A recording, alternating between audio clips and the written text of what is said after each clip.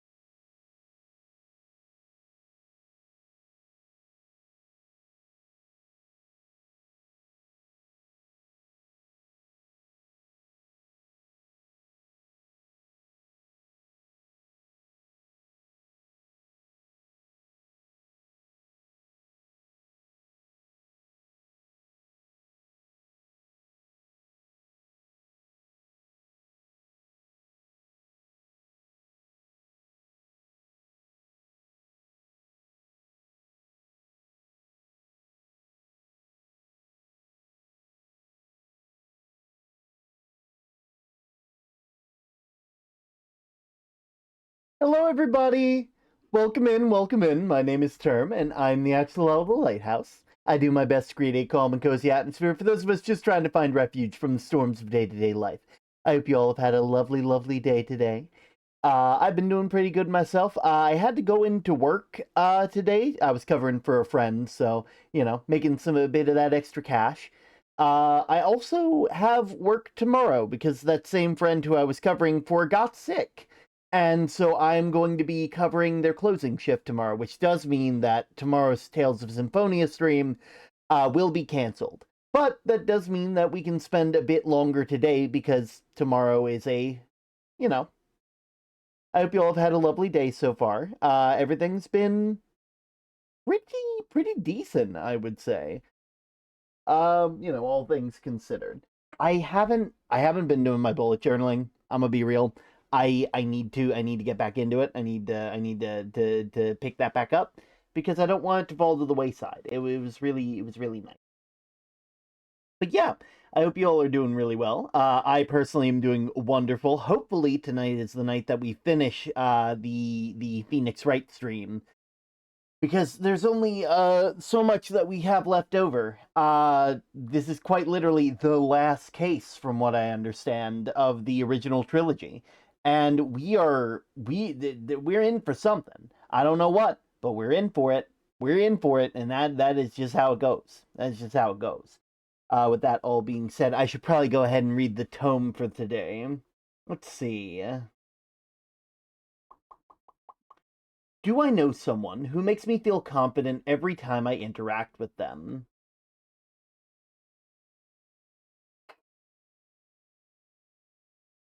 I'd have to say that would have to be Elle, because Elle has told me about they've mentioned their opinion of me a couple times, and I personally feel I'd never want to disappoint them. I don't want to ruin that idea that they have of me, even if sometimes it's a bit unrealistic.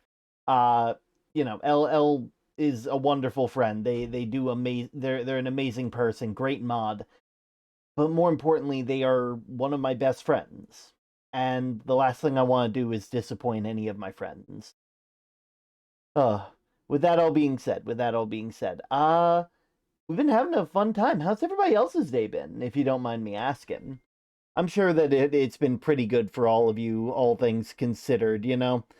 I will say not every redeem is available currently just because I've been fixing up some things, and sometimes we end up with stuff that is I've been trying to fix a lot of things, and we got some other stuff that's on the way, and I need to organize them just right.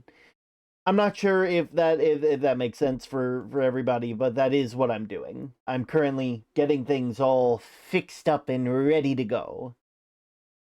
I'm also getting ready for the end of the year, because with the end of the year comes the beginning of the new year, and we're going to have a lot of planning. Working on finals, so many projects. Well, I do. Brain. Good luck on all your projects, Inc. I wish you only the best. Feel free feel free to lurk and do what you need to do because your school is important. Your school is important. I finished my schooling this year, and sure, I didn't get hired like they were claiming could happen, but I'm happy that I finished it. It's important to take your future seriously. All right, I need to get my phone real quick. There we go. There we go. Sorry, had to get something. Okay, shouldn't be too bad. That seemed there's something wrong. Give me a sec. Hmm. Is this full screen? It is full screen. Now the real question is why the heck.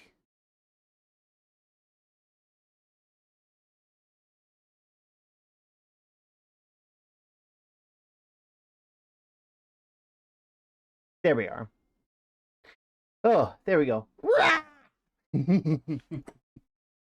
Oh, I hope you all are having a lovely day.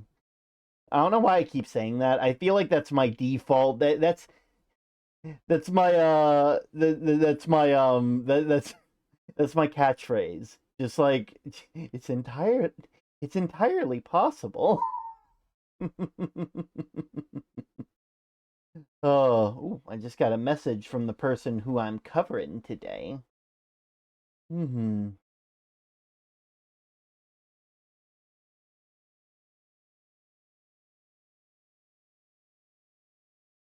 There we go. Oh, ooh, you got the spiky pebble. Ooh, that's fun. An eye for an eye. Oh, but yeah, today's gonna be fun. We're gonna do some more stream. We're gonna be doing some more Phoenix Wright. We're gonna be hopefully finishing it off today. That is the game plan. That is the idea. That's what we're gonna go for. The anti-spider pebble. That I need like at least 50 of those around the lighthouse at all times, except in the garden. In the garden, they are welcome. In the garden, they are allowed because they get rid of other pests. But nowhere else. If I see them anywhere, it's on site. It is on site. Okay? It's on site. Oh, that is a good combo. Mm-hmm. Real good combo. Oh, it's and the projectile protection. Nice, nice. All right. I should probably go ahead and get started because the longer I wait here, the longer it's going to take for stream, and the longer it's going to take for me to know if things are working right or not. I won't know if they're working right or not if I don't get into it. You feel me? If I don't do it, it's on site. Listen, I understand all the good they do for the planet, but I just wish they'd do it somewhere else. Oh, Dictile protection and spiky pebble. Yeah, they got to get up close and personal. Ooh, crystal pebble. Oh, anyway, I should probably go ahead and start getting out of here. I'll see you guys over in the main area. I'll see you guys in a bit.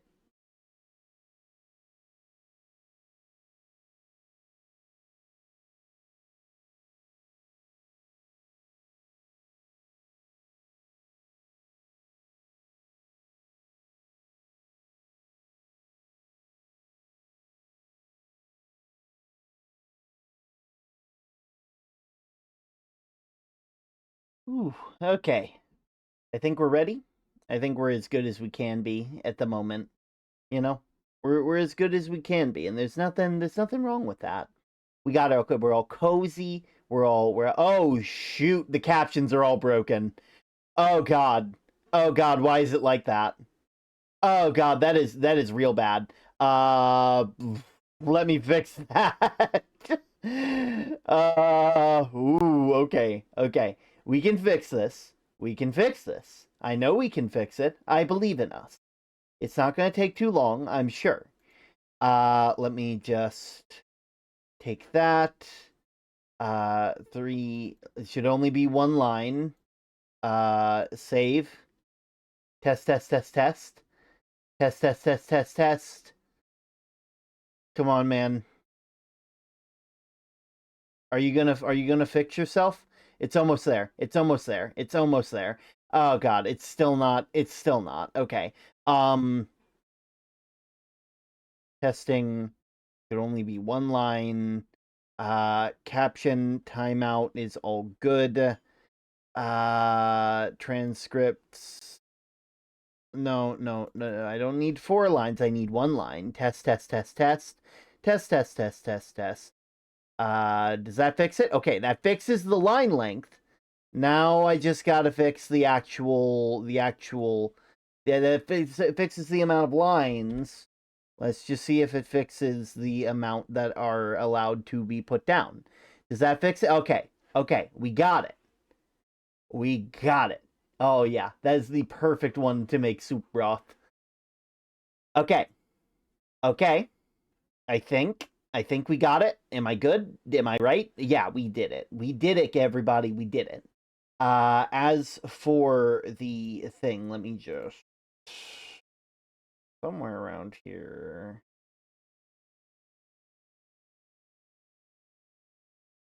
All right.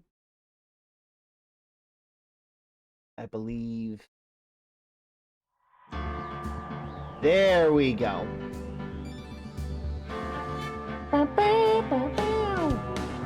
Let's get into it. So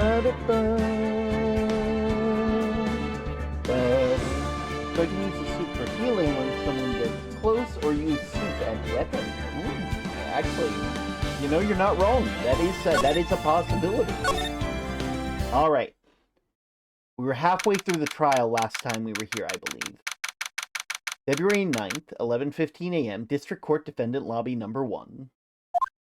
Excuse me, Mr. Edgeworth, I'm not really sure what to say. Iris, we only have 20 minutes. There are two things which I need to ask you before we reconvene. Alright, I'll help you any way I can. First, about that night. You really didn't go to the inner temple, correct? The last witness claims to have met and talked with you in the training hall. Either you or Sister Bikini is lying. Mr. Edgeworth, it's just as I said yesterday. Until the incident occurred, I was in my own room in the Hazakura Temple. Very well. The second thing, then. That night, the temple's snowmobile was used between the times Bikini returned to the main hall and when she bore witness to the murder. Something between 10:30 and 11:30 that night. Were you the one that used the snowmobile? There's only one key for the snowmobile. The only person who could have used it was me. So it was you. But why? What made you go out to Dusky Bridge? I'm sorry, Mr. Edgeworth.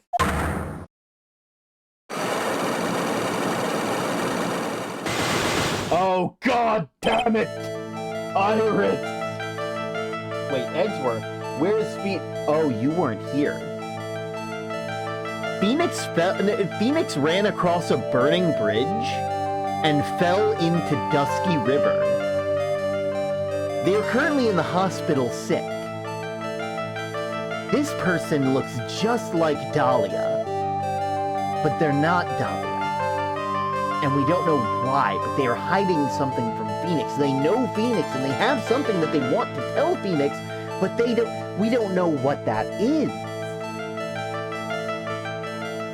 Yeah, currently Edgeworth is pretending to be a defense attorney to help Phoenix because Phoenix is sick at the moment, and the person we're against today is Von Karma.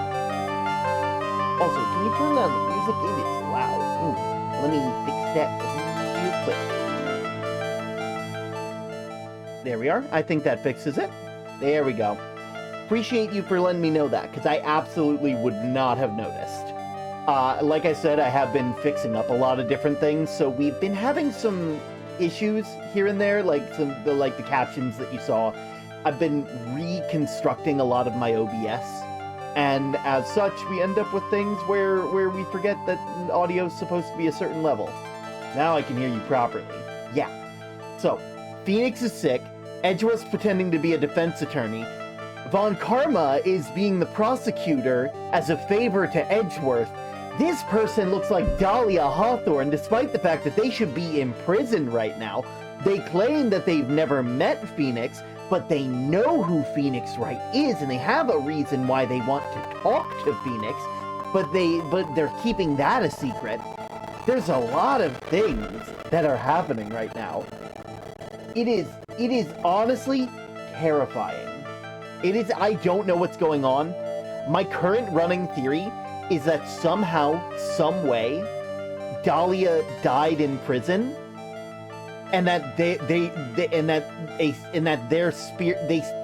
were able to take over a spirit medium who in the form of this person here. Hence why they look like Dahlia, except with the different hair. Doesn't help with the 5 locks. Wait, is this on the record for locks at the moment? I believe so. I believe the most we've ever seen is 5 locks, which is insane. I wouldn't be surprised if she got herself killed. I mean, she was in prison and she killed multiple people, poisoned multiple people. She definitely had a lot of people who probably wanted her dead for different reasons. We don't know why that is. We don't know anything right now. I'm honestly kind of scared for where things are going to go, because that also implies that spirits can just take over spirit mediums. Because who in their right mind would try to channel Dahlia? And for what reason would they have to do so? I'm terrified. And either way, Iris. Also, Edgeworth has the Magatama and has realized, holy shit, Phoenix Wright has to deal with this bullshit on a daily basis. Why have I been so mean to him?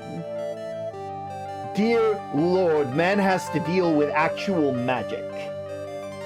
Not to mention how yet sickeningly sweet she is. Exactly.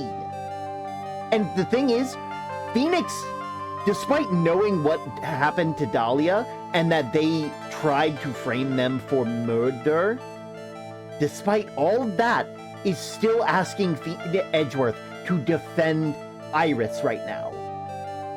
So they think that Iris is innocent of whatever this is. But we don't know why, because Phoenix is in the goddamn hospital. Ugh, Iris. I can't tell you about that yet. Yet? Not until their safety is confirmed. Her? The safety of the Acolyte. The Acolyte, huh? She must be talking about Maya. Oh! Oh. Welcome to our world, Edgeworth. It isn't fun being on the other end, is it? Edgeworth legitimately had a moment with Dick Gumshoe after like all the evidence, seeing all the evidence against them. It was just like, is this what it's like for Wright every single case? Is this what it's like? And it was the funniest thing ever, because now Edgeworth is like, dear Lord, I can't believe this is how this man lives. Oh, God. Iris, look at me in the eye and tell the truth. Did you kill Elise Donham? No matter who or what may come, I could never take a life. As I thought. No psycho locks. Very well. It's my job to get to the truth. You'll discover this for yourself soon enough. I don't know what the heck that was. I heard something in the background. Oh, also, we don't have the regular judge today. We have the Canadian judge because they're the one person who might not recognize us. Because if the other judge saw Edgeworth in the defendant's seat, he would absolutely call bullshit. Court will now reconvene. Miss Von Karma, where's your witness? During the break, a man was detained for suspicious behavior in the gallery. Suspicious behavior? He was sketching something very intensely. Dare I ask what the witness was sketching when he was detained? He drew a terrifying woman, armed with a demonic face and a vicious whip. I can only presume his intention was a... Anyway, it's time to drag this pathetic excuse for an artist before the court. Lois Donham, I hope you're ready. Get in here. It would seem that whip is going to see plenty more use today. There he is. I swear to God, Von Witch, if you whip us... Here's the thing. Thankfully, Von Karma is actually doing a really good job keeping things pretty level-headed. Like, they are here on favor thanks to, like, playing prosecutor for Edgeworth. Like, they're technically on our side, but they still have to be a prosecutor. Which is kind of nice to see. They're using their whip kind of for good. Is it still like assault? Yes. Your sketch is in contempt of court. Artistically so. You tried to run away from the bailiff who was trying to hand you a subpoena, correct? Look, I'm nothing but a fledgling artist, training out in the mountains. I'm only down here in the city because I ran out of green paint. Well, to use the technical term for the color, Viridian. Larry, this isn't an art store now, is it? I know, I graduated junior high, okay? Look, art is all about working in the fields, isn't it? Working in the fields? I presume he wanted to say field work. I hope. That's it. Thanks, buddy. Kind of sad that I was able to understand his mangled train wreck of a sentence. I just happened to stop in here and found a wonderful new model. You see? I've got nothing to do with this trial at all. I expect all of your faces to be red when you realize this mistake. Bright red! Or to use the technical term, crimson lake. Joe! Ow! Ow! Ah! Oh! Stop your pathetic blabbering and testify like a man. Refrain from whipping me, Miss Von Karma. Cross-whipping is bad is cross-checking. Witness, this was all your fault. Testify now. This is too much for me. Oh, God. It makes sense why he ran away. He does have a... Yeah, every single time Larry has ever come to court, it has always not ended well for him. Like, granted, he's never been guilty, but also it has not been good for him. What I saw. I was at the lodge out in the mountains looking up at the stars that night. I walked to the bridge a number of times, but, I didn't see a snowmobile. I didn't see anyone at the bridge that night either. That girl I was waiting for didn't show up. My teacher died on me. I'm all alone now. Aren't I edgy? Witness, please refrain from talking directly to the lawyer during your testimony. I'm just a nobody. Nothing but a small, worthless man, aren't I? Why wasn't I asked for my name and occupation or anything else? Mr. Edgeworth. Mr. Edgeworth, this man seems to have a severe inferiority complex. He's recently been the cause of numerous incidents. I think he's finally realized that for himself. Just how much of a nuisance he's been to other people. That's right, I'm behind everything, every case. Watch out, okay? Just touching me will make you eternally unhappy. Well then, let us proceed with the cross-examination. No touching, thank you. We can delve into the other details at a later time. Alright. I walked up to the bridge a number of times, but I didn't see a snowmobile. We didn't even talk about a snowmobile, did we? Or do they already know that we're looking for the snowmobile? I didn't see anyone at the bridge that night either. Seems like he's going to claim he has nothing to do with this on his end. I don't want this guy to be the cost of any more time. I need to slice through his obvious contradictions and keep things moving along.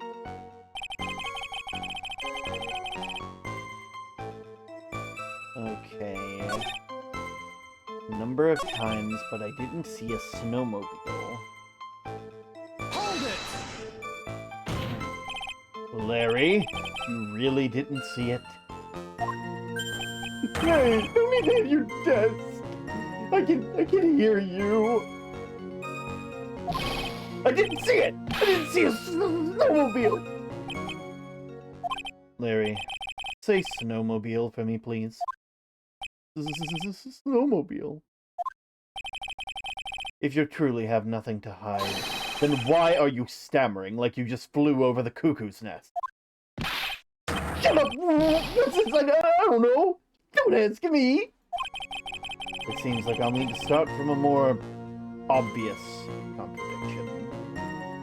Yep, it looks like it. I'm going to strike the blow that'll finally get him to spill the beans.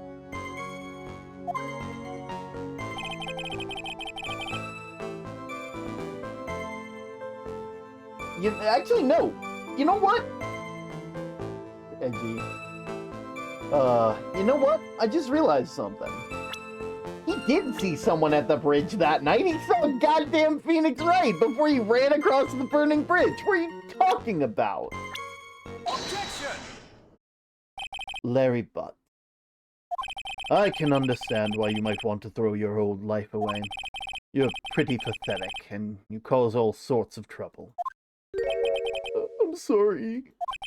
But, having realized just how much of a nuisance you have been, that could be considered a step in the right direction. Edgy, are you trying to console me? It certainly does sound that way to me. However, I cannot forgive you for simply turning away from the incidents you create. Sweet mochas, Edgeworth's going for the throat, goddamn! Listen, Edgeworth has no goddamn chill. I'll be real, I think I don't even think he means to, I think he's just bad at social cues. Like, he doesn't realize that certain phrases are impolite to say, he just says it like it is. You're totally putting this on me! Now then, let us talk about the night of the murder. Sister Bikini, after seeing the murder take place, asked Phoenix Wright to report it. Anyways, heyo! I entered pretty pathetic. Okay. Welcome in, Nikki. I hope you're having a lovely day. Oh. Thus, he headed for the public phone by the bridge. There, he happened across a certain nefarious individual. You, Larry Butts. That's right, me in the flesh. Most of the time, you caused the incident. Listen carefully, witness. It doesn't matter if you change your name. As long as you're being pretty pathetic, you'll continue to cause these incidents. The reality will not change. What do you want me to do then? Larry, what you need to do is change is your inner self. But for now, what you saw that night, testifying truthfully about this one issue, is all I need from you. Edgy, I think I've finally woken up. Might actually, but yeah, it's been pretty good. Nice. Oh, get therapy or something. Honestly, Larry kind of needs it. Well, I guess I could still be sleeping. But anyway, I'll do it. I'll testify. Well, I'm not sure this will go especially well. I'll ask again then, witness. What did you see on the night of the murder? Witness testimony. I went to the shack at around 9, so it would have been around 10:30. I was lying under my bedding when I saw a white flash that almost blinded me. I looked out the window, and Dusky Bridge was on fire! There was still some thunder, but I went right away to check it out. That's when I ran into Nick. You certainly saw quite a lot, didn't you? So, what happened to the bridge after it caught fire?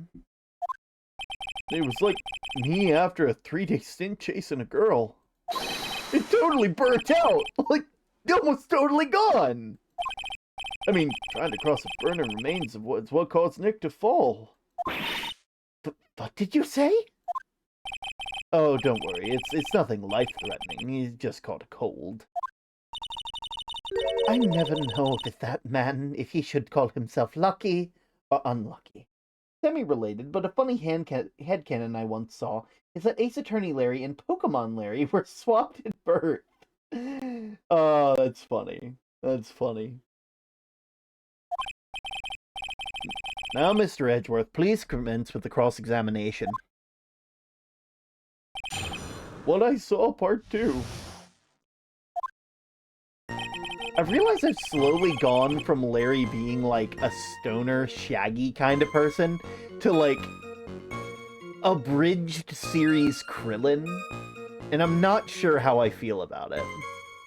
I went to the shack at around 9, so it would have been around 10:30. One sec. Note to Iris.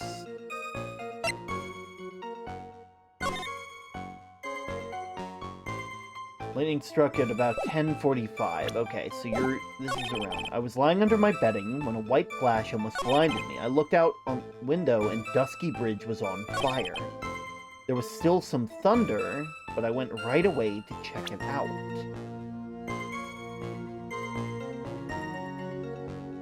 Let me double check that. Lightning from 10 to 11, okay. Maybe he just ran out of his weed and that's why he bit on edge. You know, I can see that. Oh. Time 10 to 11. Courtyard where Elise Donham was murdered. Taken that night. That's when I ran into Nick. Okay.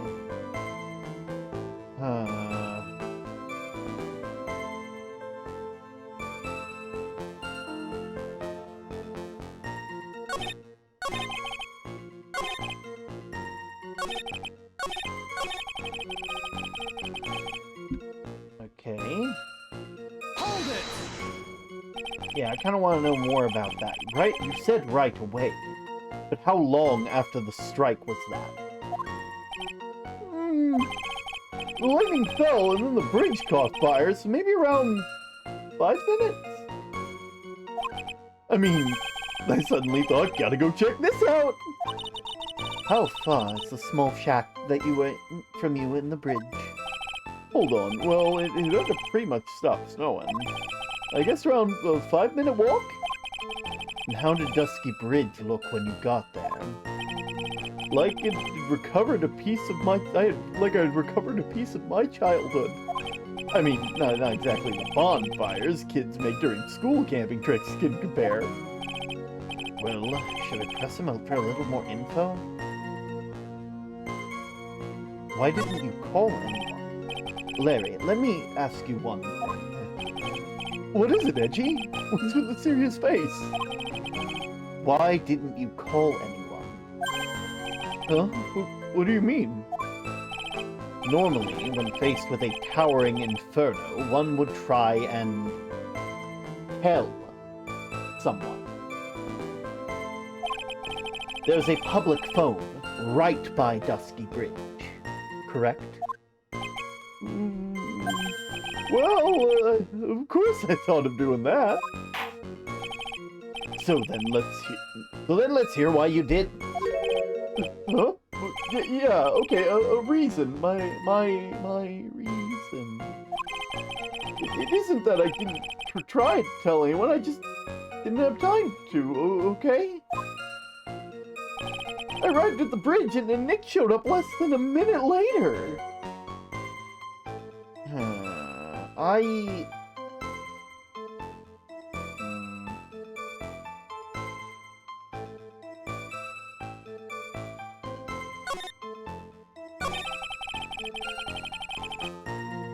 So you arrived less than a minute later.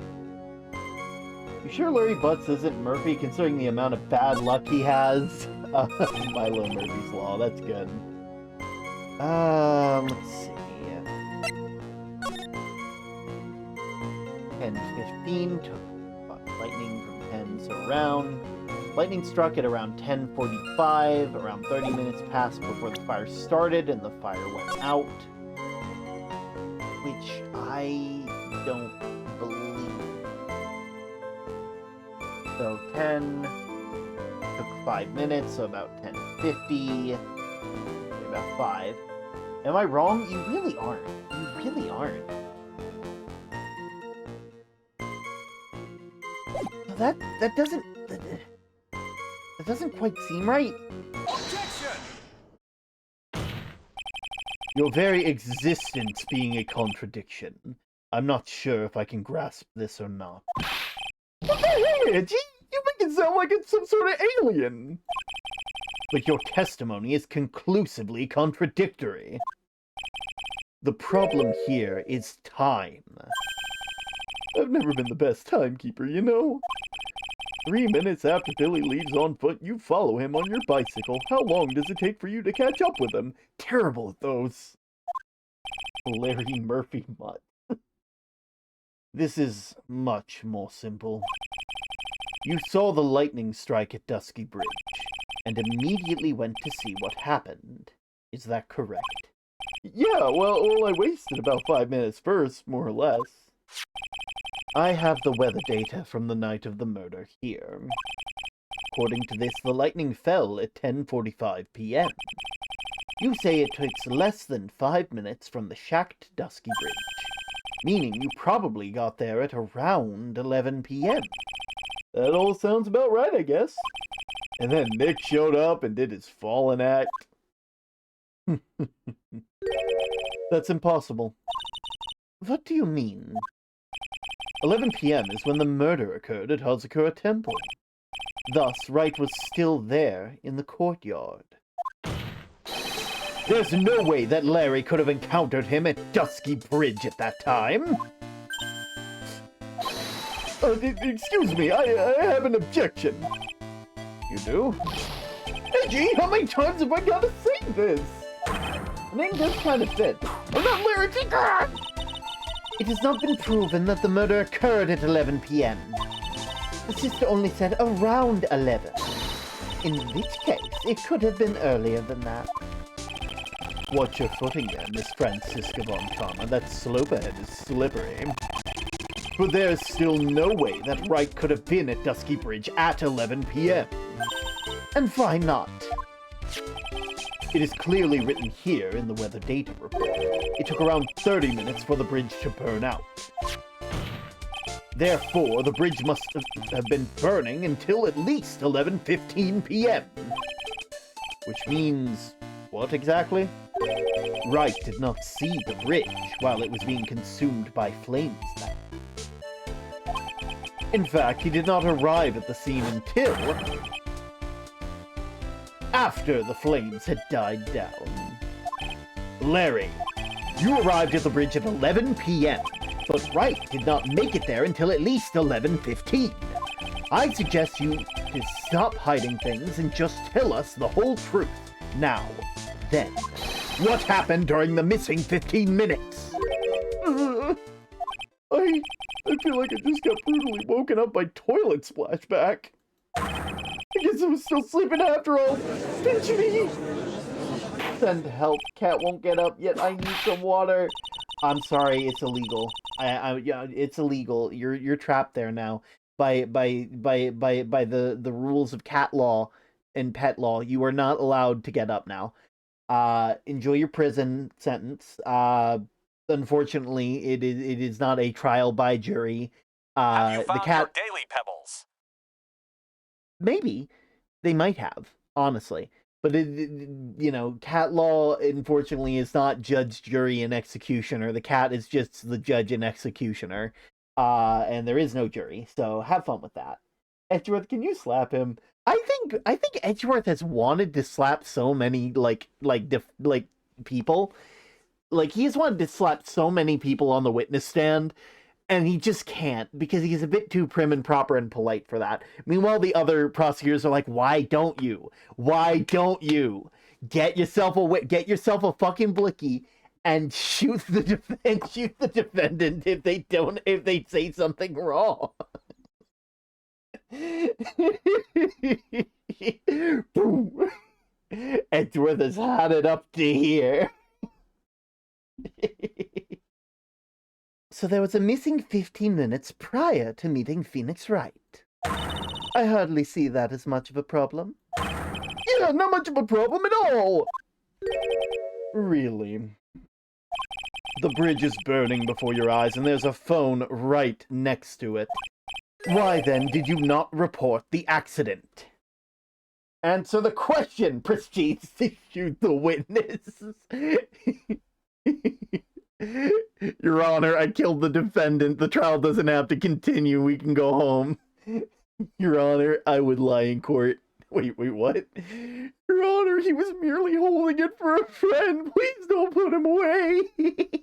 Your Honor, that is not my Discord account. You sign your name on the contract. You are going to hell, not jail. Hell. One sec. Where's the copy pasta for that? I need to do it justice. Oh God.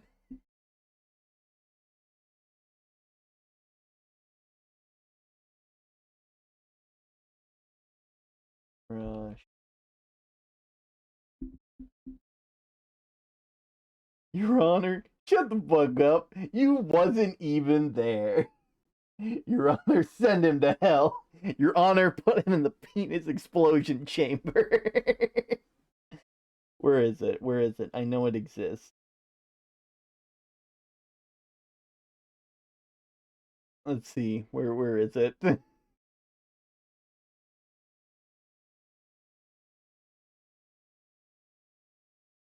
There we go. There it is.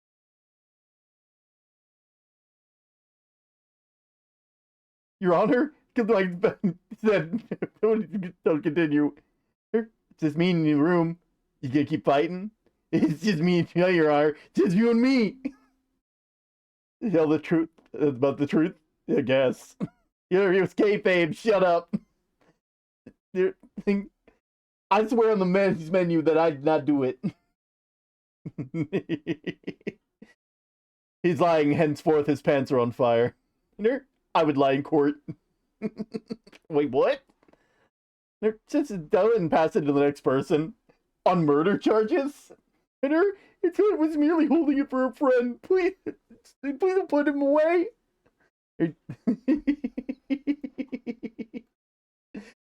God, I love Russian Badger. Never, like, if any of you don't watch Russian Badger, you need to.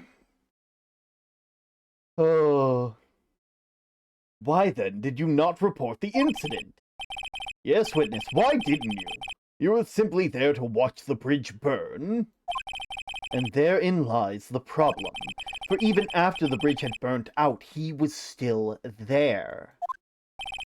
Staring into space, this witness didn't even attempt to fulfill his civic duty. That's what it sounds like. But this is Larry we're talking about, and even he's incapable of being so stupid. Which means there has to be a reason for his inaction. Edgy? I think it's about time I got serious with you. Just as I thought, you've been playing with us this whole time. Listen, I'm gonna tell you everything. Are you sure you want to hear it all? Yes? I may really say this. Then say it! Very well. I have a terribly bad feeling about this. However, let's have the witness finally give us the whole truth. Now, for the 15-minute cap where you were doing nothing, witness. The missing 15 minutes. I'm a Dunham. I'm an artist. What do you think I was doing? Sketching in front of the whole bridge. I was whipped up into a frenzy of art. The shock and the awe of that feeling, I transferred it directly onto the page. Before I realized it, the flames had gone out and he came running up.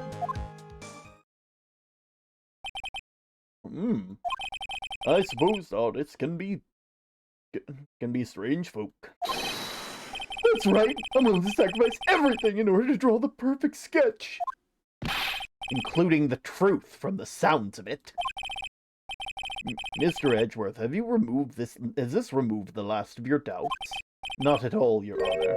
One very large doubt still remains. And what would that be?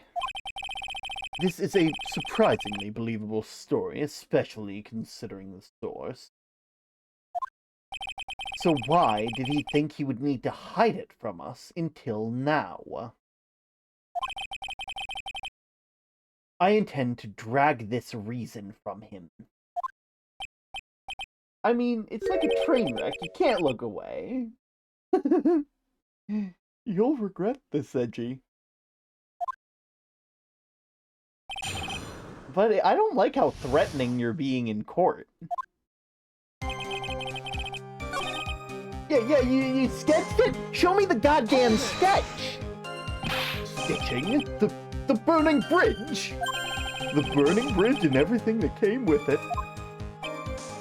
May I see it? What came with it? You want to hear from my lips, do you, Edgy? You'll regret this. This sketch of a girl. Enough.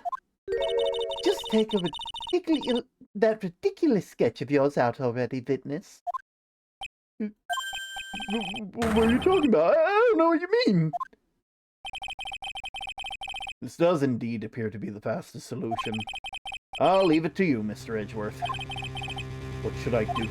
I've got a terrible feeling that the instant that sketch is revealed, the entire world may be changed by what it depicts here. No, look at the sketch! The world must know! Larry, I wonder if you could show us the sketch, please. Well, even I couldn't have imagined it'd turn out like this. Imagined what? That Laura Stoneham's debut would take place here today like this. Oh! Show it! Now! Okay, but steel yourselves. This is the world of Laura Stoneham!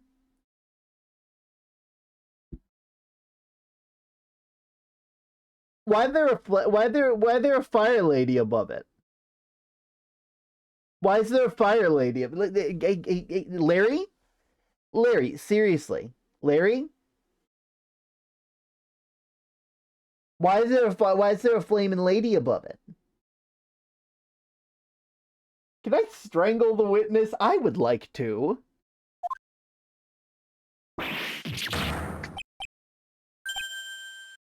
Ah. Well. So this is Dusky Bridge, correct? Quite a large bridge, isn't your response, Miss Von Karma? I don't know what accent. I am the judge of many accents. Larry, are you dumb? Don't answer that you are, but still. If that's a drawing, then I expected. Isn't it? I struggled to reproduce those flames. I really did. Yes, I'm sure you did. This is going to get ugly. No one has the courage to bring it up, it seems. This mysterious flying object. Larry? What? The burning bridge is fine, but what's that unfortunate-looking figure? Oh, you spotted that? I thought you might. However much I want to ignore it, I can't. That's Iris, of course! Iris! I wish she'd take better care of herself. We had to plan her future, you know? What would have happened if she had injured herself flying like that?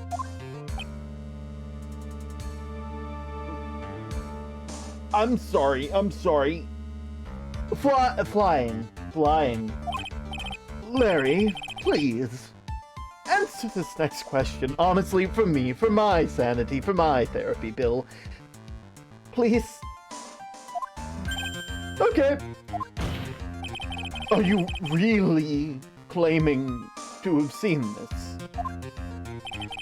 Are you claiming to have seen the silhouette of the defendant flying over the bridge that was engulfed in flame? Yep, that's what I saw. That's why I drew it. I'm an artist, a real artist. Are you high? That girl, she's really high up in that picture.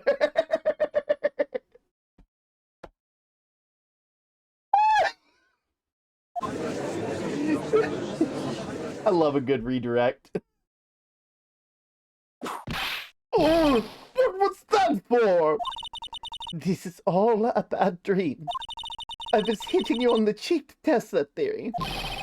Please whip your own cheek from now on, if you wish to test your wild theories. Anyway, this is also a real dumbass Larry, yet we don't point that out, do we? Anyway, no court of law will ever acknowledge that people can fly. Listen here, you little shit. Not this court, but the one right next door that your brother runs, acknowledged the fact that people could fucking fly when we were doing the very big circuit. So don't you give me that bullshit. Actually, there is some precedent for this. He was flying pretty high, my sweet Iris. He was about 30 feet above the bridge at least. Oh, it's really something to see. This has to be some kind of mistake. Mr. Edgeworth, please bring the witness back down to earth. I just pointed that out. What? Me? The witness is your friend, is he? The witness is your friend, is he not? Accessory to the foolishness, Miles Edgeworth. Let us get back to the cross-examination by force if necessary. Mr. Edgeworth, I expect you to expose the obvious contradiction here. No, Your Honor, let the jury hear this slap up. Yes, Your Honor. Looks like I've got another reason to remember this moron. Well, what do you think of my debut piece? Get that thing away from me. Horrible sketch of what we saw. What are you talking about horrible? That's just a pretty damn good sketch. Considering he made it in the middle of the set. Can we talk about that, though?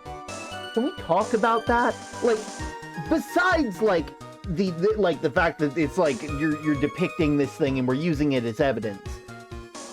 It's a pretty damn good image for like someone who was in the middle of like a snowy mountaintop. Look at that goddamn line work. Look at like the flames. Look at that like besides Larry being a goddamn idiot, he has a gift. He just needs to be in a position where he can do the things that he enjoys. You know? Like, look at that! Hell, Greg. I'm sorry, we just got to the fact that apparently Iris was flying above the flaming bridge at some point. Which is terrifying to even consider. But I also love the fact that they acknowledge that there has been precedent for flying people in court. Which I love. I love that Francisca is the one who brings it up because that was one of the cases they did against Mr. Wright. Just being like, you know, I mean, I lost in that case. There is precedent for this. Hurry and cross-examine him. I'm a donum. What do you think I was doing? With her hood fluttering. I'm sorry, her what? Her who? Objection! Larry, what did you really see that night? Not that I particularly care. In your position, that's just being irresponsible. I mean, it's not wrong. It is kind of Edgeworth's position to care right now. Your Honor, I'm going to kill him. I do exactly what I saw. I'll give you a whole $1 that it's the truth. Oh, honey, that's your life savings, isn't it? If that is truly the case, then there's one thing that we can say for certain. And that might be that the person who flew over the bridge could not have been the defendant, Iris. What do you mean? I don't understand. Your Honor, the witness is whacked. His shoes whack. His hat, whack. His footsteps, whack. The way he acts like he doesn't care too much about everybody, whack. A foolhardy folly of a foolish statement by an equally foolishly foolhardy fool. How exactly can you make this claim? Tell us, Larry, according to this picture. The individual who you say you saw was wearing a hood, correct? Of course she was. The rundown shack is quite away from the bridge. The hood is what told me that this floating angel was my Iris. This hood is my darling Iris, and this Iris is my darling hood. It seems there are bigger fools in this world than the one that in the defense's bench. Larry, there's something that needs to be made aware of. Ooh, ad time. We can't be made aware of anything during ad time. No, sirree, Bob. We just can't. We can't. It's not possible. It's not allowed. It's illegal, even. You know, I'm pretty sure there's a case for this. I'm pretty sure it's I'll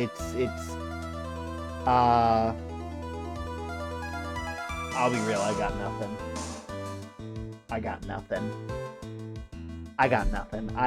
I'm running out of the funny juice. I'll be real. I'm running out. But hopefully the funny juice will be refilled. Which means that I should probably go ahead and do a little bitty break. A little bitty tiny break. A little bitty tiny break for me. I think we do a little bitty tiny break for me. We get snack time. And I will be right back. I will be back, I promise.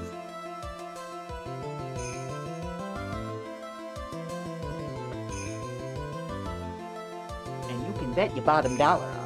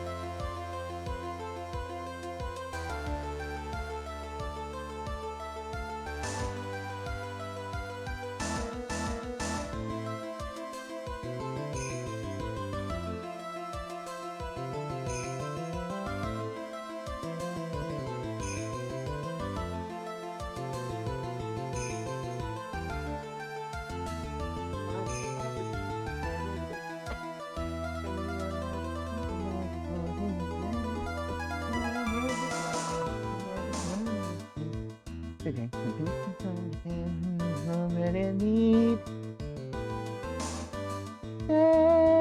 how the world works. Oh, I'm back. Snack time. I got myself some sour cream and cheddar chips.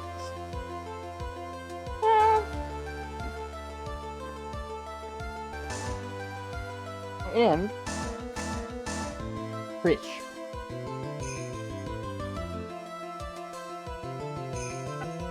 There we go. Hi, Oscar. We're having a good time. We're having a fun time. Ooh, give me some. Absolutely. Abso-fruitly. Base chips. Absolutely. Yeah. They're like a lot of people like to sit. They like to sleep on the sour cream and cheddar, but like those are some of the best. Larry, there's something you need to be made aware of. On the night of the murder, Iris wasn't wearing her hood. She had given it to Wright as a gift. Are you going to change your story now? Perhaps suggest it was Wright who took flight? What are you talking about? I think you understand what I mean just fine. Why? Why did Nick have Iris's hood? What? Link also term. Can you remove snack time? Oh shit, I forgot! Okay, thank you for letting me know. Listen, this is why it's important. It's important that we have a low stream latency. What? Reggie, what's going on with Iris and Nick? Why you Nick? You dog!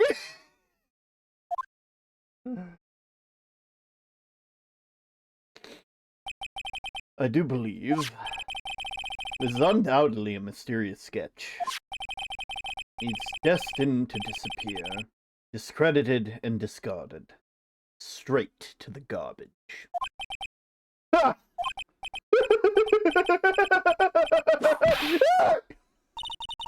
What is it now, Fitness? It feels like I've been waiting 25 years for this very day to come. Edgy, today's the day I get to completely stupefy you! What? What is the meaning of your outburst, Witness? Witness? I had some definitive evidence. Definitive evidence? Iris did indeed come flying over the burning bridge, and I, Lord Stoneham, shall prove it! I didn't expect to ask again, but we shall be needing your testimony again. Tell us anything you know concerning the defendant as depicted in this sketch, and show us your evidence that the nightmare was actually reality. Okay, I hope you're ready, Edgy, because I'm gonna feed you a whopping serving of pain! You've been serving us a whopping serving of pain this whole time. Trust me. Proof that Iris flew. When I reached Dusky Bridge, she was already gone. I was so worried, and so I frantically searched all over for her. That led to me finding a beautiful crystal sphere, half buried in the snow.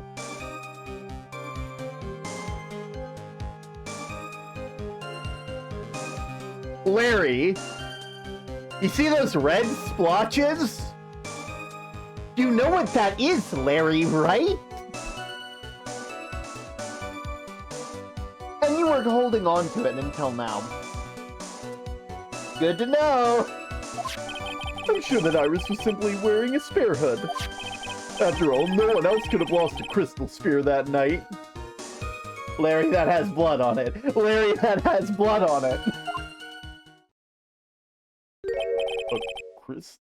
A crystal sphere? This one! Pretty, isn't it? But finders keepers! Oh, Larry! Larry! Please take like just 2 seconds to look at it, and now you have your fingerprints all over it. That sphere. Where did you find it? Oh, let me see. Yeah, around here somewhere. It might also have your blood on it in a minute. And it was half buried in the snow. It pretty much stopped snowing by then. But there was still some falling as I walked back to the bridge. The court accepts the sphere into evidence. That's mine, okay? I want back afterwards. There's something on it. Oh, it's blood! What? Blood? Even the judge is like, oh, holy fuck, there's blood on that. How did this idiot not realize? You ready, Edgy? By tomorrow morning, you'll be calling me Master Larry. Yeah, I like the sound of that. No one's gonna push me around anymore. Didn't you want to be called Loris Donum only a few minutes ago? Proof that Iris flew. Whenever I reached Dusky Bridge, she was already gone. I was so worried, so I frantically searched all over. I'm sure that Iris was wearing a spare hood. After all, no one else could have lost a crystal sphere that night. Oh, 1 sec. Automod got ya. 1 sec, I'll fix it. There we go. Sometimes that just happens. Automod likes to get people all the darn time. There's no one else. There's no one else? You know, I wonder. I wonder who, in their right mind, who else could have lost it?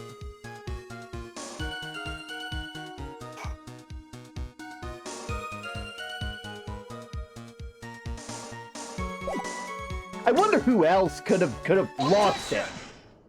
I know I'm losing it. Larry, that night there was someone who lost a crystal sphere. There was? Who was the stupid idiot? Miss Elise Donum, the mentor to a stupid idiot. A dumb idiot, and then I look in the mirror and I say, dumb idiot, you're why I'm insecure. The victim. She's a master of spiritual stuff, so she can theoretically fly. Theoretically. I have a photo of her here. On the end of her staff, you can see a familiar-looking crystal sphere. Hey! That's my photograph! Give it back! A crystal sphere like this one is quite easy to find. Man, this is getting good. I have one just like it on my brooch. They look nothing alike! I love my soap. In any case, please take a look at this. This is the victim's staff found at the scene of the crime. Oh, the crystal sphere! It's gone! What? Just what does this mean? If anyone jumped or flew across the bridge that night, it certainly was not Iris after all. She was not wearing her hood, and more importantly, the crystal sphere found at the landing site was not hers either.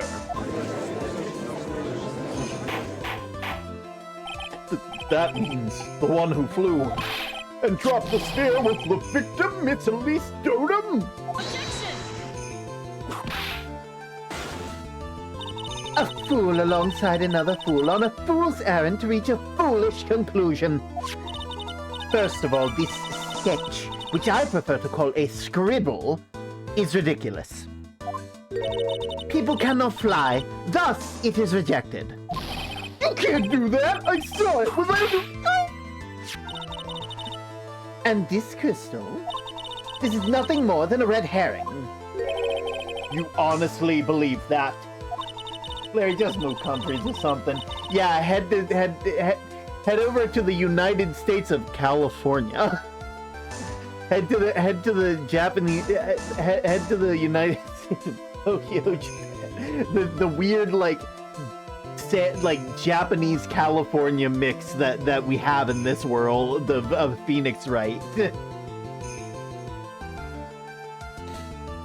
Larry would try and move to pick the same piece and then move back in.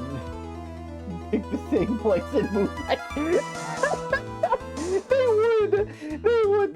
They'd sell the place, they'd go driving looking for deals, see the for sale sign in the yard and go, that place looks perfect! Give it some thought, and I'm sure you will realize it well, Miss Miles Edgeworth. Police Dunham was in her room on the night of the murder. There's no reason for her to go to Dusky Bridge. Therefore, this sphere cannot be related to the case. That is all. Miss Francisca von Karma. The only people who will accept that explanation are scatterbrains and clowns. What are you gonna mean? The victim's crystal sphere was found near the bridge on the night of the murder. Yet you expect us to believe that this has nothing to do with the case? That crystal sphere, it was probably thrown away at the bridge after the murder. After the murder? There's blood on the crystal sphere, isn't there? This naturally suggests that it was thrown away after the murder took place. The killer placed it here to throw the investigation off the scent. Which is the exact same reason that he drew that ridiculous sketch! I mean, there is something that can be said about a diamond in the river. You know, true. That diamond is still down there. Possibly. You mean... I'm the killer! All joking aside. Just then did the crystal sphere appear at the foot of the bridge. Unless that can be proven in some way, I refuse to believe that this is related to the case. She makes a valid point. There's no evidence that Elise Stoneham left Hazakura Temple that night. However, if somehow that crystal sphere can be proven to have been dropped before the victim was killed, then this case is going to transform into something else entirely. Your response, Mr. Edgeworth. I want your final opinion on the disposition of the crystal sphere. If it is not related to the case, then this witness who you called will have been nothing more than a monumental waste of time. Prepare yourself for some very appropriate punishment, Miles Edgeworth. Can I prove it? Can I prove that the crystal sphere was dropped before the murder took place? Yes, I can.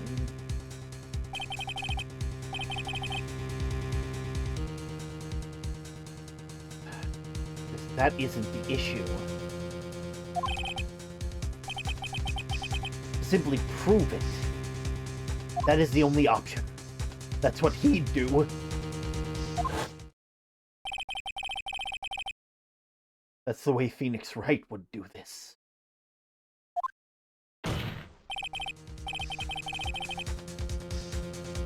Your Honor, allow me to prove something to you. Because you are the main character today. The world revolves around you, Edgeworth. I will prove that this crystal sphere is a vital link to solving the case. You'll do what? That look in your eye. You remind me of Phoenix Wright when he's cornered. That should come as no surprise. Because right now, I am Phoenix Wright. And I am indeed cornered. I order you to present the evidence, Mr. Edgeworth. Evidence that proves that the crystal sphere was indeed dropped before the murder. The crystal sphere itself.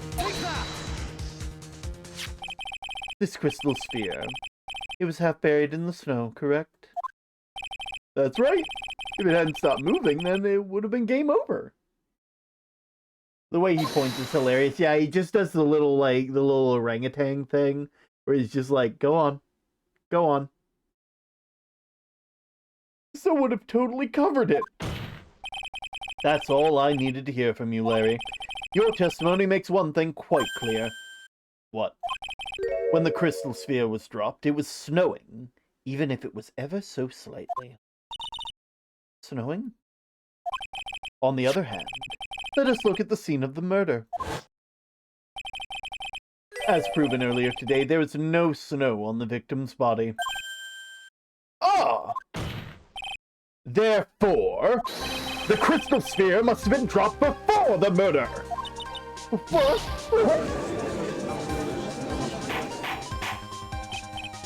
Order! Order!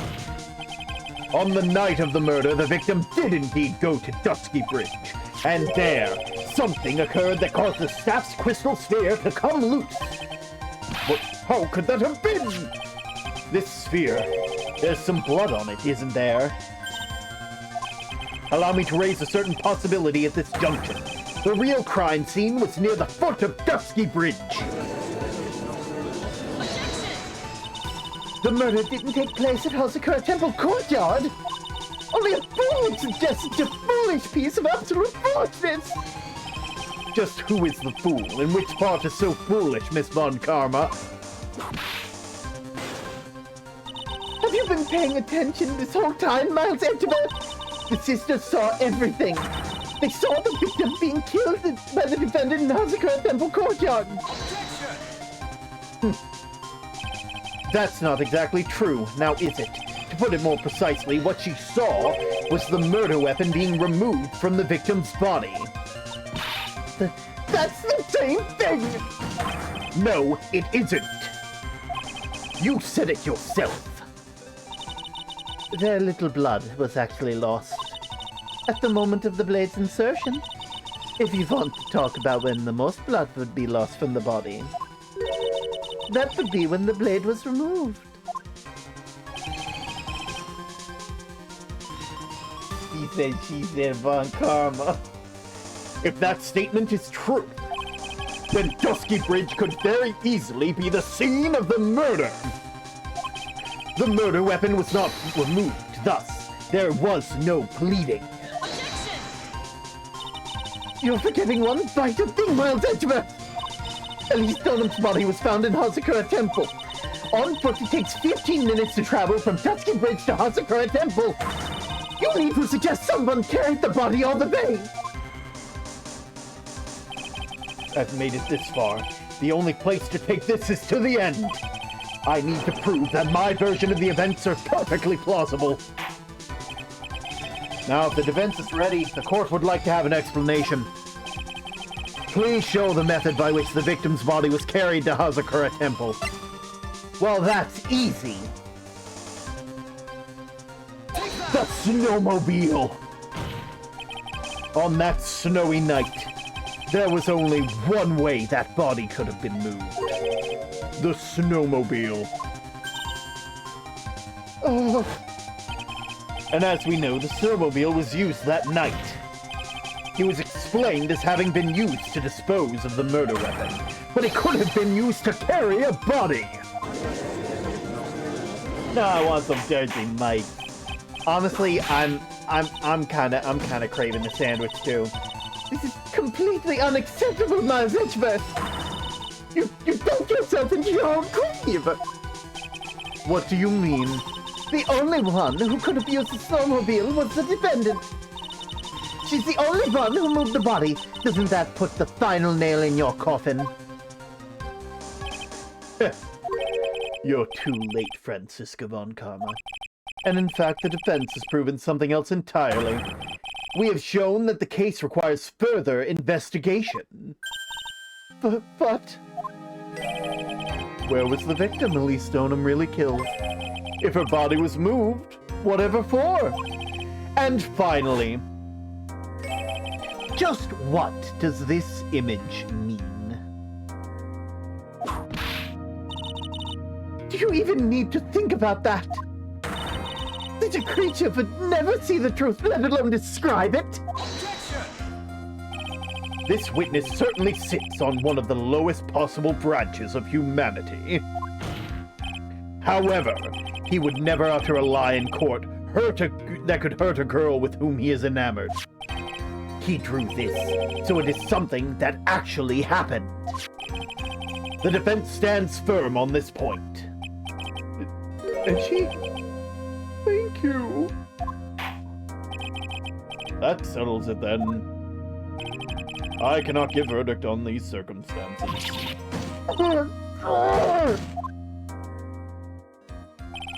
Right.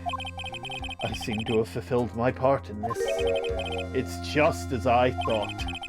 Franziska von Karma, you make a wonderful partner. Excuse me? There was one reason and one alone for me being here. To expose the darkness lurking in this case, and then pass it on to Wright. Really? That's what this is all about? You could have just told me that from the very beginning!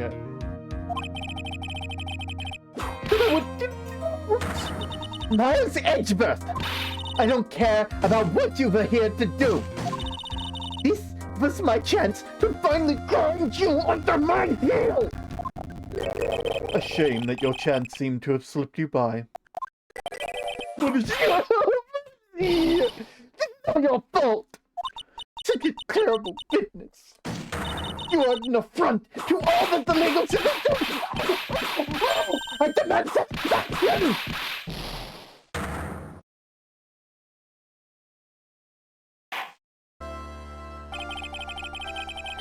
I cannot believe the witness's testimony actually relates to an actual event.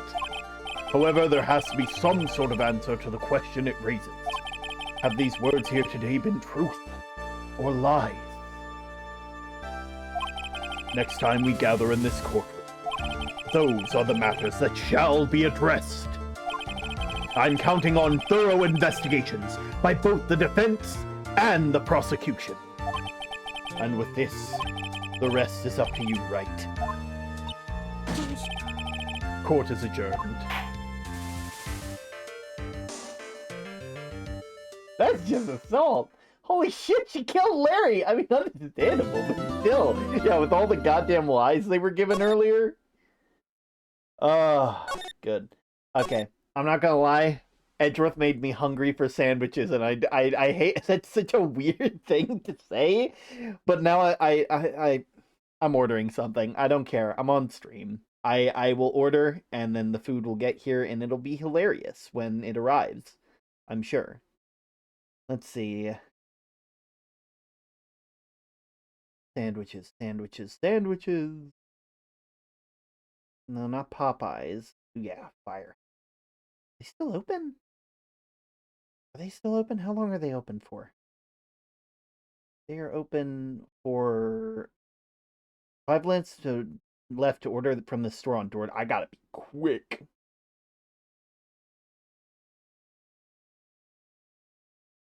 The Hook and Ladder, the Italian New York Steamer. Ooh. Let's go with the New York Steamer. That sounds fun. Melted provolone, mustard mayo, and Italian dressing. Ooh. White bread, side pickle, make it a combo.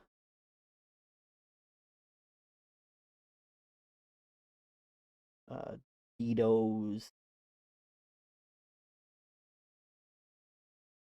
Produce. Caramelized onions. No mustard.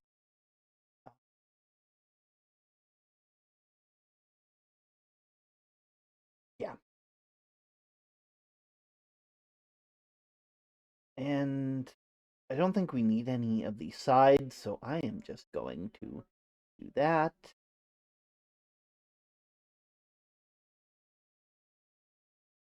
Right. Continue.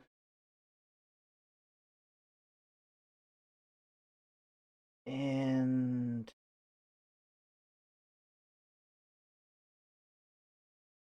let me just make sure I'm using the right card.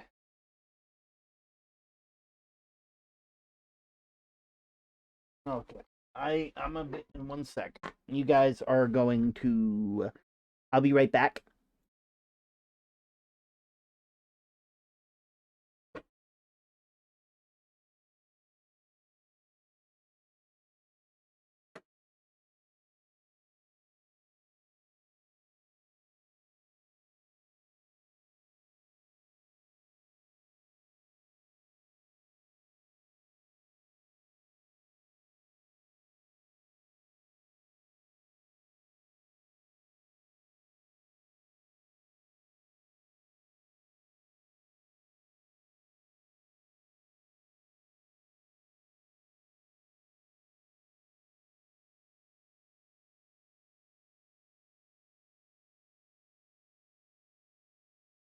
All right, I got it.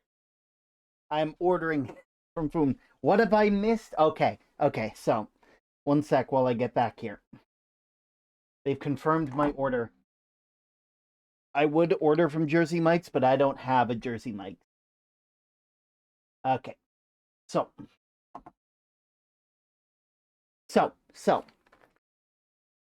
Let me get back in here. There we go. Okay, so let me get to a point where I have all the evidence that I can talk about, and then I can catch you up to speed backstage, because it's so much easier when I can actually point at things and do the little February 9th, 3:43 a.m. The Hobby Clinic Intensive Care Unit. There he is. Still up at this hour, reading through the trial record of a certain case. It's the first case my mentor Mia Fey had ever handled in a court of law. The horrifying truth that I refuse to accept is holding me hostage here within its pages. Dahlia Hawthorne. What I've read, I don't want to believe.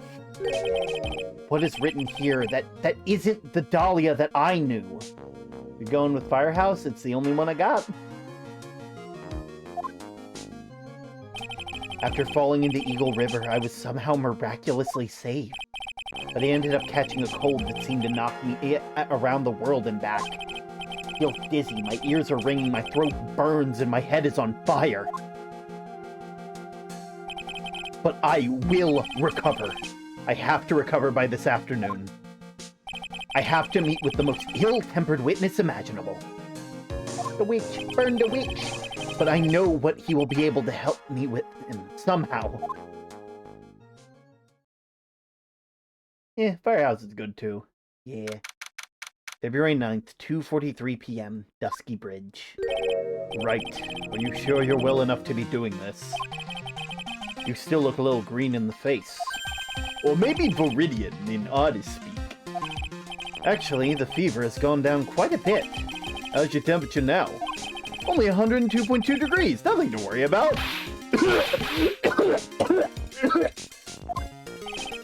Anyway, I read today's court record.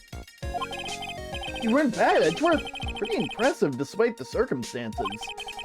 We're not in the clear yet. The main point of contention tomorrow is going to be the murder weapon. Yeah. In the end, Shichishito did not deliver the deadly blow. Yeah, he's not okay. Which means there must be another sword hiding out there that we don't know about. Another sword, huh? Don't you worry about a thing, pal. I'll dig up the murder weapon for you, or I'll eat my coat! Thanks again, Edgeworth. I'll handle things from here. That's probably for the best. Actually, I was thinking of paying the old precinct a little visit. There's something I want to look into. And that is?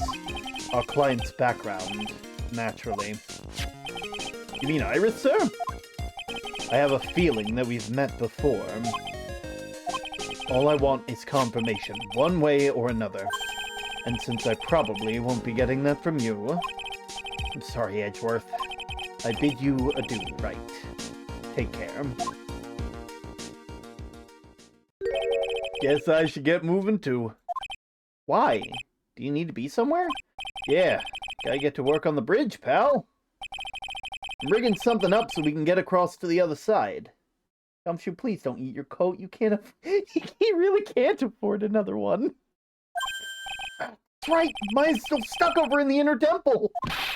But don't you worry, pal. As soon as it's all set up, you'll be the first to know. Thank you, Gumshoe.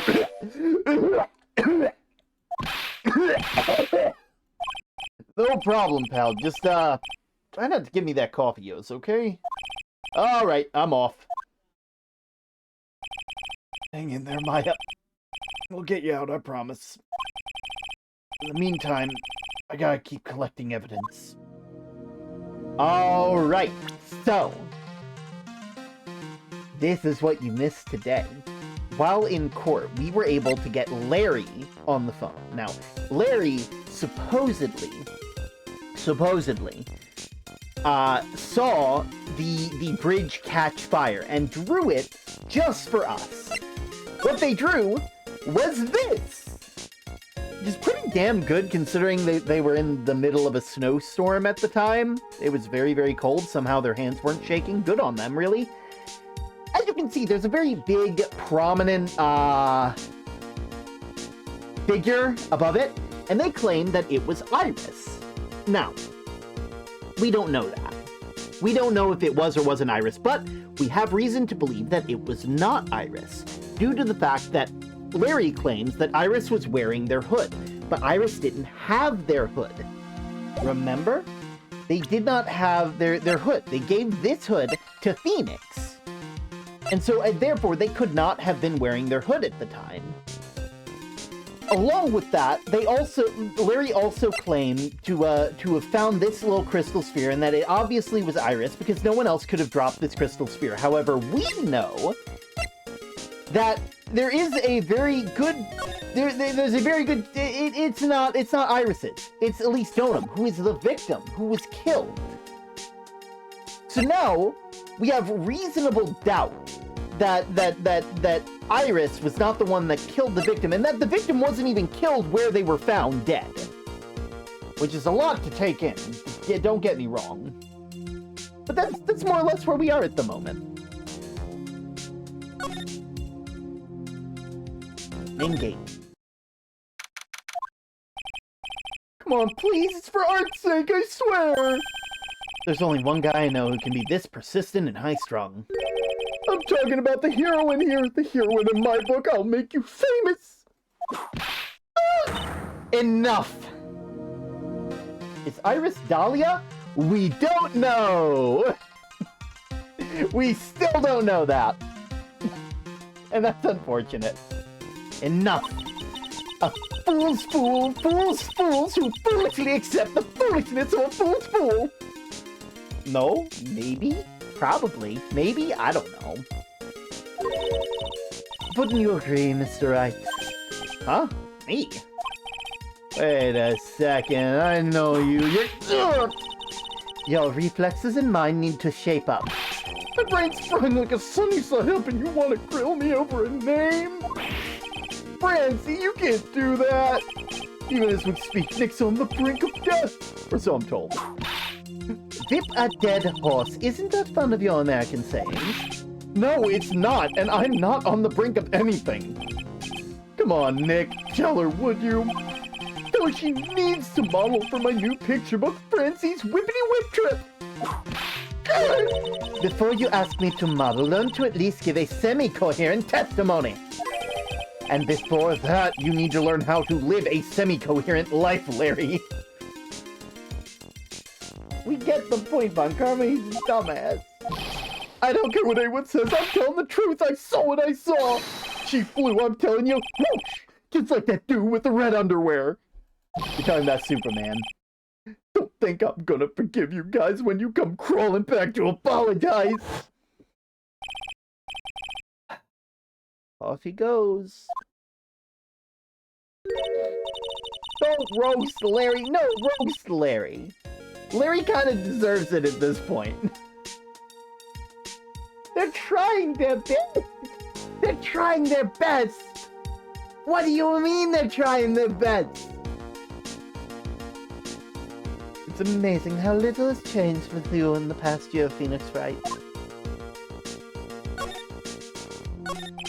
Have you been in Germany all this time? That's right, extending my perfect VIN record, naturally. Oh, joy. Sounds like she hasn't changed a bit. Has it really been a year since we first met? I'm Franziska von Karma, the prodigy.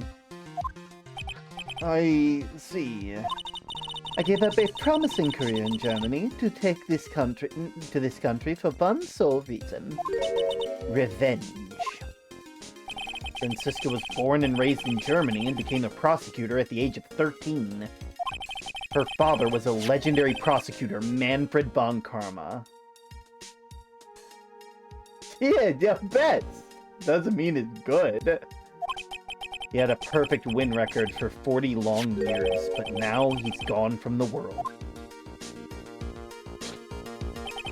Don't tell me you still hold a grudge against me because of what happened to your father. Phoenix Wright, you will fall before me. This I promise. But it will be for my sake, not my father's. Are we clear? Yes, Crystal. What about today's trial? Perfect win record? I'm pretty sure I have a few cases that say otherwise. No, a perfect win record in Germany. In Germany. They don't cross over, you see. In truth, I was shocked. I came back to America with the intention of defeating you. Instead, it was my little brother who was leading the defense. Edgeworth. Come to think of it, Edgeworth was pulled into being a prosecutor by Manfred von Karma as well. Miles Edgeworth told me something very interesting, you know. He said this case has a special significance to you. Because it does. And that's precisely why I am here. Your personal involvement will make crushing you into teensy-weensy pieces all the better. It's probably the fever, but she's so openly hostile that it's almost kind of cute. Ah! No smirking! No whipping the sick! That foolish fool doing such a foolishly favor for such a foolishly foolish fool. Edgeworth, make no mistake, Phoenix Wright. I came here for one thing and one thing only. To pulverize you. Not like I thought you were here to bring me some Cold Killer X, you know? What happened? I went over the whole case file on the flight over. You read the whole thing? Yes, every last word of every last sentence of every last paragraph. All the ridiculous things you did make it very interesting read, you know. Attempting to cross a burning bridge! Do you even consider the dangers? No. The only thought in my mind was I have to get across. A fool who doesn't think is more foolish than a fool who foolishly thinks. Gumshoe said he'd let me know once the bridge was repaired. Maya, she's gotta be okay. I just know it. Plus, I need to ask her about what really happened at the Inner Temple that night. Hi, Term. Hope the stream's been going well. I just got home from babysitting. Fortunately, the kids were chill. Nice, nice. Oh, I hope you're having a lovely day as well, Cloud. Okay. Well, I will see you later. Very nice, Hasakura. That's one long sigh. Oh. Sister Bikini? My, I didn't know you were here. How are you doing?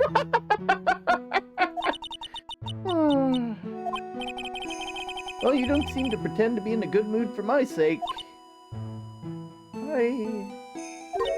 I suppose I've made a terrible mess of things, haven't I? I let Mystic Elise die, and then there's Iris as well. Mystic Elise? Now that I think about it. There's an acolyte stuck in the Inner Temple, and that poor little girl's gone missing too. Little girl? You don't mean Pearls, do you? Yes, I'm afraid I do. She hasn't been here since the morning after the incident. Pearls? She's missing! Why didn't anybody tell me about this? Listen here! Tell me about it first off, Iris. I must be getting old. I think I've seriously lost faith in myself. Are you talking about your performance at the trial today? You believe me, don't you? I'm not a liar. I would never lie. I know what I saw. I saw Iris pull the sword from Mr. Khalees's body that night. I'm certain of it. At least I was until this morning. I don't see any psych locks, so she must be telling the truth. So why are you unsure of yourself all of a sudden? You know that artist who testified against me? I saw Iris flying, with her white hood fluttering. I feel like I might start flying myself. When I saw that man testify so fervently about something so impossible, I started to wonder if I'd acted just like him when I was on the witness stand. I wouldn't take that guy too seriously. He's an artist, but all he draws is trouble, and nothing else. If both Bikini and Larry are telling the truth, it can only mean one thing. Inner Temple. On the night of the incident, you met with Iris in the Inner Temple, is that correct? That's right, I'm sure it was Iris. But Iris claims that she was in her room in Hazakura Temple. I know I shouldn't have come back here that night. But because you did, Maya is stuck out there all by herself in the Inner Temple. I'm so sorry. The drafts in the place are nothing to shake a stick at. Winter's especially bad. I'll bet. The train hall looks like it was about to fall down at any second. Eagle Mountain has always been prone to earthquakes, just so you know. Earthquakes? Yes, I wouldn't be surprised if the next big one levels the training hall. We've got to get Maya out of there, fast! But still, there's really no need to worry. The area on the other side of Dusky Bridge is isolated like an island. It's like an island? How so? Well, the only thing on that side of the bridge is the Inner Temple. No one lives out there, and it's surrounded on all sides by the river or the forest. I see. So a criminal would be trapped should they choose to flee in that direction. As long as the bridge is out of commission, he or she will have to stay there. That means Maya could be stuck on the other side with a murderer and no way to escape either. Oh dear, yes, I suppose it does. Oh, please, Gumshoe, get that bridge up faster. Oh shit, yeah, she was stuck out there without food or proper clothes. Yeah, she was doing training where you sit on a block of ice and chant a mantra 30,000 times while getting doused in spirit water. In the middle of goddamn winter! I'm so worried. If Maya doesn't have the most potent magical powers by the end of this, I don't know what to expect. Police Stoneham. I'm curious about a few things if you don't mind answering some questions. You need to know your measurements for the investigation or something? No, I don't need to know your... No. I want to know a little more about the victim, Miss Elise Stoneham. I'm afraid I don't know her waist size, or her bust size for that matter. I'm wondering why she came to stay at a place like this to begin with. That is the plan. I mean, she told us herself that she wasn't here for spiritual training. How to give Phoenix a heart attack. My, you make it sound like the place is some sort of dump, Mr. Wright. Mr. Khalees was here to soak up the natural beauty of Eagle Mountain, if you must know. There, you did it again. Sister Bikini, I notice you always refer to Miss Stoneham as Mystic Elise. Oh? Yes, now, why is that? After all, she's not here as an acolyte. But we address all our visitors as Mystic to make the experience feel authentic. You know, they do look like a Russian nesting doll. Huh. And anyway, she's older than me. You must respect your elders, you know. How do you know that? How can you say for sure she's older than you? Why are you lying to me? Seems Miss Elise Stoneham was no ordinary visitor after all. And there's Pearl. She was with Miss Stoneham on the evening of the murder, and now she's vanished. It has got to be connected somehow. Why did Pearls have to get mixed up in this mess? Well, you Please, Mr. Wright, I know you're worried, but try to keep it together. Oh, man. My head is throbbing so bad it's killing me. Pearls. She was with Miss Stoneham on the night of the murder, remember? Yes, but I have a temple to run, you know? I was busy preparing for training. I didn't see the little darling even once when we finished eating dinner. The murder. It didn't take place right out in front of her innocent eyes, did it? According to the detective, she hasn't turned up at her home either. Come on, keep calm. There's one place left the pearls could be. She just has to be there. Come on, Gumshoe. Tell me you'll be done with the repairs soon. I'll be back for you. This is where Sister Bikini witnessed the incident. Hard to imagine that she was lying on the stand, so maybe there's some clues left to be found. Are we not gonna look at that weird suspicion? No? Okay, cool. Just wondering. Shishito. Right there in Miss Tagami's right hand. But it's proven in court today that that wasn't the murder weapon. Given the design, it must have been used for some pretty gruesome thing in the past. Miss Stoneham's staff definitely remember there being a crystal sphere. I guess Larry eventually found the sphere at the foot of Dusky Bridge, but what's it doing all the way out there?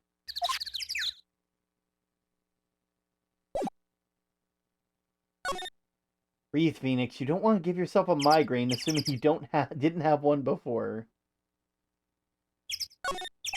The main gate's on the other side of the stone wall. The difference in elevation is almost 10 feet. How steep this hillside is. It's also the height of the body fell. Is it possible Miss Stoneham was pushed from the top of the wall?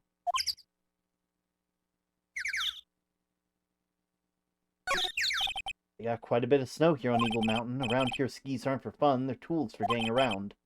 That sled, now that's gotta be Bikini's own personal entertainment. Alright. Hey! Why don't you know showing inconsiderately loud yell? So this is where you've been, keeping nice and warm, I see. Detective, have you visited the bridge? Yeah, I did. I told you I'd let you know. Well, then I'll come along with you and... Sorry, ma'am. No unauthorized entry. Access is restricted to the people involved in the case. What was that? I'm involved, aren't I? You couldn't get much more involved than me. Well, yeah, but that's not what... It's been a while, Scruffy. It's...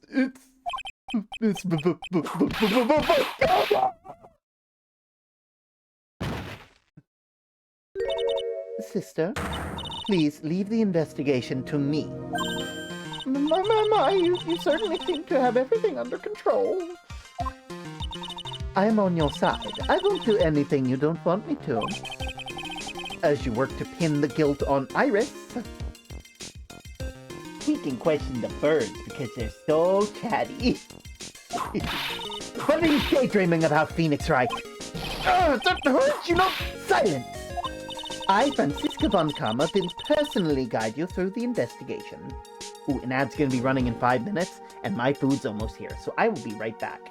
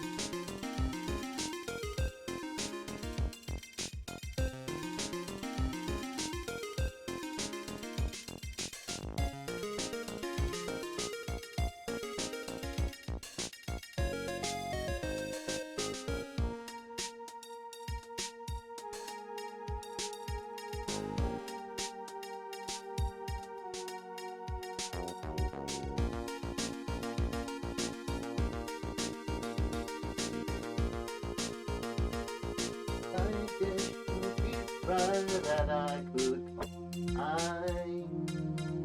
My heart is like a jar of capers, a ball of salt that won't go by itself. Pasta to compliment, contemplating time spent sitting on the market shelf. No more will I keep it tightly sealed, 'cause gradually it's been revealed that it's no good until it's open.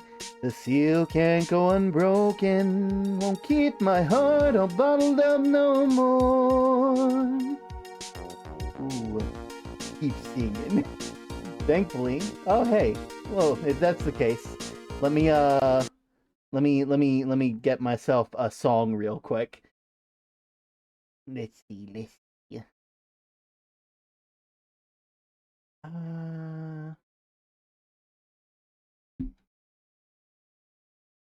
I'm gonna have to sing this. Let's sing Apple Juice.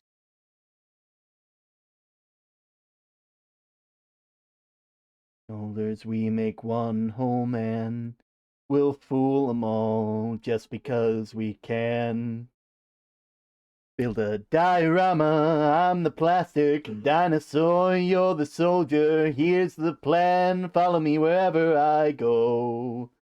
You said that's not a plan, you're insane. I said you're one to talk, you're just the same. If you won't, then I will, I'll follow you wherever you go. The Sting Company is on the radio, talking to you and me through the tunes.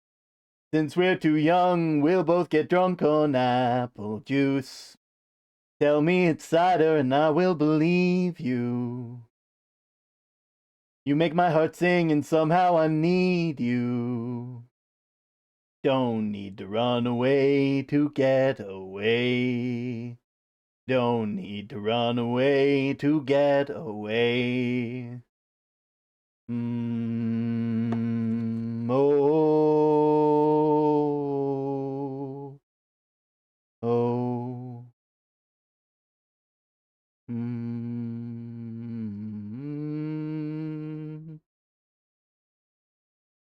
Hopped on a train, chugging away, drinking down our worries. Hop in a train, will take us somewhere new. Woke up in town, it took us around the block, and that is all. We laughed it off for the things we don't think through. We stole jelly beans for the road. We're invincible, I just know it. Give me a stick and poke, I'll give you a kiss. I mean, only if you want it though. And if you don't, it's a joke, I promise. I'm Robin Hood, you're Little John. And someday the world will have to notice the Blasting Company is on the radio, talking to you and me through the tune. And maybe I'm drunk, maybe I'm not, it's just apple juice. You told me it's cider, I guess I believed you. I feel my heart beat and somehow I need you.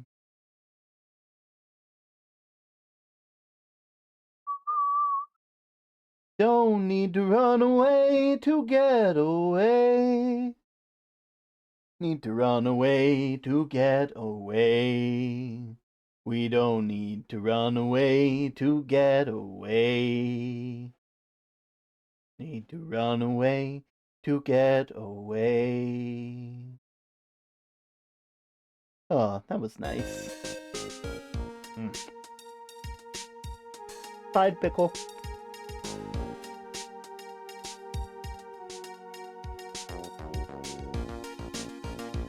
There we go. I should get my. One sec. I need to get. While I'm eating, I should have something to eat. Let me see if I can find something.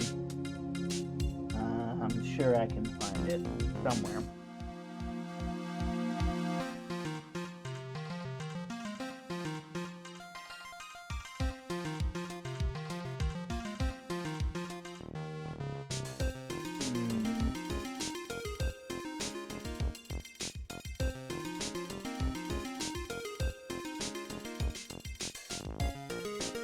Here we are. That should work nicely.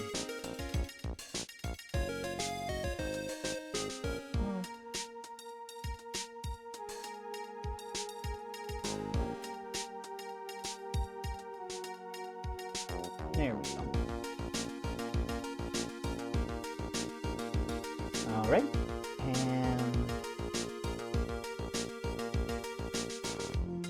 there we go. This is for me. This is for my sandwich. Alright, let's dig into this thing.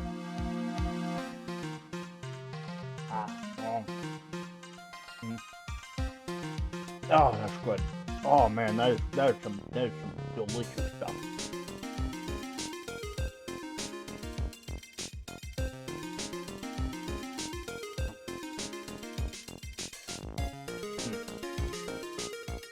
Here we go. Yeah.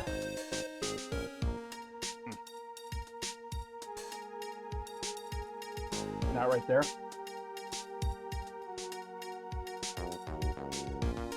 That's why sandwiches are delicious.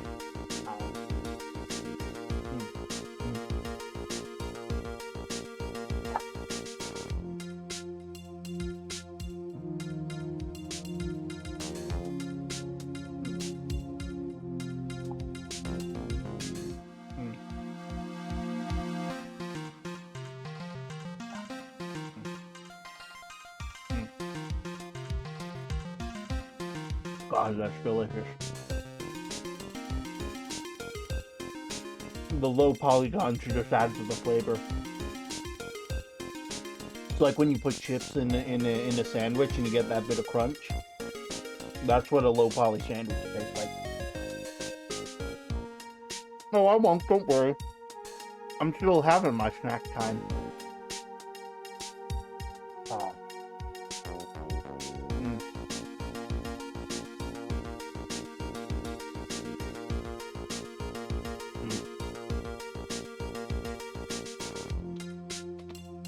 That's so good. I should get sandwiches more often. Why don't I get sandwiches more often? I'm always busy trying to get like burgers or pizza or something like that, but like a damn good sandwich. Oh.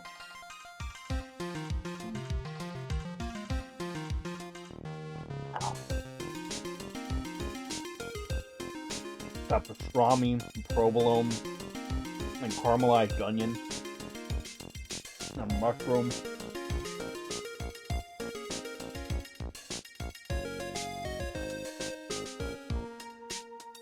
Oh, that's so good. Wow.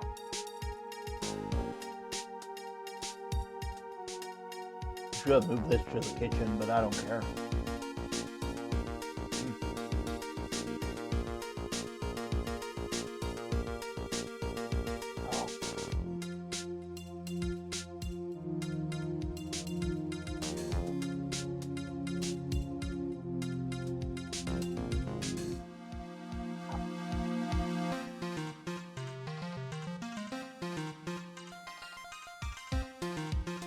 But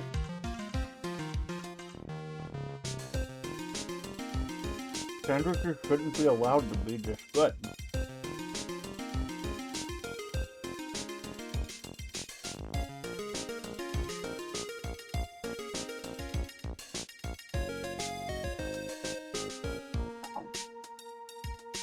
When Weird Worlds Collide moment, 21 Pilots performed at the Game Awards. Tyler did a yell that almost knocked you off your feet.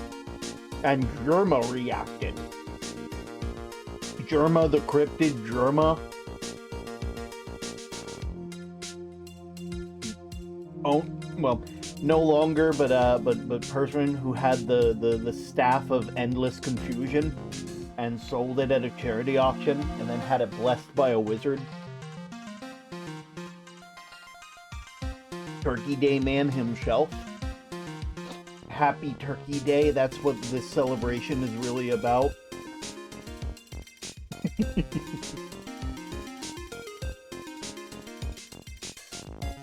That is lovely. That is amazing.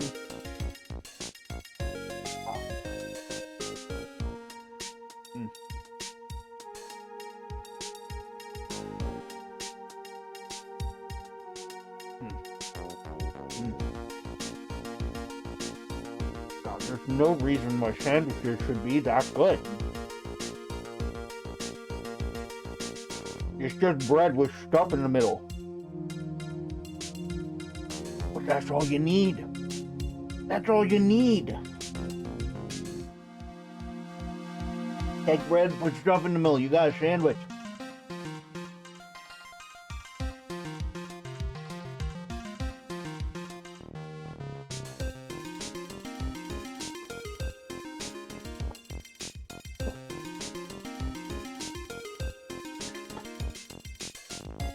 So many people are like, "Woo, 21 pounds is really good." I've been over here like, uh-huh. Oh, that's lovely. Okay. There we go. There we go. Much better. This sandwich was brought to you by Miles Edgeworth. Thank you, Miles Edgeworth, for pointing at the defendant, like you would point at a sandwich shop for what you want. Thank you so much. Okay. Much better. Okay. Leave.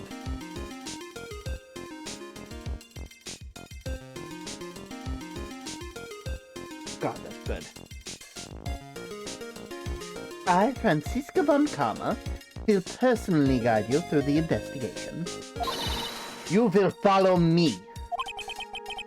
She's not seriously going to follow me around, is she? Oh.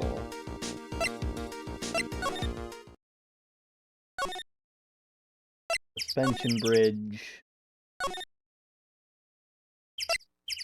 Heavenly Hall. You're welcome for pointing that out. I'll put Jerma's reaction and Tyler's yell in media for you in chat's viewing pleasure. Ooh, fun. Like no one's here. Larry!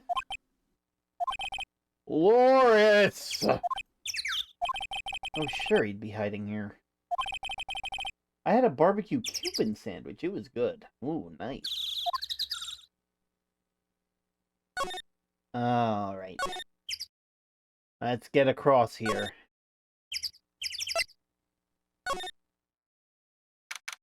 February 9th, Inner Temple Gate. Things have certainly been a lot more hectic than before. They must have commenced with the investigation. Oh, Mr. Nate! That voice!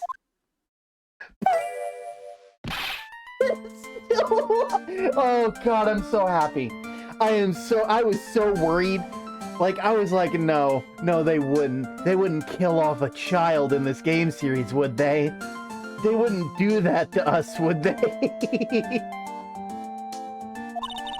Mr. Nick! Mr. Nick! Oh! You were here ever since that night? Thank God! I was so lonely, I thought I was gonna die. When I woke up in the morning and saw the dusky bridge was gone, I realized I was all alone. I was all alone? It must have been a very trying time for you, little girl. I am Franziska von Karma, the prodigy. There's no need to worry now that I am here. You're the prosecutor who was mean to Mr. Maya last year. Well, I don't like you. You're nothing but a little girl without your whip. Wow. Damn, Franziska, I hate to tell you this, but you just got schooled by a goddamn 4th grader. Not a 4th grader, not even a 4th grader, a preschooler. Mr. Kamai didn't do anything wrong, but you were so mean. I'll never forgive you. Looks like Pearl's words are getting under her skin. You're right with me, you don't say anything. You didn't have to. The smile on your lips gave it away. Anyway, Pearls, weren't you with Maya? Um, I'm sorry, it's all my fault. What was your fault, Pearls? Huh? What are you talking about, Pearls? What are you talking about? What are you talking about? I missing Maya. Hey, wait, Pearls! Just ran off. That was cruel, that's right. To make a little girl cry like that, it's inexcusable. What's all that about? Pearls is acting like... giving me the creep. Guess I better take another look around since I finally got the chance. Especially since something about this place seems different from a few days ago. Have you found your daily pebbles? You're right. This obviously burned from the bridge. Phoenix Wright, what? Why will you stop calling me by my full name like that? Was this once a prosperous port? A port? Yes, that metal hook is a mooring post for boats, you know. Oh, that. No, that's an anchor for one of the wires that was used to hold up the bridge. I think the wire that it was tied to probably snapped when the bridge burned down. I mean, there's no way there was ever a port all the way up here. Don't get smart with me, Phoenix Wright. I didn't... Look at all those Buddha statues. Phoenix Wright, do you think this is how many siblings the head nun has? Why don't you ask her next time you see her? You know what? I think I will. And she'll probably slap you for prying into her private affairs. You can see Dusky Bridge from here, and it's an unusually long bridge. I wouldn't say it's about 20 yards. I guess the gorge is too wide to cross with a piece of rope or wire, huh? Therefore, no one has crossed the gorge in either direction since the night of the murder. A simple yet sound deduction, wouldn't you say, Mr. Wright? There's some weird smell coming from the incinerator. The door's also open, waiting for me to look inside. There was stunning clues concealed in here. Huh? It's empty. How naive of you, Phoenix Wright. But it's a bit strange, don't you think, Francisca von Karma? I seem to remember... Yeah, it was covered in snow before. There was snow on the incinerator the first time I saw it. In other words, someone was using it to burn something recently. Listen, Phoenix Wright. It's impertinent to call people by their full name. I was only copying you! Von Karma, show us your pockets! The sign says Inner Temple. I don't know how you're reading it, but it's incomprehensible to me. Actually, I can't read it either. Feigning comprehension isn't a good habit to have, Phoenix Wright. He looks really happy to have finally caught me on something. There's a little gate that leads to a garden. It says no entry on the sign, though. Come now, Phoenix Wright. What are you doing? Let's go in. It's half open anyway. What harm could come of it? But it says no entry. Don't you Americans enjoy doing whatever you like, then simply say whatever? It's got nothing to do with anything. And who told you about that? Kick the gate down. This must be the door that leads to the Inner Temple.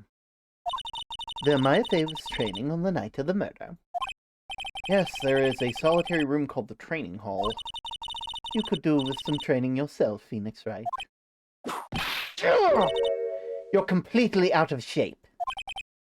I don't know how much more of this woman I can take. Yeah, I'm starting to get kind of sick of it too. Training hall. Why is there a lock on the door now? And why does it look like a cyclock? Why is it... Why is Mysticami's poster defiled? What's wrong? Why are you so quiet? Maya, she was supposed to be in here training. Yet it appears she's nowhere to be seen. Strange lock. Wasn't here 2 days ago. This whole room is giving off strange vibes. Some mega Psylocke. What do you think of this yellowish poster, Phoenix Wright? It's a scroll, not a poster, and it's a picture of a woman who's actually... Wait. A woman? I don't see any woman here. There's a different atmosphere in the room since the last time I was here. No, it's not a different atmosphere, it's a different smell. It's gravy. What's the matter? This scroll, it's been completely covered in gravy. Ah, yes, there's a very appetizing smell in the air. But gravy is a type of sauce. So then you run out of paint. You Americans use gravy as a substitute, I see. No, no one does that. For starters, it stinks. This must be the gravy that we had with the roast on the night of the incident. But why would anyone do this? Why this scroll?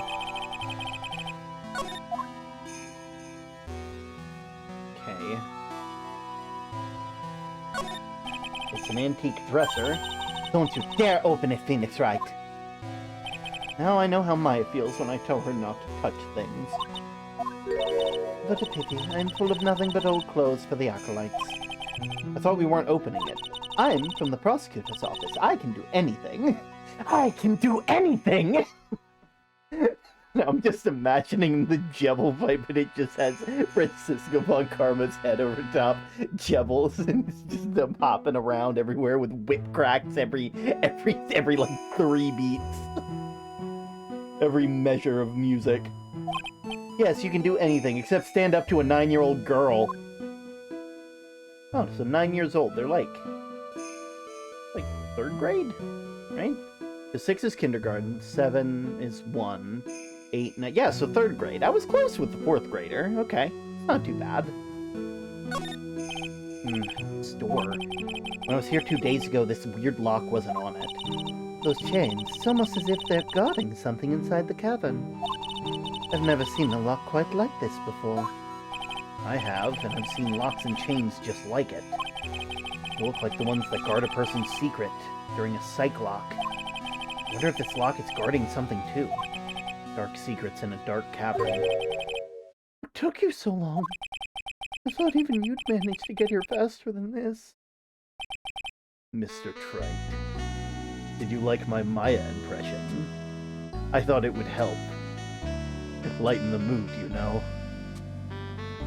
Why do you look so angry? Prosecutor Godot? I didn't know you were here. Prosecutor? How come you didn't show up to the trial today? I'd ask you the same question. Huh? But I had a cold, so I had something slightly more important than a common cold to deal with. The importance of which is something you'll have no hope in ever understanding. Enough. I believe I have a measure of you. You are the very best kind of prosecutor, but could be more important than a trial. Who's the wild mare, Trey? This is Miss Von Karma. She was the acting prosecutor in your absence today. Well, I guess I owe you one then. But you can go now, princess. Time for the big boys to take the reins. Just who do you think you are? This case is mine! Hey, Billy. Know your role. Shut your mouth. Can't stand women like you. I'm only going to say this once, Lady Von Whippingberg. Go home. Phoenix Wright! What are you hitting me for? Ha! You deserve more cracks of that whip than that, Trite. What? You still don't get it, do you? You don't realize what you've set something in motion that'll never be able to undo. Something different about Godot today. I'm getting such a strong sense of something from behind that mask of his. Is it anger? Or is it sorrow? Why didn't you show? You had some important business, and that's why you weren't in court, huh? So what was it? I've told you once before, but perhaps you don't remember. I returned from the depths of hell to do battle with you. You see, Trite, I've experienced something most have not. Death. You died? Of course, being extradited from hell is a tedious affair. The meticulous regeneration and adjustment of all your internal organs is, well, let's just say modern medicine allows us all to live to a ripe old age. Even someone like me. So you mean that mask you wear is this ugly device? Oh, I promise it's not a fashion statement, my unenlightened friend. Without this, I can't see your frequently dumbfounded face. I didn't know. My eyesight's pretty messed up. Even with these huge goggles on my head, I still can't see everything. Still, I keep this worn-out piece of junk of a body going with regular servicing. I'm sorry, but you say you experienced death. How's that possible? What happened? Why don't you ask him? Huh? Me? Yeah, Trite. You should know all about it. You know when my life ended, and who ended it for me. Well, Phoenix Wright, do you? I don't know what he's talking about. Although, to be honest, I do feel a tug at the corners of my memory. I think I do know about how Godot was killed. It will all become clear in due time. Isn't that right, Trite? Can't undo? Earlier, you said I've done something that I can never undo. What did you mean by that exactly? The inner temple here is on the side of Dusky Bridge as an isolated island. That's what Sister Bikini said to him. And I wonder, Trite, do you know what the police are doing here today? What do you mean? They're searching. Searching for any trace of an acolyte who went missing. Missing? As a leader of the search party, Mayafe is not on the side of Dusky Bridge. Uh-huh. But that's impossible. She came here that night, and I won't say it again. The chances of her being here are nil. Excluding, of course, one very unique place. One? Where is that? The Sacred Cavern. The entrance of which we're standing at right now. What? What? This is the only place the search party is yet to explore. They haven't searched the cavern yet, huh? Be aware, though. The temperature inside frequently falls below freezing. Even if she were in there, the chances of her being found alive are slim at best. No! Which means, Trite, that you sent Mayafe to her death. You fool! If that's the situation, then why aren't you in there now with the search party? You must have blinders on, my equestrian angel. Don't you see that big lock and chain? It's a trick lock. I'm making preparations to open it as we speak. Well, Trite, once again, a woman dies because of you. Once again? What are you talking about? Don't tell me you've forgotten. It was only 2 years ago, after all, when the last unfortunate woman died because of you. Because of me? And do you know who that was? It was Maya Faye's sister. That's right, Mia Faye. Mia? You killed her! No, that's not how it was! It was 2 years ago.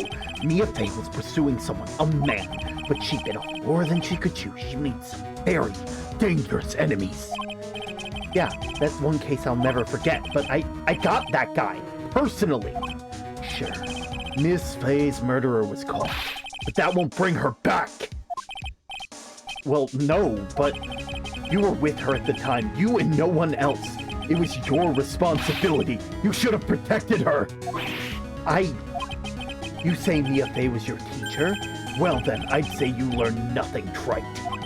You robbed her of her life, and now you let her sister suffer the same fate. I haven't sentenced Maya to death, no. Trick lock. What is this peculiar looking lock? Why don't we just break it open? It would be a simple matter of... I'm afraid we can't do that. This area has always been prone to earthquakes. The repeated tremors have weakened the foundation of the training hall. His death wasn't his fault either! I think Godot has a chip on their shoulder and they don't realize what the hell anyone's talking about. I think they're actively just looking for an excuse. Any excessive force used to break the lock open would, well, let's just say the inner temple in the sacred cavern would be a thing of the past. Very well, then I suggest the obvious solution of opening it with a key. Sure, just show me where the keyhole is on the trick lock. There's no keyhole?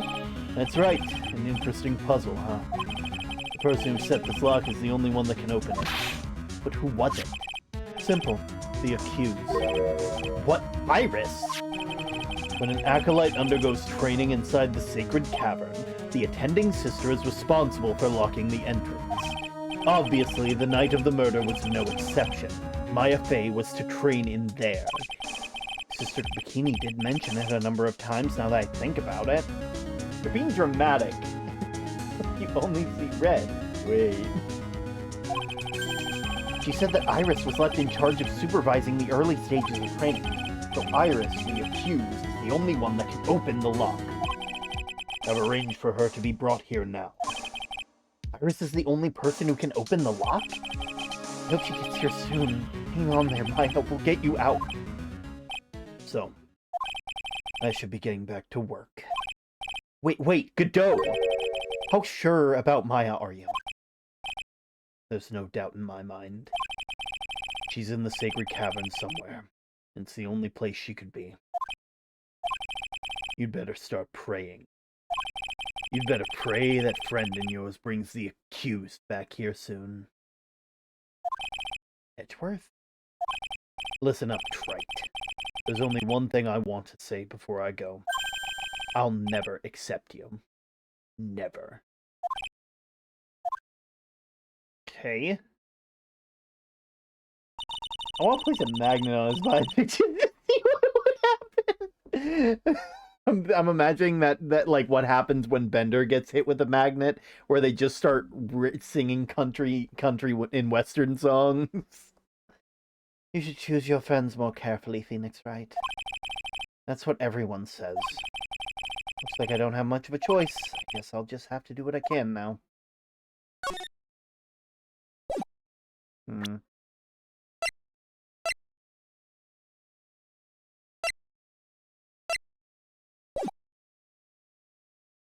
Country Godot. Oh. Okay. I don't know, should I or shouldn't I? It's like someone's talking to himself. Where's it coming from? Yeah, I guess I better wash that off. That's what I'll... No, I can't do that.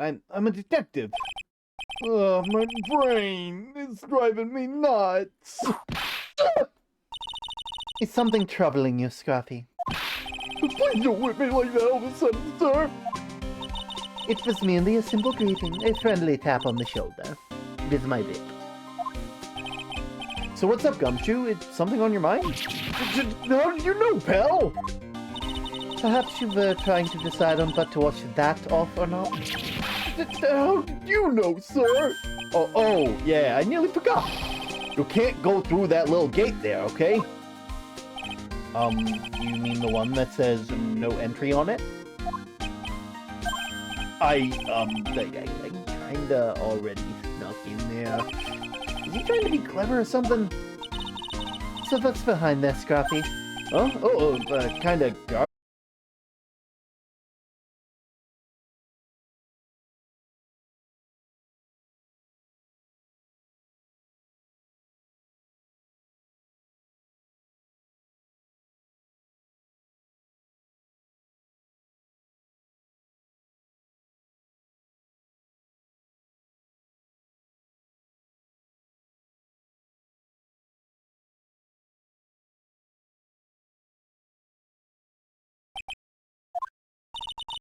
There's a strange feeling in the air. I wonder what it is. Strange feeling? Forget about that. Strange writing on the stone lantern. Aha! What are you doing here, sir? I thought I said you can't come in here! Don't you know, Scruffy, a Von Karma will always show up wherever there is a clue. And there are plenty of clues to be found here. Is stream loading for anyone else, or is my Wi-Fi just crap? Oh, yeah, we had a crash. Fuck.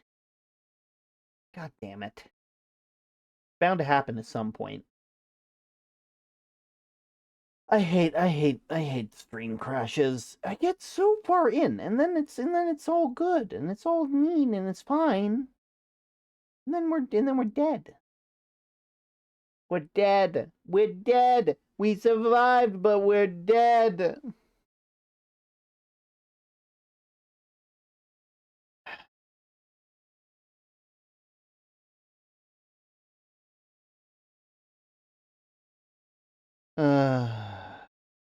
There's a whole minute of delay.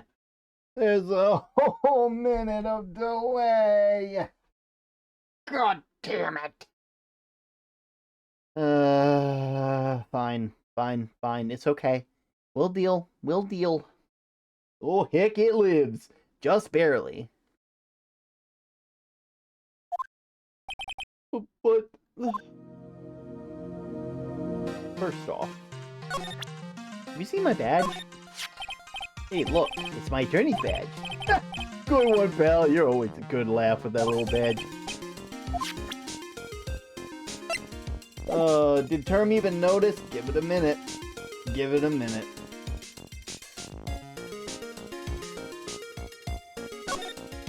What did we miss, Term? Oh, you didn't miss anything. That's the fun part about how the delays work on stream, is that you don't miss anything, you just lose an entire, you just end up further behind. So that's fun. There are a couple of torches here. I guess you need all of them to light up here to get in the mountains. Yeah, I was looking at those things, pal. Looks like they've been lit pretty recently. Recently? How recent are we talking about? As recent as the night of the murder. I was training here in the night of the murder. Not unreasonable to think those things were lit at the time, I guess. Not a minute! An entire minute of delay. A little lantern and a little statue. It certainly is a quaint little garden. Ooh! What's this huge bowl here for? Oh, I know! It's a water bowl, isn't it? Everything else is completely frozen over. The ice in the bowl has been broken. That's true. Wonder if this has any impact on the case. Well, I doused my face earlier with the water in this. I was getting kind of sleepy. Next time you're sleepy, need only come to me. Got it? Great. Now where are you? There's a charm or something poking out from the snow. Looks pretty old. There's a leather cord tied to it. Apparently it belonged to the victim. Miss Elise Dunham? Yeah, there was a broken leather cord around the lady's neck. The end of the cord, found on both the victim and the charm, match exactly. Sounds to me like this little trinket is going to be my ticket to getting some very big answers. What the heck is that? So, I hate to be the bearer of bad news, Phoenix. I really do. But if we were to just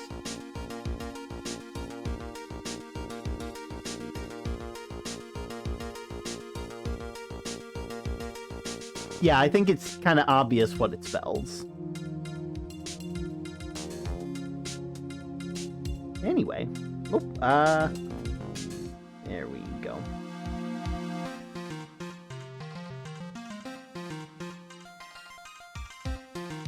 Oh, why is my written in blood? Ah, God, it is. I think we all know. I think we have an idea. What the heck is that? Uh-oh, you spotted it, huh, pal? Are you kidding me? It couldn't be more obvious. It says Maya.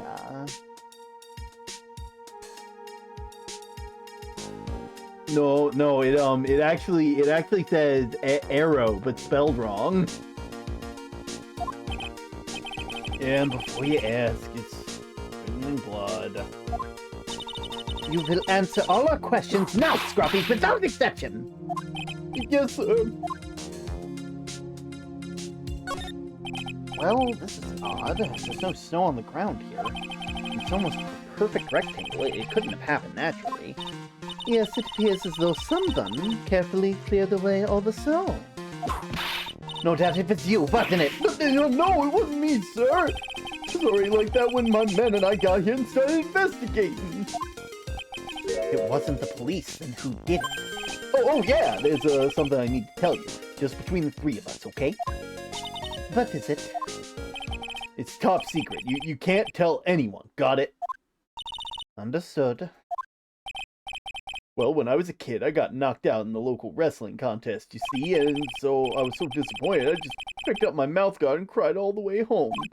Man, I got in so much trouble when I left it on the couch. Is that it? That's it! Whoever cleared the snow away must have had a reason. Although I can't even begin to imagine what the reason could be.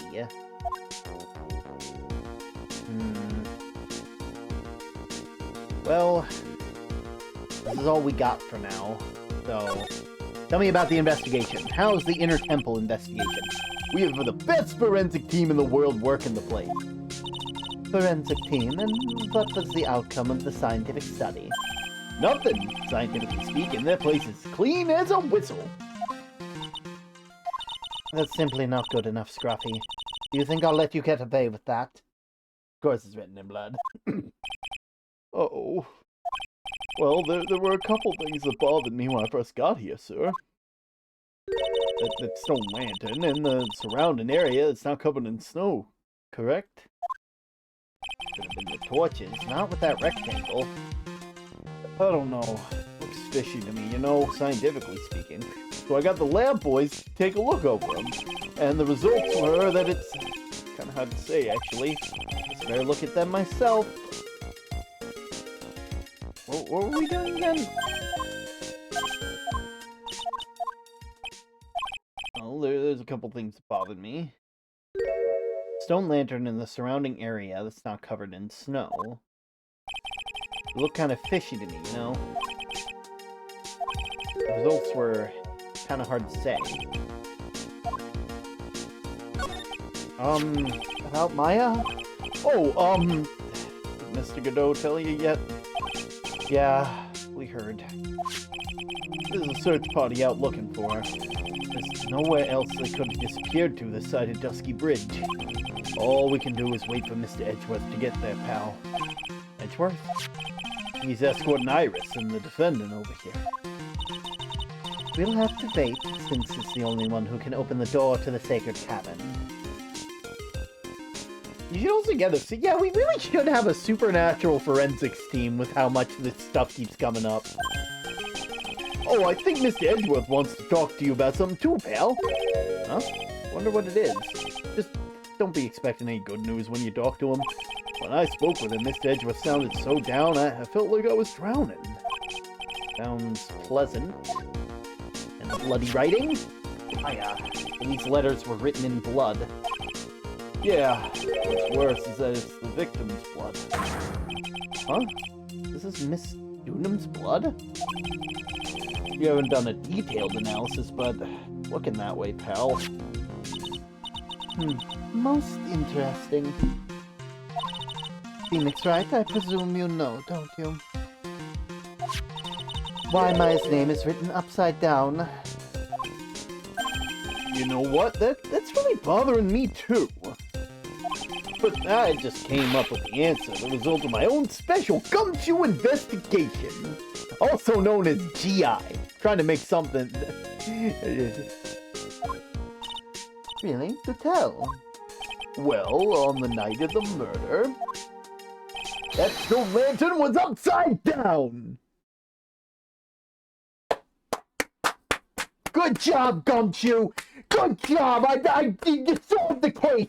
You did it! Congratulations! It was upside down the whole time, everybody. Case closed.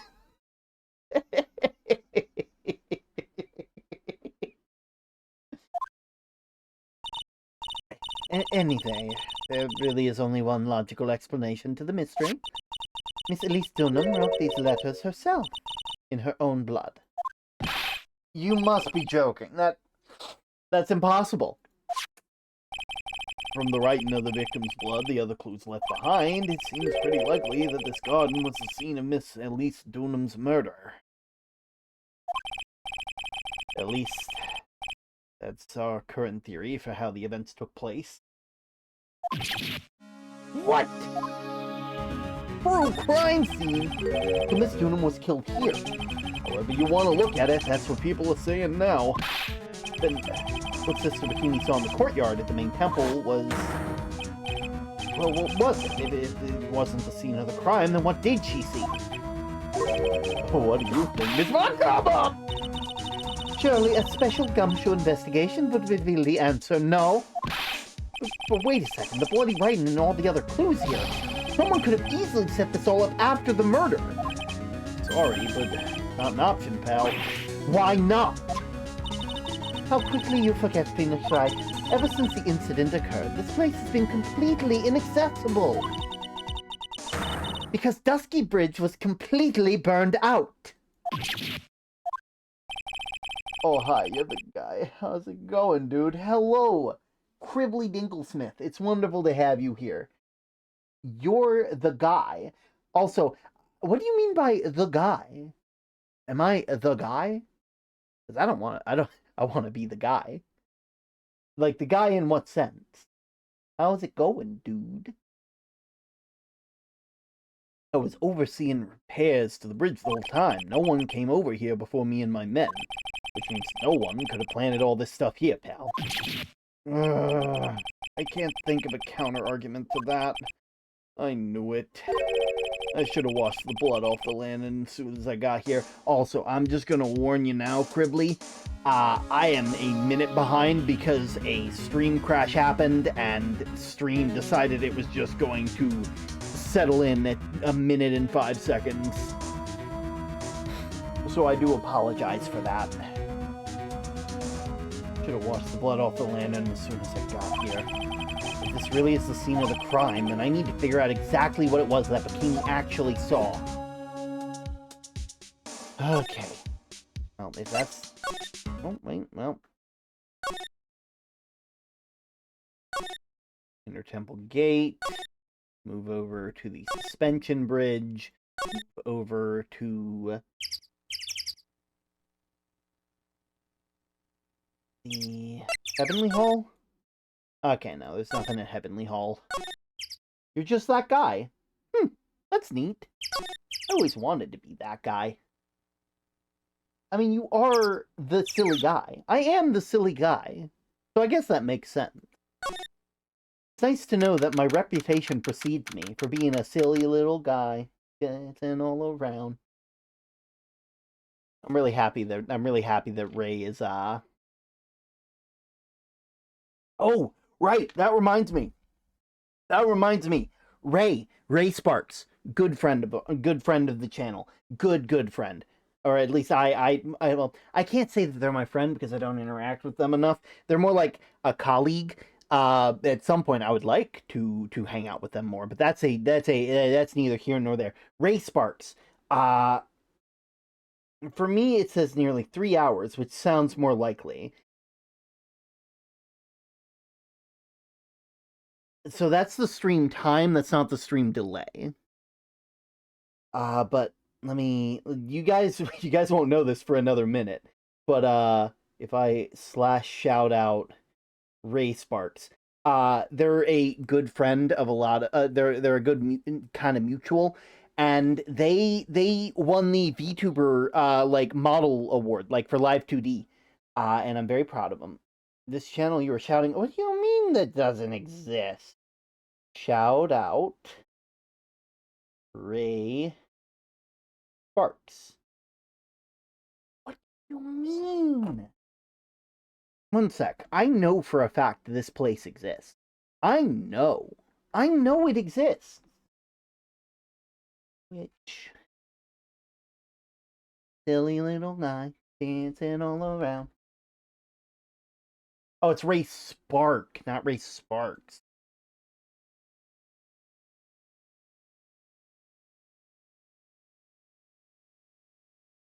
There we go.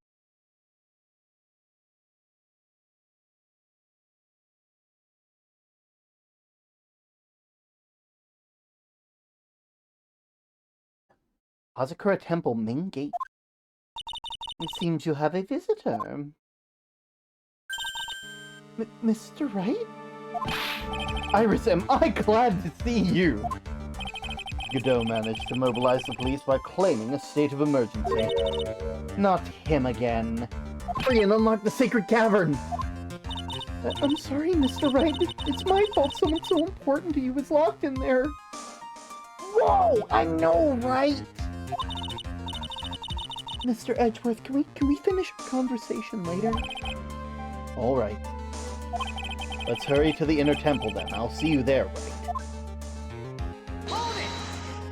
Wait, Edgeworth! I'm coming with you guys!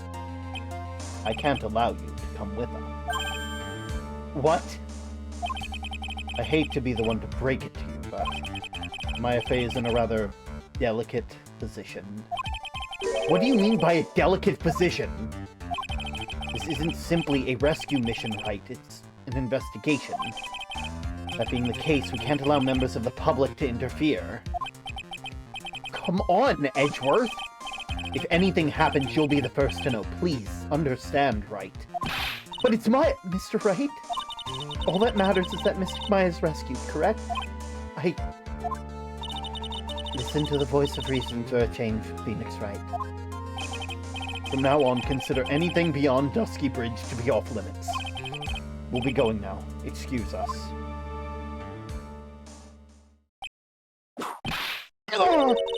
This is no time to be standing around, Phoenix Wright. Aren't there other things that demand your attention?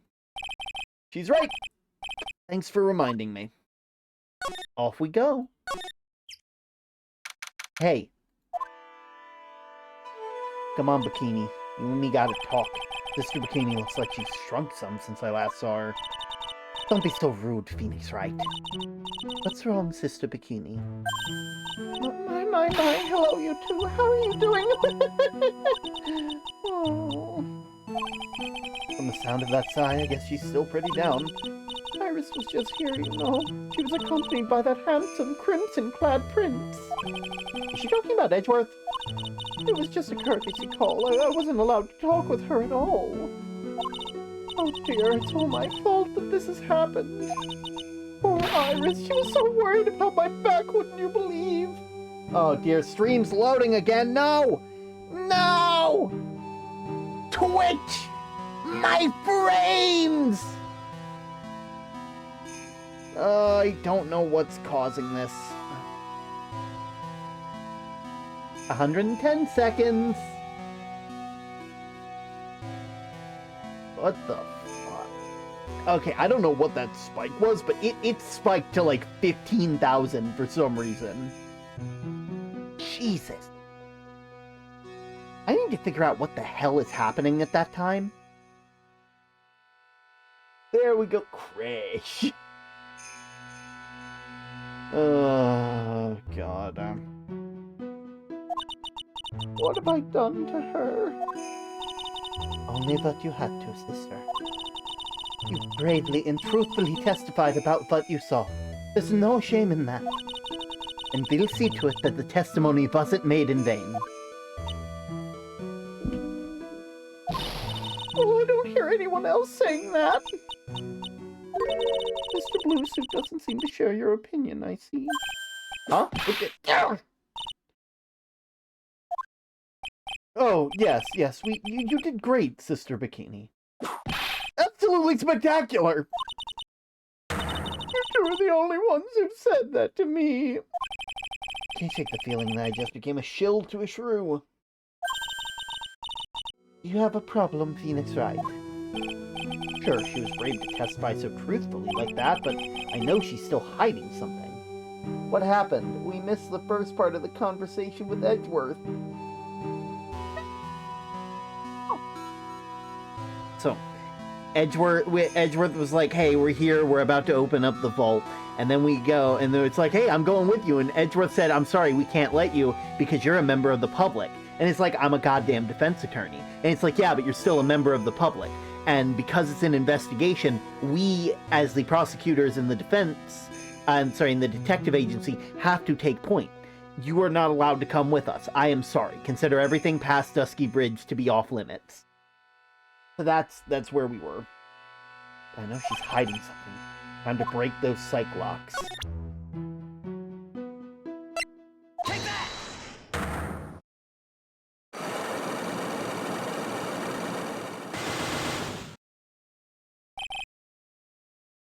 Elise Dunham. Sister Bikini, the truth is becoming increasingly clear to me. I'm convinced that Miss Elise Dunham had a special significance to the temple. As to why she had a special significance, I believe it has to do with her true identity. What on earth are you talking about? She was... Mr. Elise was an author, just an author. Picture books. To be honest, I had my suspicions almost immediately after I met her. Suspicions? Yes, but I didn't have any evidence to support my theory, though. But now I do. This piece of evidence proves Miss Dunham's true identity. Take that!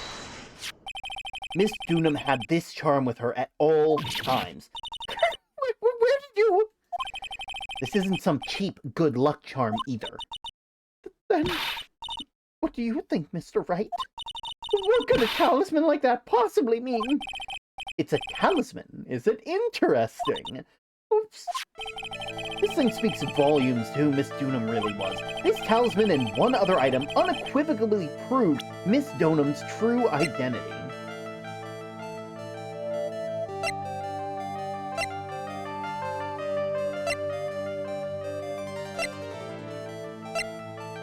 Crystal Spear? Well, you really ought to think about buying one of the charms we sell, Mr. Wright. Huh? Otherwise, you just might find yourself jumped on a little old lady of a... That's assault! That's a threat! Like, legitimately, that...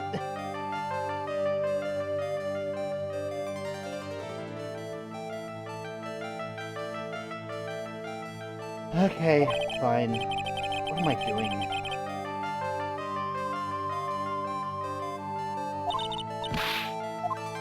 I don't think so. Does it have to do with the scroll? Yes, not. Take that! That painting is obscured by a gravy stain at the moment. But this scroll shows the master of the Karain channeling technique. The crest at the top is the sign of that honorable title. The very same crest that has adorned this talisman that the victim carried with her. This crest is reserved for the master of Karain.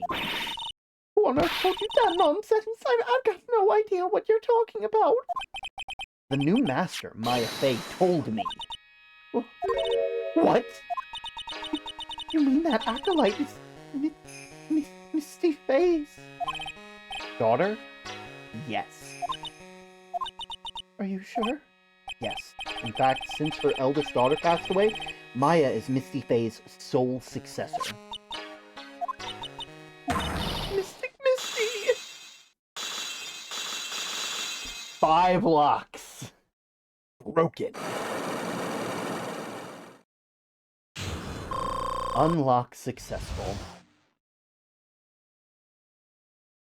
Elise Dunham. Which I'm not gonna lie, I'm hedging my bets here. I'm gonna say an ad's gonna start within the next 100 seconds. Or roughly in the next 100 seconds. So, like, I'm just gonna take a short break real quick. So that way you guys don't miss out on nothing. On nothing. But yeah, seriously, I don't know what's causing the crash. Because something is happening at this time each night. Not even this night, technically. Not even this time anymore. Because, like, I'm pretty sure it's just up to a certain point during stream. And I really hate that. Because, like, I try hard, you know? There's something... I don't know. I don't know. It's making me upsetty spaghetti. Is it possible to, like, update the destination through which my stream is going to?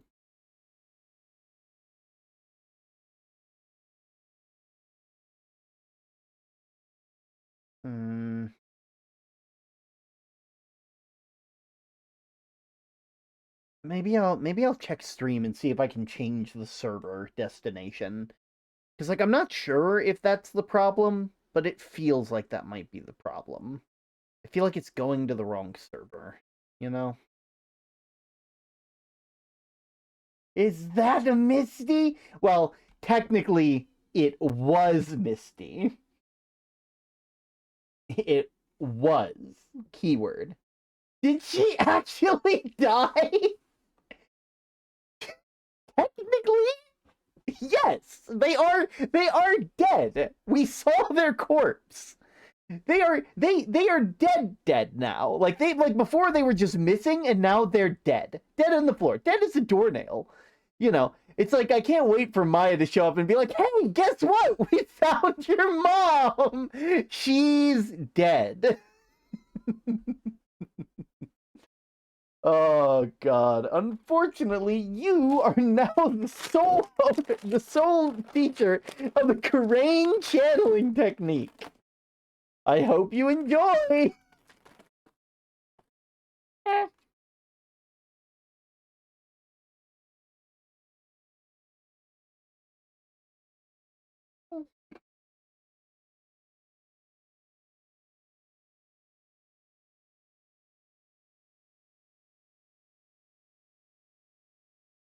If you don't stop, you're gonna have to deal with my bro. You're gonna have to deal with Oopie Goopy, Little Jim Bob, General Munchkin Man, and worst of all, Larry.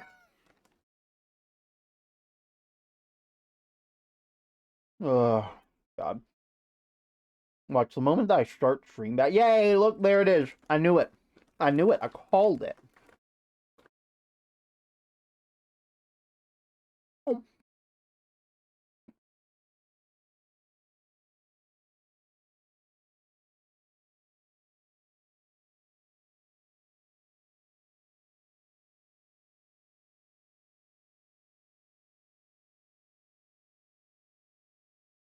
I guess technically it's still snack time, so I should do that.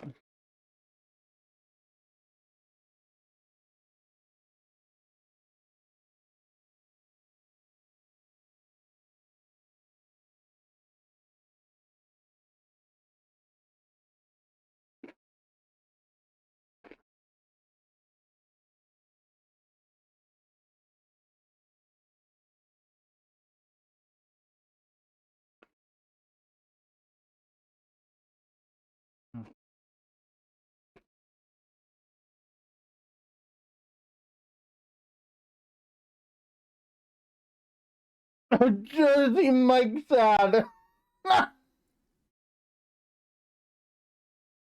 That's hilarious. That is hilarious. But with that being said, I believe it's about time that I hop back in. Mystic Elise graced us with her presence about a week ago. When she showed me the talisman with the mark on it, well, I nearly fainted. No one had seen her, and she disappeared 17 years ago after all. What is the significance of this talisman, sister? The Karain talisman is a symbol of the Master of Karain. The bearer must carry it with them always until their death. Until their death? So Elise Donham was really Maya's mother, huh? She was Misty Faye, master of the Karain channeling technique. The truth comes out at last. Looks like we're making some headway here. Tell me, sister. After 17 years, why did she choose to show herself now? Something happened that called her out of hiding. What happened? Well... Oh, no, no, no, no, no, not an earthquake, no! No! Fuck, Phoenix! Also, fuck Edgeworth, jeez. They're dealing with an earthquake. They're probably having a panic attack right now. Inner temple! The inner temple? The sacred cavern in the training hall, it might as well cave in! What? Maya?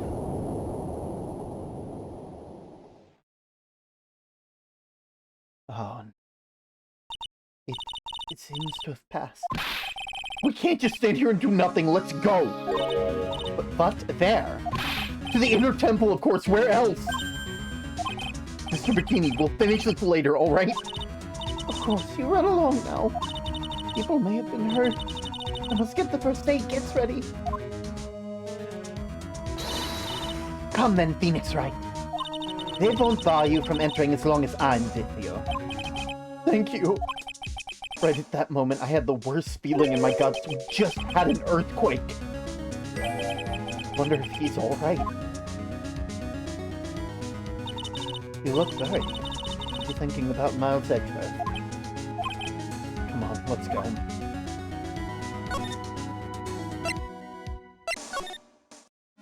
We've got to hurry to the inner temple. Right. What are you doing here?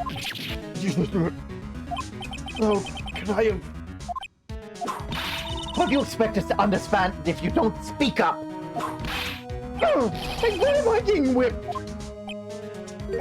She's gone. No! The defendant, Iris, she's gone. Gone there. She fled. She escaped. What?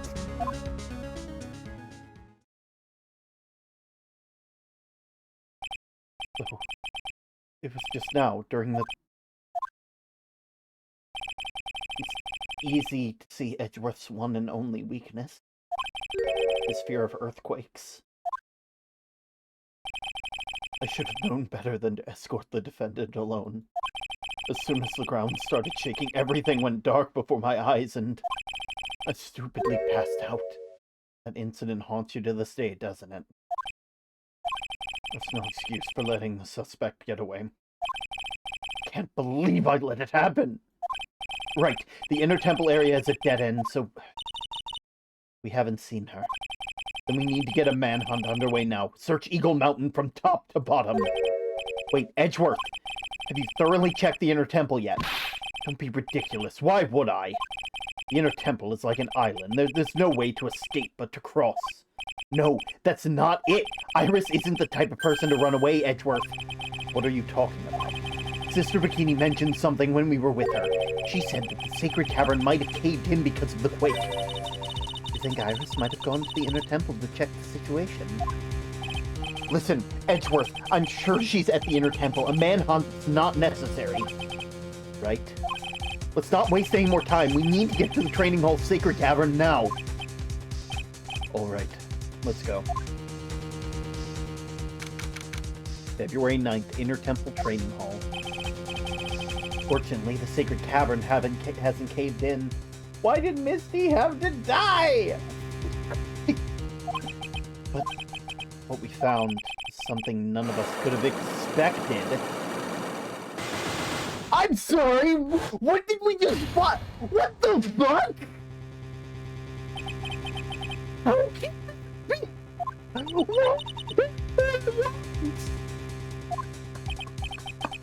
What is the meaning of this? Iris? Iris, please tell me. What the hell is going on? Now, why are there more locks on the cage? I'm sorry, I don't know what to think.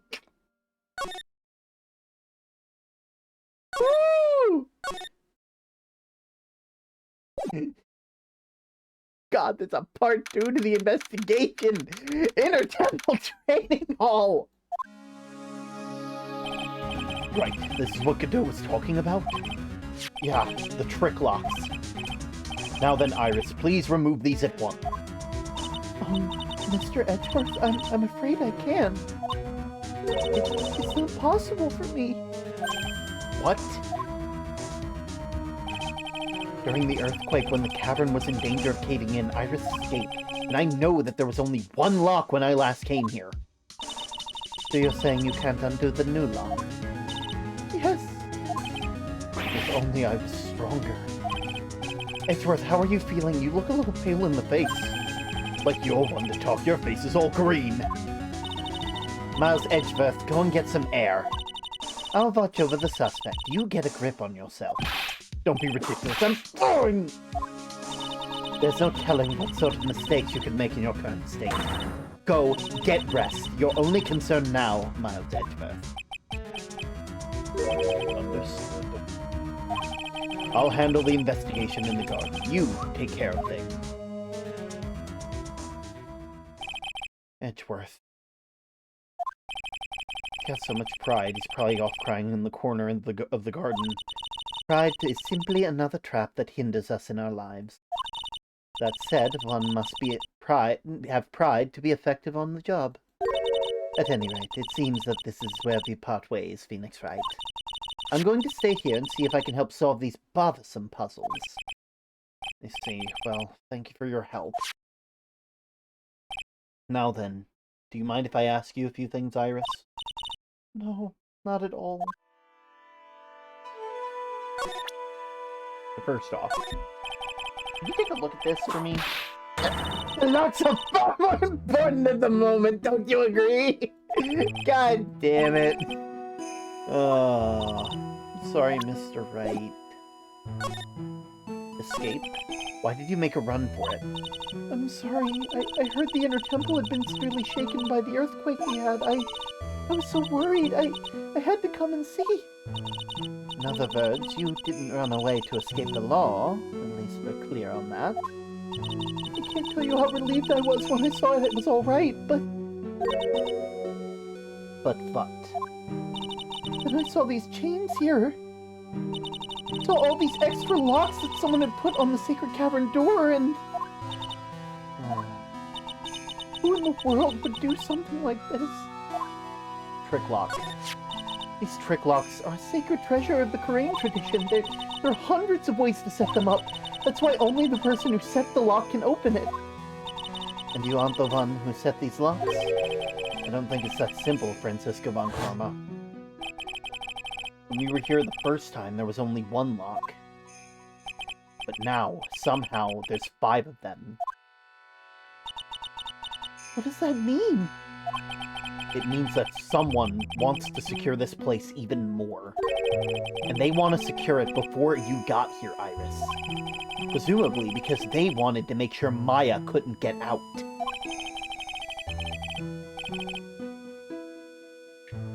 So I've just realized something.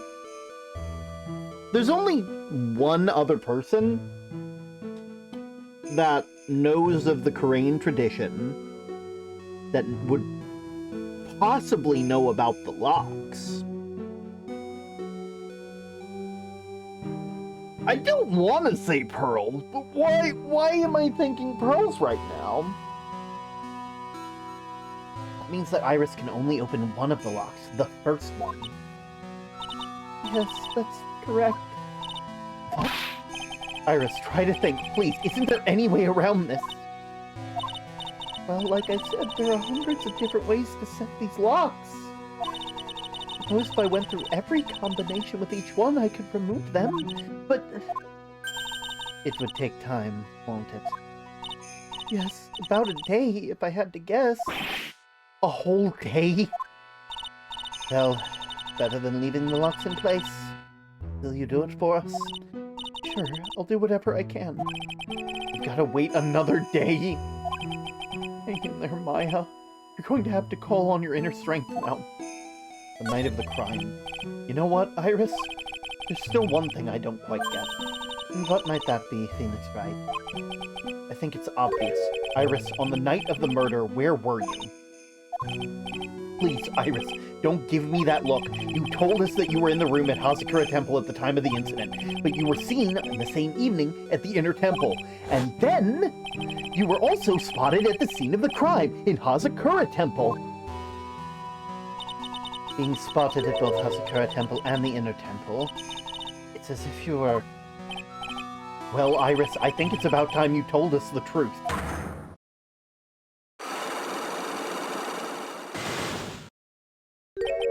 I knew it. There's something going on here that we don't know about.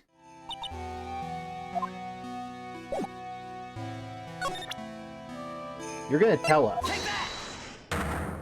One way or another. The night of the crime. I think it's time you told us the truth about what you were really doing that night. You said that you were in your room at Hazakura Temple the entire time. Do you still claim that to be the truth? Yes, that's where I was. Iris, I believe that you're innocent. That's why I want to believe what you're telling me too. But I can't. Because this person saw you somewhere else on the night of the murder. And that person was Larry. Well, I trust you, so you need to trust me. I can't. Why not? I can't trust such random nonsense.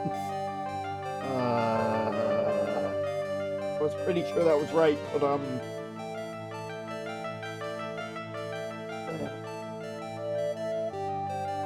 Probably bikini then. Right?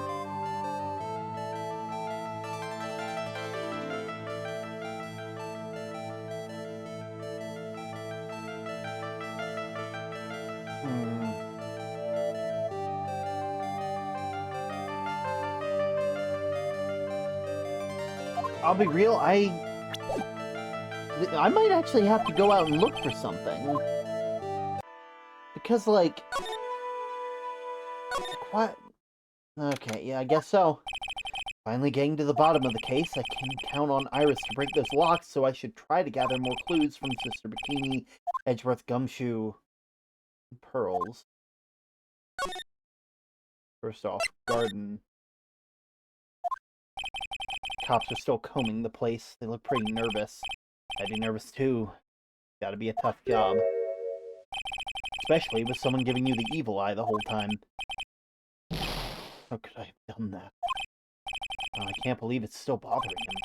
Edgeworth? Ugh. Hey, don't you dare run away!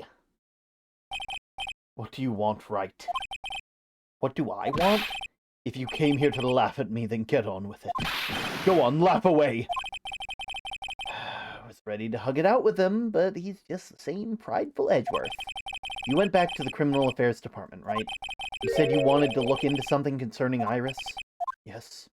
And thanks to what I found, I was reminded of something terrible. Investigation? You guys are putting a lot of effort into the investigation in the garden here, huh? There's a high chance this is the actual scene of the crime, that's why. You mean because of the writing in blood and the talisman in the snow? Exactly. As you know, those things couldn't have possibly been planted here after the murder. But surely you don't suspect... Aya, do you? We have to treat everyone as a suspect. Maya as well as Iris. It's our job, right? Earthquakes? So I guess you still haven't gotten over your fear of earthquakes? No. So thankfully, my nightmares have stopped. But still, if the ground gives even the slightest tremor, I find myself short of breath. 17 years ago, when we were little kids in school at the same elementary, Edgeworth found himself in the middle of a murder. It all started with a big quake that hit the courthouse.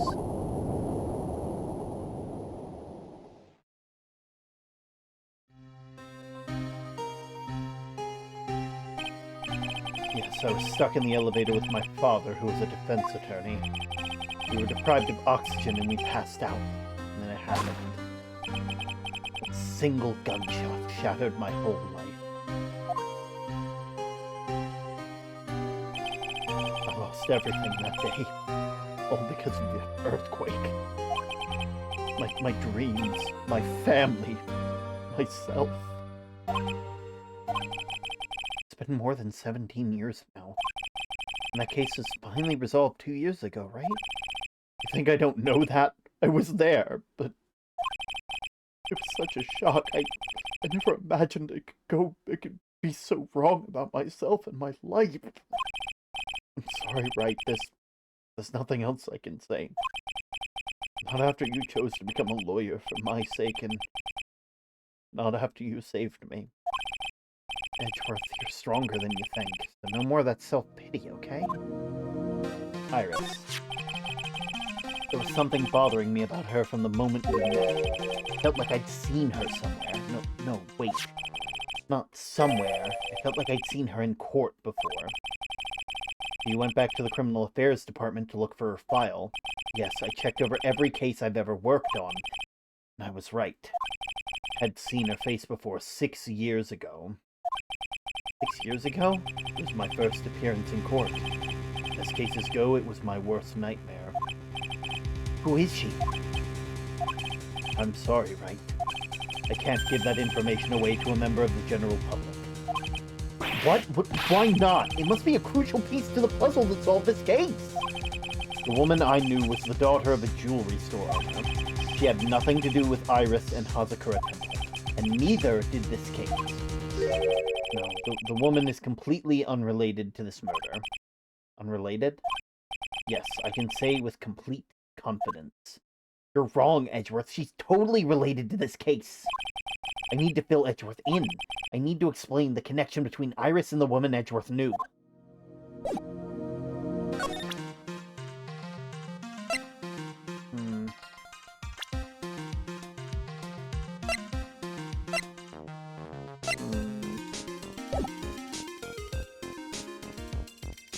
Well, I guess we'll... No, I didn't mean to go there. No, I meant to leave. Suspension bridge. It's weird that there's no one around all of a sudden. It gets quiet in the mountains when you're on your own. Speaking of alone, I guess we should go check out that shack just down the path. Maybe I'll find Larry there sulking again.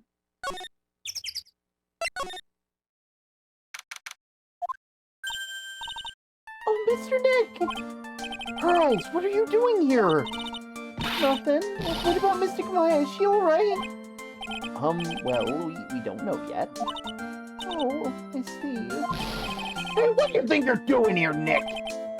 Larry, this is a loser shack where losers get together to lose themselves. This is the what? Hey, we find comfort in each other's failures, okay? You got a problem with that? Look, Mr. Nick, Mr. Loris did a picture of me. It's, great, Pearl. We're gonna gather firewood now. We're gonna cook some half-rotten potatoes over a miserable little campfire. So stay out of our way! I don't believe this. Why can't you try getting fired up over becoming a better man? Don't believe the word I say. Listen to me, Pearl. You don't want to trust the kind of guy, okay? He'll only let you down. Oh, Miss Maya. Loris' sketch? Larry, is there something you wanted to tell me about this picture? Hey, I got nothing to say to you, Nick! My life's here now with Pearl, two losers cooking potatoes together forevermore! What am I going to do with him? Alright then, what do you think of this picture, Pearls? I think it's really well drawn. I can't draw at all, so I think it's really amazing. See, someone appreciates it. It's tough getting the flames to look like that, you know? It's supposed to be Sister Iris flying through the air, isn't it? I love it. It's like a dream. A wonderful fantasy. No, it wasn't a dream. She really flew, I'm telling you. Iris really flew that night. But Mr. Loris... Oh... Not you too. Please don't look at me like that, Pearl. Don't look at me like I'm some kind of nutcase, I beg you! I guess this picture really is a representation of what Larry thinks he saw. Okay, so I was half asleep when I was here that night. But I was wide awake after that lightning struck. And I saw what I saw. It was exactly like I drew it in the picture. And it looks like I don't have a choice but to take this sketch at face value. Hey, what's with that look of doubt on your face? Night of the crime. Pearls? Yes, Mr. Nick? I've been meaning to ask you about the night of the murder. Where were you? And what exactly were you doing when it all happened?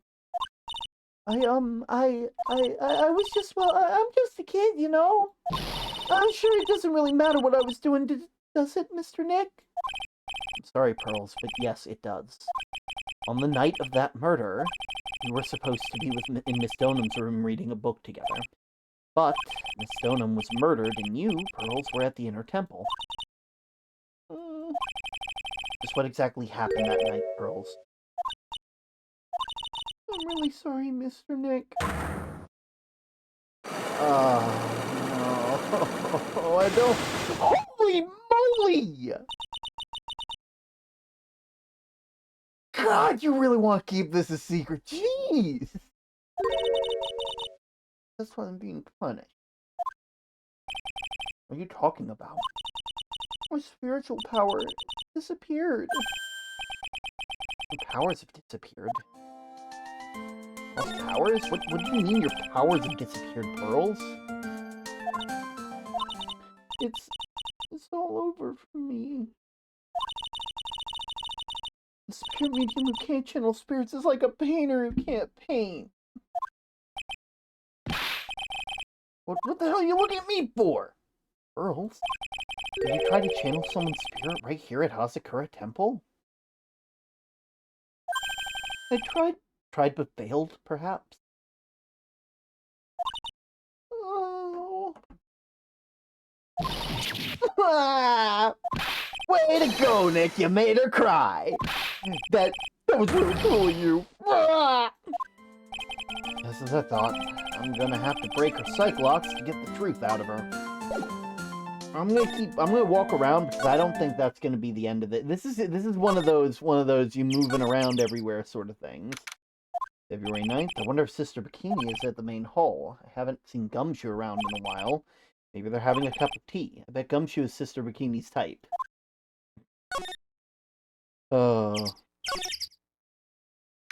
February 9th.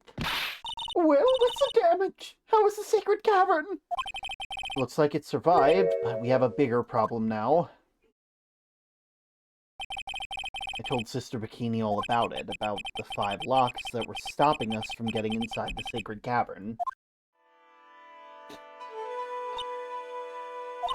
But who could have done that? The only people who know how to set those locks are one of the Karain tradition. Let's go over how many people there are currently who know of the Karain tradition. There's you. There's the deceased, the victim, you know. There's the defendant. There's Maya. And there's Pearls. I'm counting 5. Only one of them's dead right now. Only one of them is dead. One of them is inside the temple. I know you couldn't have done it. And there's a good chance, so it's really just between Iris and Pearls. Which is something else, I gotta say. We have Iris at the Sacred Cavern trying her best to open them for us right now. Actually, there's something I've been meaning to talk to you about, Sister Bikini. Oh yes, we were in the middle of a chat, weren't we? Yes, you were telling me how Master of Karain disappeared 17 years ago. I want to know why Misty Faye suddenly appeared at this temple. It was about a week ago when Mystic Misty arrived. After she showed me the talisman that proved she was a master, she said, "Someone is trying to destroy the Karain tradition's main family line." I I'm here to put a stop to them.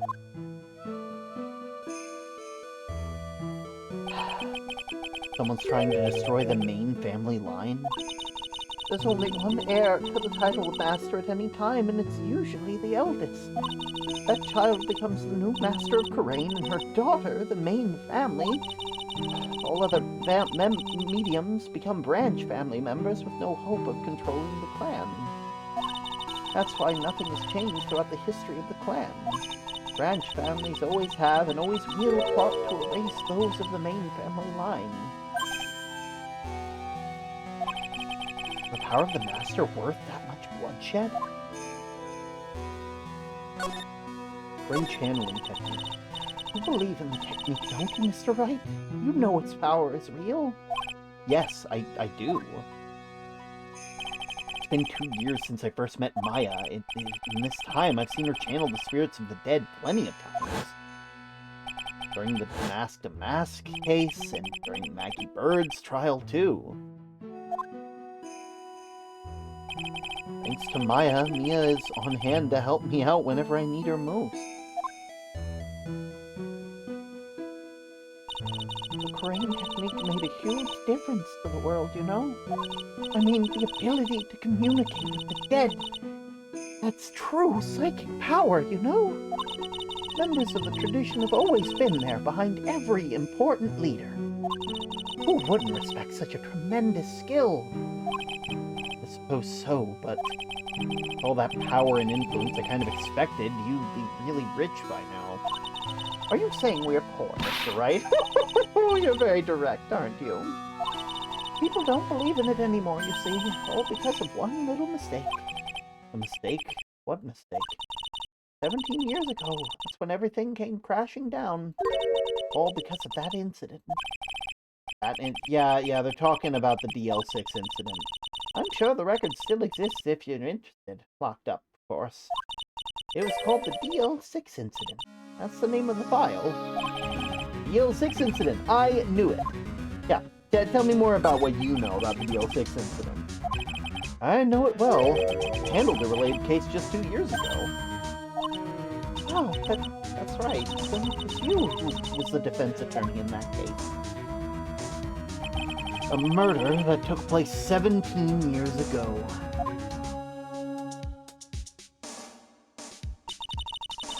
This was the first time in the country's history that a police ever used a spirit medium. The idea was to channel the victim's spirit and learn the identity of the murderer. And the medium who performed the channeling was Misty Faye, Maya's mother. Through Mystic Misty's channeling, the name of a certain man surfaced. Armed with that as evidence, the investigators were spurred into action. That man, he was found not guilty, wasn't he? That's right. He was. And the case remained a mystery. In other words, we failed. It was the first case the world had ever seen the Karain tradition openly involved in. It was all over the media, the public, the judiciary, the people of Karain Village. Everyone judged her. Everyone said Mystic Misty's powers were a sham. And then she just disappeared, vanished, while everyone still thought of her as a fraud. I know the truth. Misty Faye's spirit channeling wasn't a sham at all. Of course it wasn't. And since you managed to reveal the truth, we've been finally making a comeback. The Karain tradition is starting to recover at last. But with the new master wielding the power of the clan... Do you mean Maya?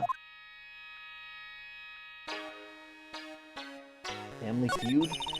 Spiritual power of the Karain channeling technique is in the blood. Maya told me the exact same thing before. We, the women of the Fae clan, have always been spirit mediums. It's because the power to communicate with spirits flows strongly through us. According to Maya, only the women in the family can inherit that power. The main family's bloodline stems directly from Mystic Ami. But with each new generation, only one daughter becomes the new master. And the ones who don't become branch families, right? That's right. And it's always the cause of tragedy. You know, Maya had a sister too. An older sister named Mia. Oh, yes, I heard of her. What? You know about Mia? Of course. She became a lawyer in the hopes of discovering what happened to her mother.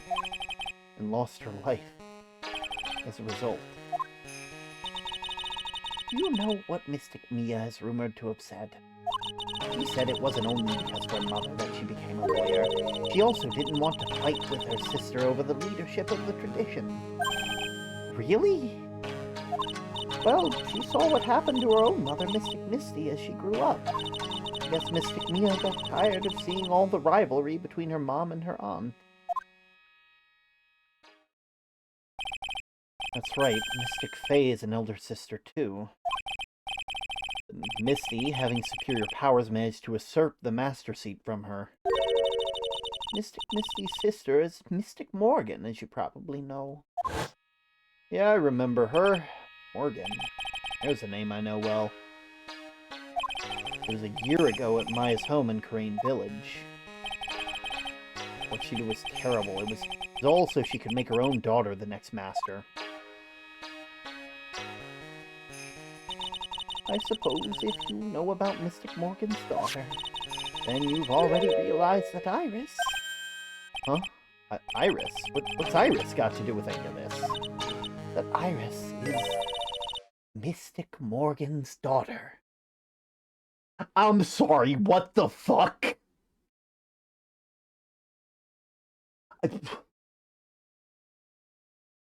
That's news to me. Iris is what? Is she kidding me? Iris is Morgan Faye's daughter. Morgan and Iris. Did you just say Iris is Morgan Faye's daughter? Morgan Faye's daughter. Oops, I thought you already knew. It sounded like you'd met one of Mystic Morgan's daughters already. I have. I know her very well. Oh? Yes, Pearl Faye.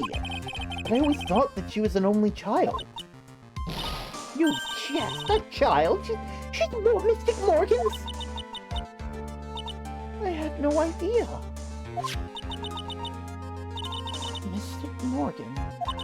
But she's in prison now, isn't she? Yeah, ever since she was found to be a co-conspirator in a murder case last year.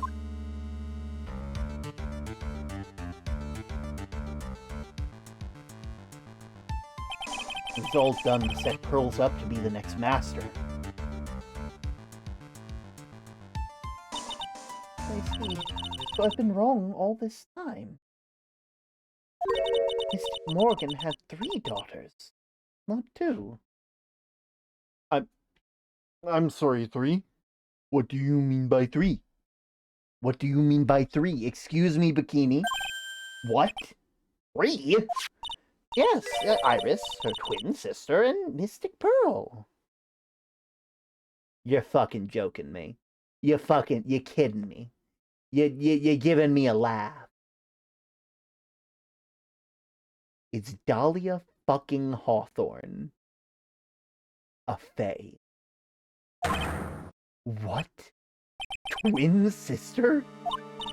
Didn't you know? It all happened 20 years ago. After the clan leader was taken from her by her sister, Mystic Morgan's life crumbled. It wasn't many years later that Crane's reputation hit an all-time low, and when Mystic Morgan's husband realized his wife would never become master, he left her in the village, taking their twin daughter with him.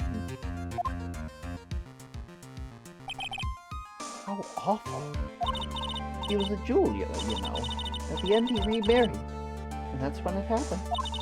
He decided to give one of his girls up to be looked after by us here at the temple.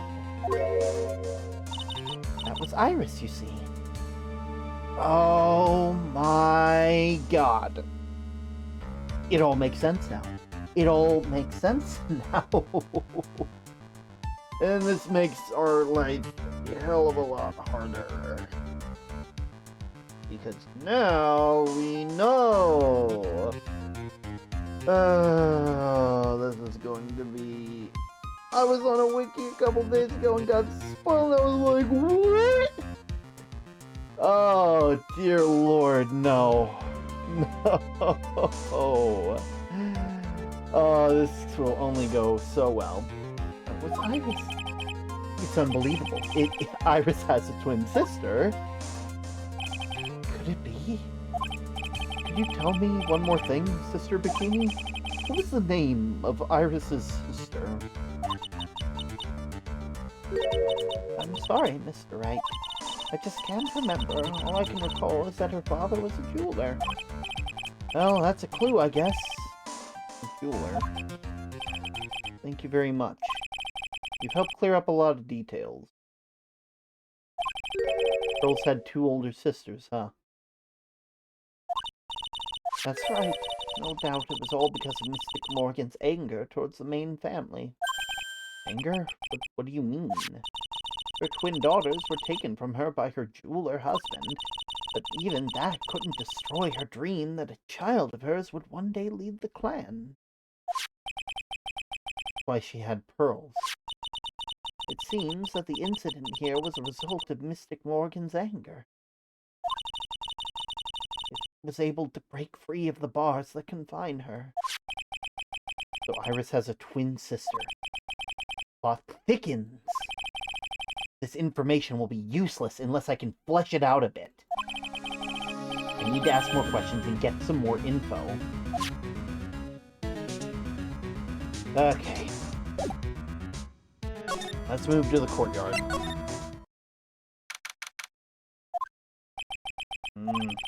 Sounds like someone's happy. What tune is it they're humming?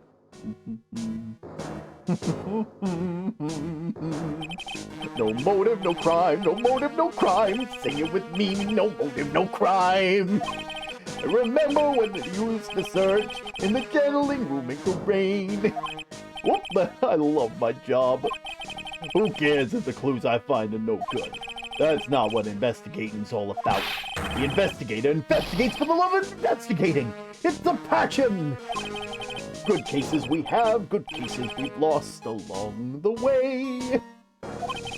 I would have never guessed that Gumshoe was into reggae. I don't know how to sing reggae.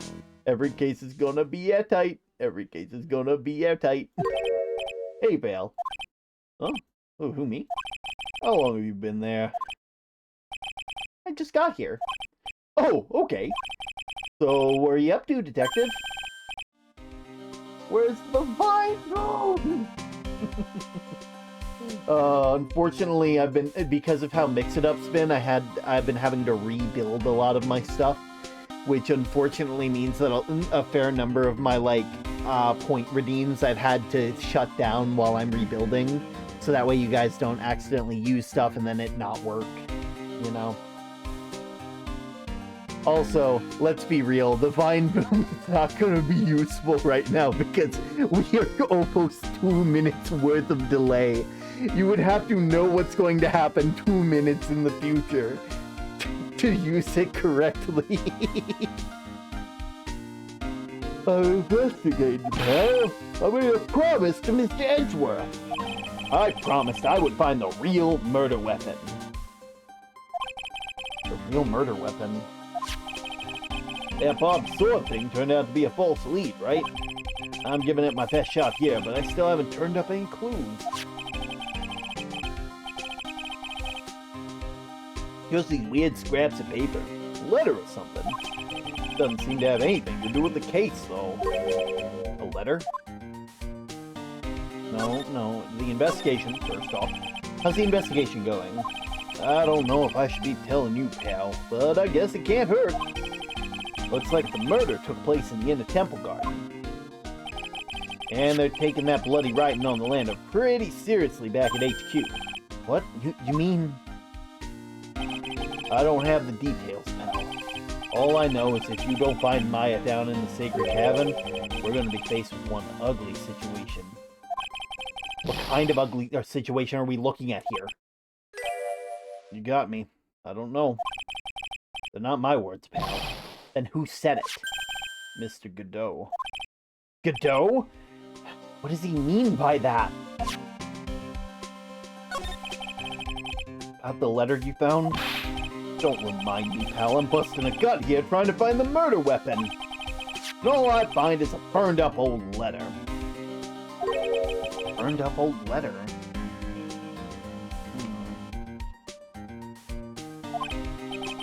Yeah, it was in the incinerator right outside the inner temple. The incinerator? I knew it! I knew I wasn't imagining things! Have you found your daily pebbles? I have you? There was snow on the incinerator when we first saw it. But after the incident, the snow had melted away, which means someone used the incinerator on the night of the murder. What's up with you, pal? We got it right here if you want. We got it right. I got it right here if you want to look. Makes it even funnier. You know, fair. I love our conversations that we have across time. Can I? Do you mind? Sure, go nuts. I don't want it, pal. You can have it. It's all spirit mediums and masters stuff. Although it's got no relation to the case. It's not like the person who got killed was a spirit medium master, or like the person who's being charged. It's not like they're part of this whole family tree line. Oh man, wouldn't that be crazy if that were the case? Don't tell me the truth, pal. Let me live in ignorant bliss. Let me pretend like I'm not like I actually don't know what's going on. Spirit mediums? Found by Gumshoe. Gotta be important. It mentions spirit mediums and masters. I better give it a good look over and take some serious thought. Make sure you chug it in the trash when you're done. Littering's a crime, pal. Okay, before I talk to you, let me see what that says. Be careful. Once night falls, should be there. As soon as you hear the lights out bell, you must channel her spirit. Leave everything up to her. Her name is... She is our all ally. Here is a picture of her. Use it when you channel her. I know you can do it. Once this is... Burn the... Also tell anyone about this lit. Also, make sure not tell anyone about this litter. Bravely roast the master in the fires of Hades and bring our vengeance to fruition. Okay. So what do you know about the real murder weapon? Well, it wasn't the Shichishido that was found impaled in the victim's body. Mr. Edgeworth proved that in court today. Yeah, that's true. In which case, it must have been another blade. That's what you're running around like a headless chicken looking for now, huh? Yeah, man, is it tiring work. But let me tell you something, pal. I'm no chicken of forensics in our... We got a feather of forensic in our cap today. We're using the department's secret weapon on this. Secret weapon? Secret weapon? What's the secret weapon of yours? You wanna know? You gotta think scientifically, okay? Alright. The murder weapon was a sword. Swords are, scientifically speaking, made of metal, right? Any questions so far? No. I know what you're gonna say, but I'll let him look smart. So what's the perfect tool for the job? Ta-da! A metal detector! Raise your hand if you didn't see that coming from a mile away. Well, you want to give a science investigation a go? Huh? Me? You've been using this thing for hours now. It gets pretty boring after a while. Why don't you give it a try? I don't know. Should I help Detective Gumshoe or not? Play forensic expert. Come on, pal. It's good fun, I'm telling you. Alright then, I guess I'll give it a go. Like I said, this department's most advanced gadget, the absolute best. It's so sensitive, it can make you cry. It's so high-tech, you could skydive off of it. Oh, bother. So now I'm gonna tell you how to use it. It's possible the real murder weapon is around here somewhere, right? Sure, that's what we're trying to find out. Right, so first, let's turn the detector on. And that's the sound that the metal detector bounces off of something metallic. Next, move the detector around and give the courtyard a good look-see, pal. Don't worry. Next thing, pick some metallic objects that are hidden from sight, too. Take a good look at everything and anything that seems suspicious, okay, pal?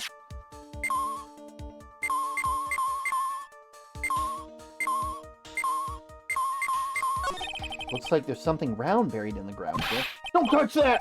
Huh? What is it? It's a trap! People set it out here to catch us detectives! They're real nasty! A trap? For detectives? You mean like those fierce traps with sharp teeth that are supposed to snag your leg?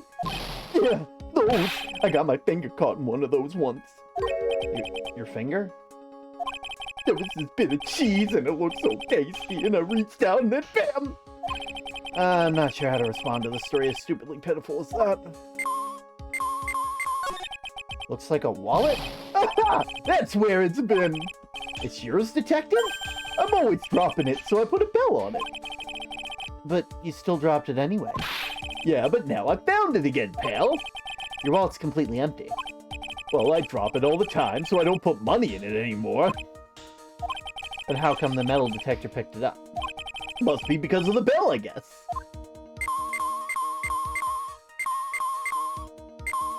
The sled.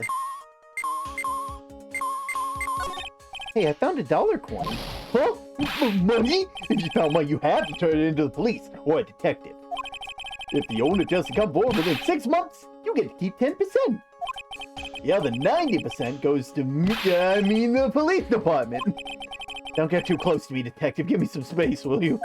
Here's the coin. Happy?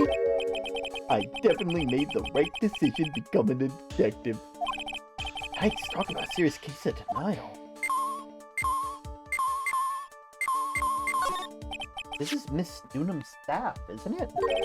Scientifically speaking, they're usually made of wood, but the detector is reacting to it. Yeah, that's how you look at it. This thing's made of wood, all right? Don't bother investigating anything else if it looks like it might be metallic. Isn't the whole point of the metal detector to find metal where you can't see it? It's weird that this thing is causing a racket. Here, let me take a look at it. Hey, hands off! Examining evidence is the job for the... The top is coming off. Look what you've done! You damaged a really important piece of evidence!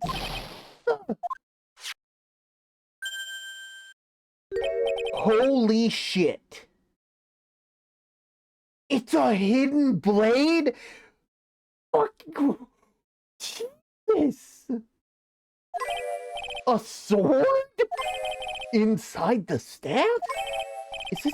Could it be... the murder weapon? I'd never have guessed there was a sword concealed in the victim's staff. They call this kind of thing a sword cane, pal. This one's a real gem. Workmanship is really something else. Thank goodness it wasn't a cane sword, or else the victim was stabbed her own foot. I officially give up on trying to figure out how Gumshoe's mind works. If the field scene of the crime was the inner garden temple, then why was the sword used to kill the victim found in the main courtyard? Hey, Gumshoe, who knows about this hidden sword? No one. Even the police didn't know about that until I discovered it just now. Well, as they say, there's no team in Gumshoe. Well, there is an E. So you got a fourth of a team with Gumshoe. You, Gumshoe, Maya, and Edgeworth. There you go. Doesn't look like there's any traces of blood on it. And I guess this isn't the murder weapon, huh? No. I'm sure someone just wiped it off after the murder.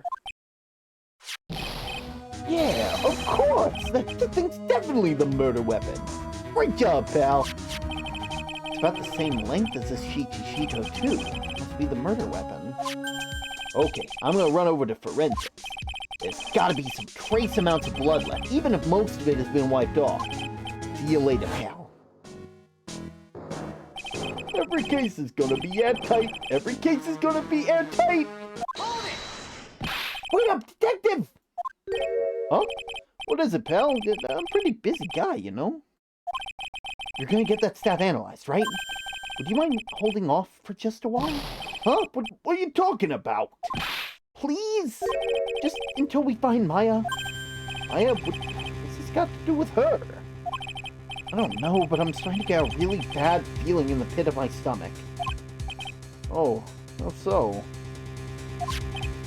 Look, Maya is trapped inside the sacred cavern right now, and well, we don't even know if she's okay or not. The more evidence and testimony I hear, the more uneasy I feel. You don't think I have been... Please, detective, just wait until we can get inside the sacred cavern, please. You're looking kind of viridian there. Okay, just stop it with that face, pal. One thing, though. This staff's secret trick, let's keep it between you and me. Alright? If it gets out that we knew about it and didn't say anything, we're finished. I understand. It's just a regular, run-of-the-mill staff, okay? Thank you, detective. Don't worry. You'll be fine. Gumshoe? You know, there's a place at the base of the mountain that has some really good pasta. How about I take you there when you find Maya? Oh, pal? Sure. Thanks. Oh. Can't help but wonder, though. What was Elise Dunham doing with a staff like this in the first place? Woo! This is something.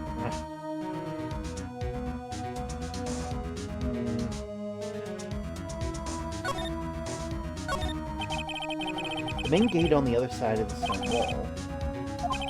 That's the height of the body.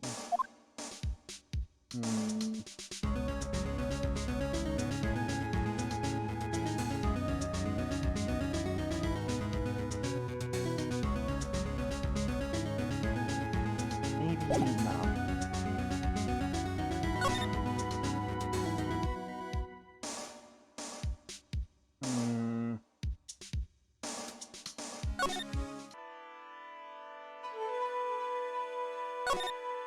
Well, now we have someone we can present to Edgeworth, so I guess we go there? We go to Edgeworth, who's in the garden at the moment, so we move across to the inner temple, then from there we move to the garden, and from there we present...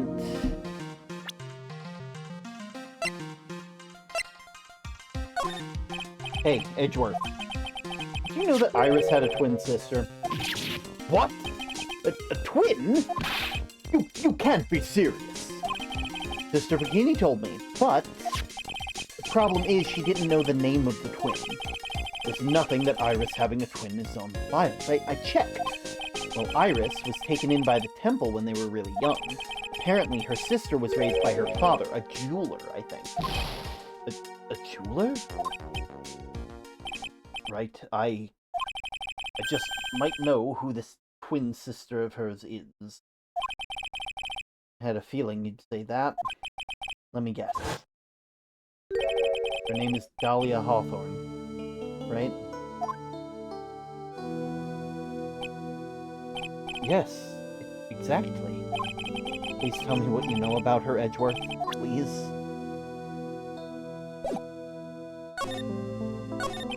It was my first court case, 6 years ago. I was a greenhorn, and due to my inexperience, the defendant died. You're talking about Terry Falls, right? You know about the case? You're not the only one who noticed something about Iris and Dahlia Hawthorne. I checked one of Mia's old files from 6 years ago. Yes, Dahlia was a key witness in the case. Dahlia and Terry Falls conspired together to stage a fake kidnapping 11 years ago.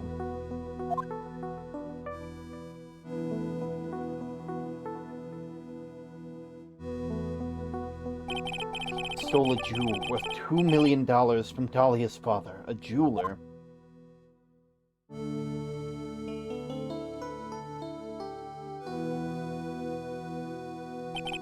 And 5 years after that, she murdered her own sister, Valerie Hawthorne, to keep her from talking. Her sister? Well, her stepsister, actually. They weren't blood-related. Valerie was the only daughter of the Dahlia father's second wife. Oh, this is when she entered my life. The woman who tried to kill me.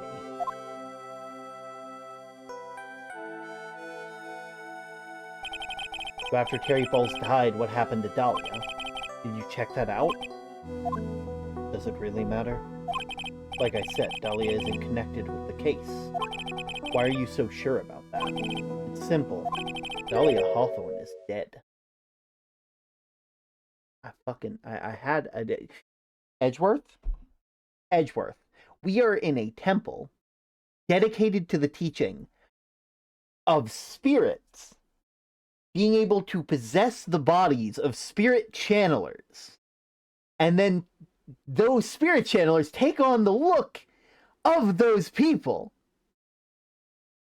And we have the twin sister of that person. I mean, you should know by now that that's not an issue. What? Well, the metabolic processes are a matter of interest only to historians, so to speak. What do you mean by Dahlia Hawthorne is dead, Edgeworth? Right, I must confess that in reading her file, I came to know that the murder case you were involved in during your college years.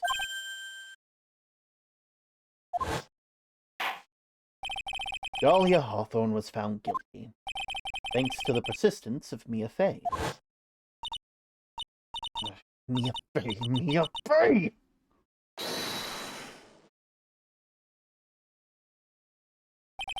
At the time, Dahlia, like she was possessed by a demon or something. It's been almost 5 years since a guilty verdict was handed down, and her sentence was finally carried out. She was executed last month. Executed? I'm sure that's a bit of a shock for you, Wright, and for more reasons than one, but you understand now? She can't possibly be connected to the... Edgeworth! Edgeworth! We are in a goddamn temple dedicated to the reconnecting of spirits! We're here!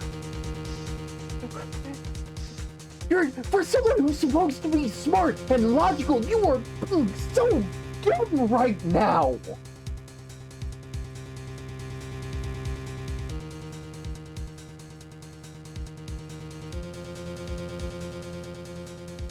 Because I know that there's only that we are 2 minutes of delay, I think it would only make sense if I just keep going and then fill you guys in. I'm sorry, but apparently shit happens, and I hate the fact that this is how I'm having to do shit. Also, hello Alex, I hope you're having a lovely, lovely day. She's dead. And when someone is dead, there's no way to... It's not the point, Edgeworth! It's not the point that you can't revive them! The chlorine channeling technique is real, you've seen it! It is a thing! You know it's a thing! Your goddamn rival in prosecution, Von Karma, knows it's a thing! There's no way to revive the dead, I wonder. It seems you're not aware of one other connection yet, Edgeworth. And what's that? It's about Iris and Dahlia Hawthorne's mother. Oh, what's the mother got to do anything with this? She's Morgan Fey, a spirit medium from a branch family of the Karain channeling technique. You say Karain channeling technique? Do you know something about it? Oh, yes, I know it's connected with the fraudulent spirit medium. Fraudulent.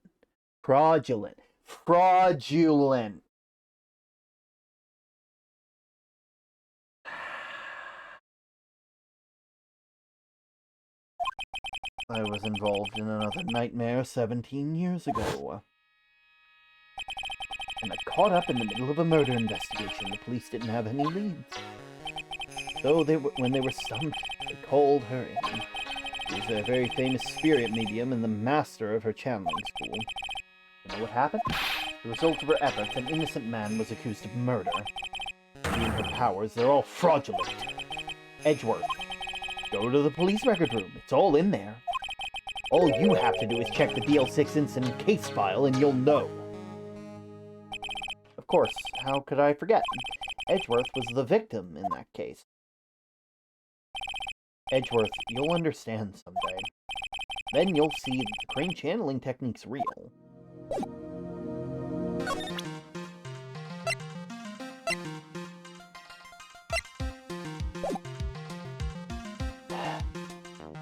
I mean, I guess it makes sense that they would think that it's a bunch of hogwash.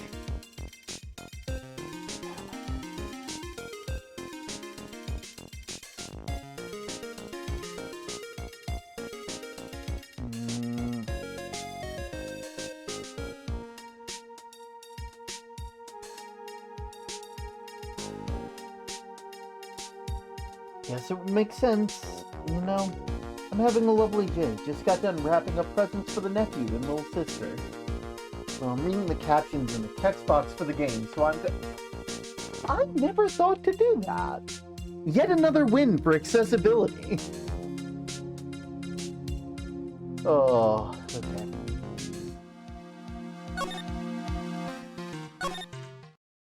Okay. So, you and me got business.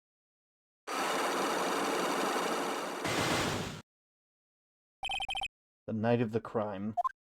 I think it's time you told the truth about what you were doing that night.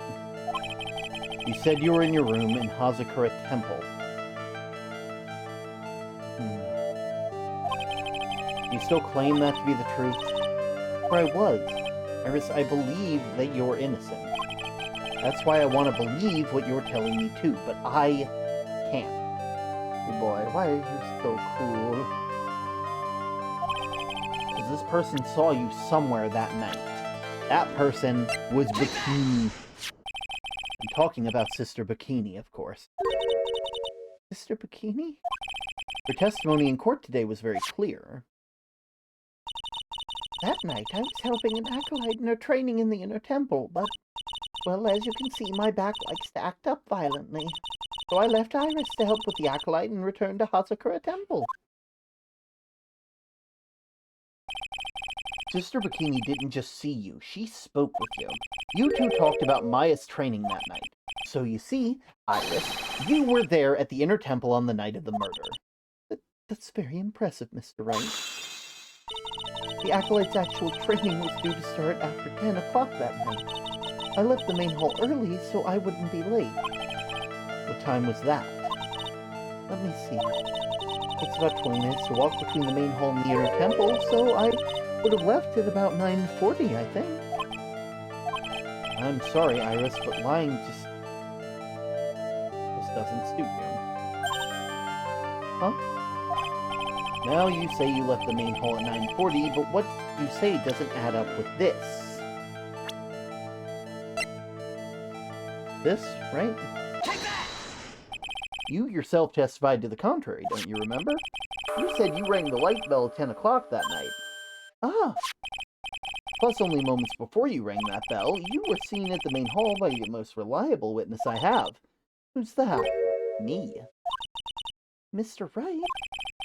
We even spoke a little that evening. That's when you gave me this. Surely you haven't forgotten. No, that's right, I remember. And that's what brings us to another puzzling fact, Iris. At 10 o'clock that night of the murder, you were seen in 2 different places at the same time. Time you told me exactly what's been going on, Iris. So far, I've managed to prove 2 things. First, on the night of the incident, you were at the inner temple. And second, at the exact same time, you were ringing the bell at Hazakura Temple. There's only one possible explanation for this apparent impossibility. There were 2 of them. On the night of the incident, you were seen in 2 different places at the same time. Which means that there must have been 2 of you. I can't think of any other explanation, Iris. But that's crazy! How could that be? There's only one of me. It's impossible. Impossible? I wonder. The way you're trembling certainly seems to suggest otherwise. Seriously trying to suggest there's more than one of me? Then show me the evidence. Show me something that proves that there's more than one of me. Unfortunately for you, it's your twin sister! Your dead twin sister! Look at your dead twin sister! I have a firm grasp on the situation. I understand it now. You have a sister, don't you? A twin sister, perhaps. That's right. Dahlia Hawthorne. A woman I know only too well. I had no idea you knew of her. Very impressive, Mr. Wright. But she's no longer... Yes, I know. Her sentence was carried out recently, wasn't it? I'm sorry. Thank you. There's no need to explain now, is there, Iris? The second you who was here at the temple the night of the murder, it was your twin sister, Dahlia Hawthorne. But you just said yourself a second ago. My sister's dead. Have you forgotten that? Have you forgotten this, Iris?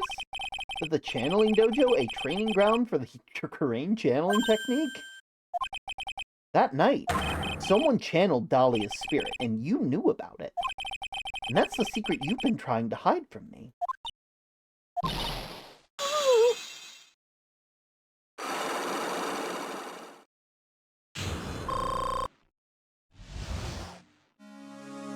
Tell me about the night of the crime. I was in my room in the main hall that night.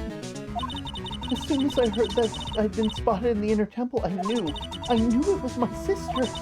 Dahlia, the other half of me who passed away last month. Just as I suspected. This Iris that Sister Bikini saw at the inner temple on the night of the murder was Dahlia Hawthorne. Why didn't you tell me before? Because my sister always does the right thing. Excuse me? Because I mustn't get in the way of what she's trying to do. I already betrayed her once before. I can't do it again. You betrayed her? What did you mean? That's why I have to accept I may be found guilty for the other only. It's the only way. What is she talking about? What betrayal? You know about it, don't you, Mr. Wright? About the fake kidnapping that took place here on Eagle Mountain 11 years ago. That was the start of it all. It's what started her down this twisted path.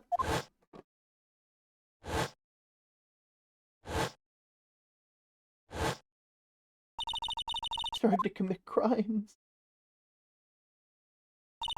It's all because I betrayed her. How did you betray her, Iris? It's no coincidence that Eagle Mountain is where the exchange was to take place. After all, I helped plan the whole thing. What? But I got scared, and I ran away. What are you talking about? Why would you help her? Stealing $2 million from your own father, that's awful! But I promised that I'd help. And she didn't do it for the money. Huh? It was revenge on her father. Revenge? What do you mean by revenge? He was a hideous man. He threw her mother away and then sent her to hell. Her mother? She must be talking about Morgan Fay. Her mother was the eldest daughter of the main branch of the Fay family. The Main family had a lot of influence in many businesses and political circles at the time. As the eldest daughter, our mother was set to inherit all of that for the next master. That's the reason our father married our mother in the first place. Her power. But the plan backfired, because our mother's sister took it all from her. She took over as the master of Kurain. That would be Misty Fay, Maya's mother. But before long, the credibility of the Kurain tradition hit rock bottom. The new master, Misty Fay, made a terrible mistake. It was during the investigation of the DL6 incident. After what happened, our father took me and my twin sister away, leaving my mother and our home behind. He hated the place. He said it was a hick dive, and there was no reason to stay there. And that's when you came here to Hazakura Temple. Yes, the woman my father took as his next wife already had a daughter, Valerie. I had no place in the new family, you see. Oh. And I hadn't seen my mother once since then. Having the master seat stolen from her and being rejected by her own family. I'd heard he was betrayed. I think I'm finally beginning to fit the pieces together. I have asked her everything I can in a capacity as a prosecutor. This incident, everything related to it goes back to the history of the Fae clan. That's what it looks like. Iris, there's just one more thing I want you to tell me. What is it? During the incident in which your sister Dahlia Hawthorne poisoned a lawyer, she began a relationship with a certain college student in order to hide the evidence. That college student, have you heard anything about him? Well, I did hear one thing. She said she hated his guts. I see. Thank you for your help. You're welcome. Hurry up, Phoenix Wright. There's still much to investigate. Leave these locks to me. I'll open them for you, I promise. Thank you. Suppose I better continue my investigation. Still one giant secret left to unlock. Pearl's Psych Locks. Oh, here we go. I've been dreading this. Okay. I am dreading everything about this. February 9th. Look at that, they really did make a fire right in front of the shack. Oh, Mr. Nick! Too late, Nick. If you came here for one of our potatoes, we've already polished them all off. I think I've pretty much got all the evidence I need. Now I just need to find what Pearls is hiding. Take that!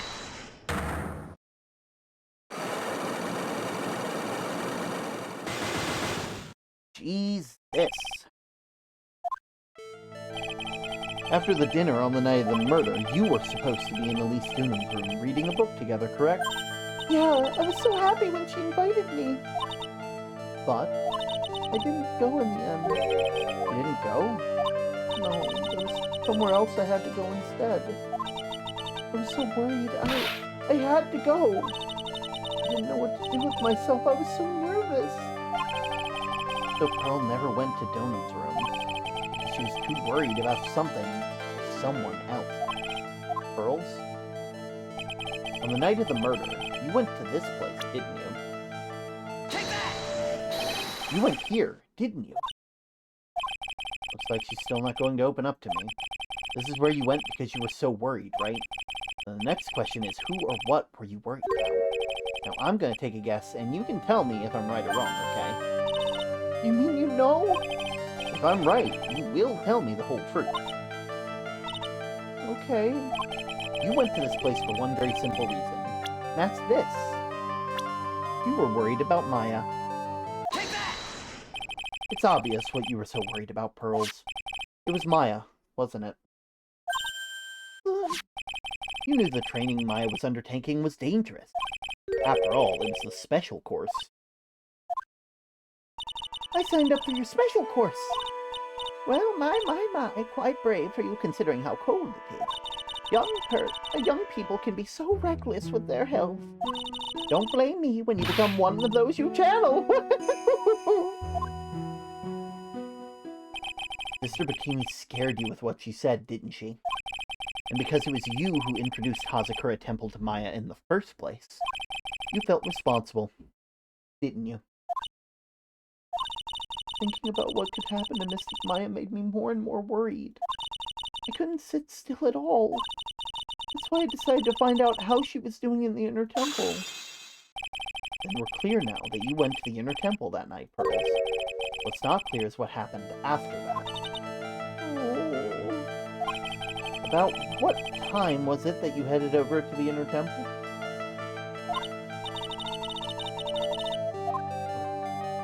heard the real training was supposed to start at 10. I wanted to get there before it started.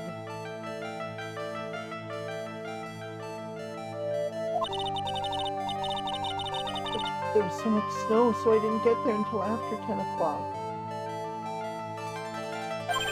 Until after 10? How did you know what time it was? Because I heard the bell ringing for lights out. You heard the lights out bell? The Hazakura Temple bell's pretty small, though, isn't it? You must have really good hearing. I was really trying to pick up the sound of the bell, that's all. I didn't want to miss it. That would be terrible.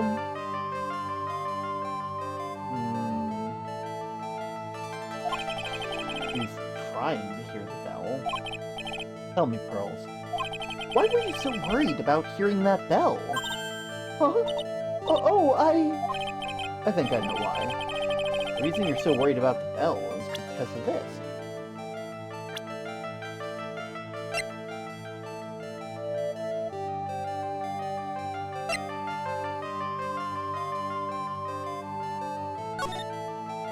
Be careful, once night falls, you should be there. As soon as you hear the lights out bell, you must channel her spirit. It's everything up to her. No. Pearl. Pearl, no! Pearl, no! You were given instructions to follow that night, weren't you? I presume you recognize these pieces of paper. Where did you... In the incinerator at the inner temple.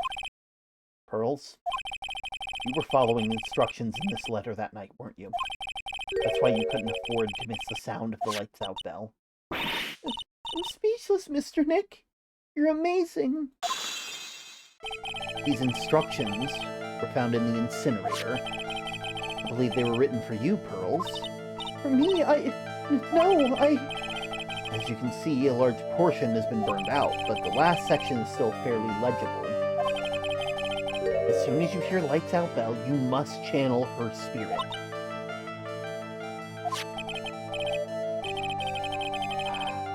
Who was it, Pearl? Whose spirit were you supposed to be channeling?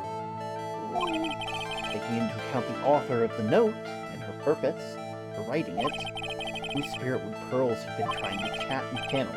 Don't overthink it, Phoenix. It's pretty obvious who Pearls was supposed to channel. The person you were trying to channel that night, Pearls, was Dahlia. Take that! Wasn't it? It was Dahlia Hawthorne. That was the name that was sent in the letter. No. It wasn't Iris whose sister Bikini met in the inner temple that night. It was Dahlia Hawthorne. Do you know anything about her, Pearls? Do you know what kind of woman Dahlia Hawthorne is? No. I've never heard of anybody by that name before reading those instructions. I thought so. Pearls doesn't have a clue. He doesn't know that Dahlia is her sister. About the instructions in the letter I found, Pearl. Who wrote them? Whoever it was asked you to channel the spirit of someone they'd never heard of. You must have quite a lot of respect for them.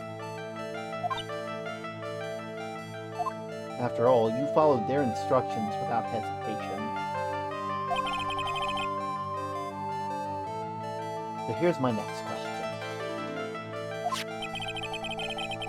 Who wrote the set of instructions for you to follow? What daughter wouldn't listen to her mother's instructions? Pearls, I have to wonder about something. You didn't have any idea these instructions meant, did you? But you followed them to the letter regardless. Why? Because it was your own mother who asked you. That's why. How did you... I figured it out. The person who wrote you this letter was your own mother, Morgan Fay. Oh. Alright, Pearls. It's time you started telling the truth. Mr. Nick, I... Why is she holding back from me? I don't like this. Don't underestimate me. I'm just because I'm a child. Huh? If you're trying to say I followed these instructions, I'd like to see some proof. What? Because I don't think you have any.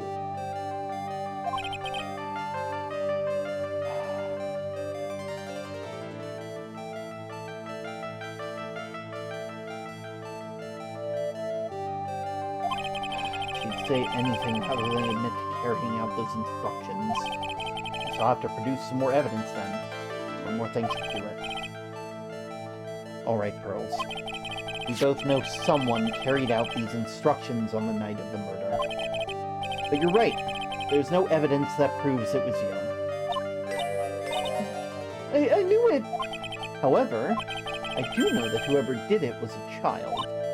But how did you know that? It couldn't have been an adult. No, the adult wouldn't have made a simple mistake like that. A simple mistake? What do you mean by that? I'm sure you thought you were carefully following instructions you'd been given. But you misunderstood some of the words, and this is the evidence that proves it.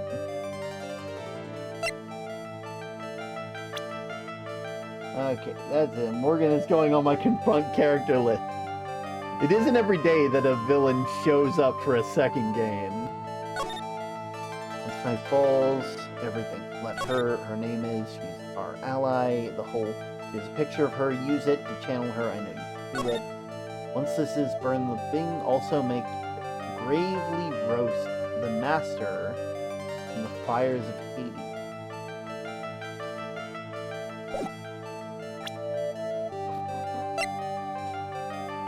Gravely roast? Gravy roast. Got it. Take that! It was you who splattered gravy on the hanging scroll, wasn't it? Why would I do something like that? Do you remember what was written on the letter?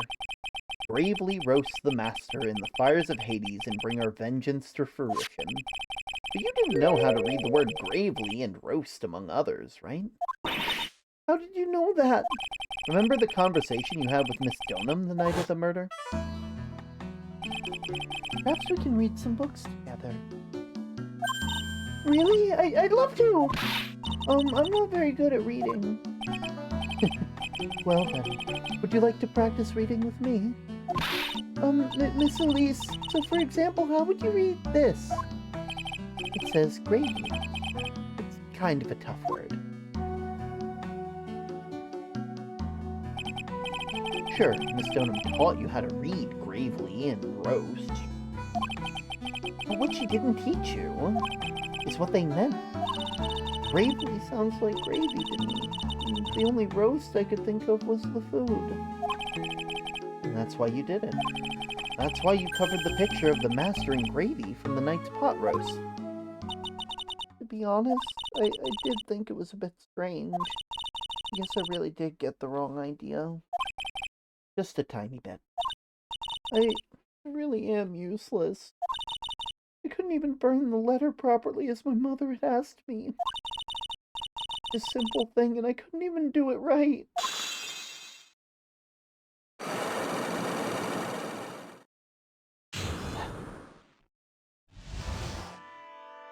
Night of the crime.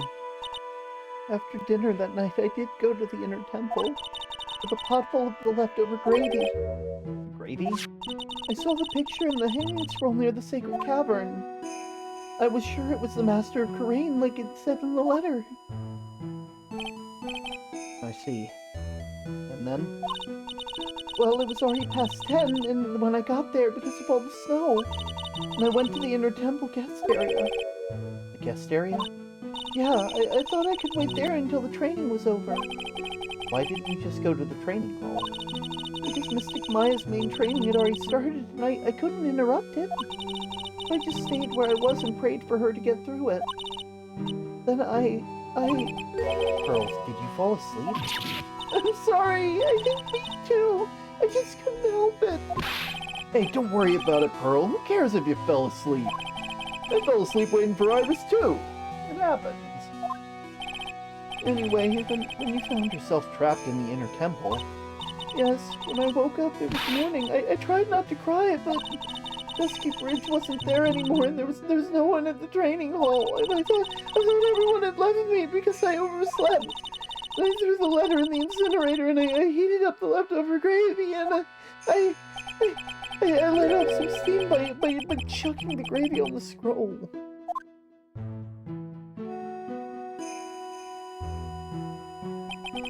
Must have been pretty scary for you, Pearl. You know what? I know what it's like. It used to leave me behind when I fell asleep at school, too.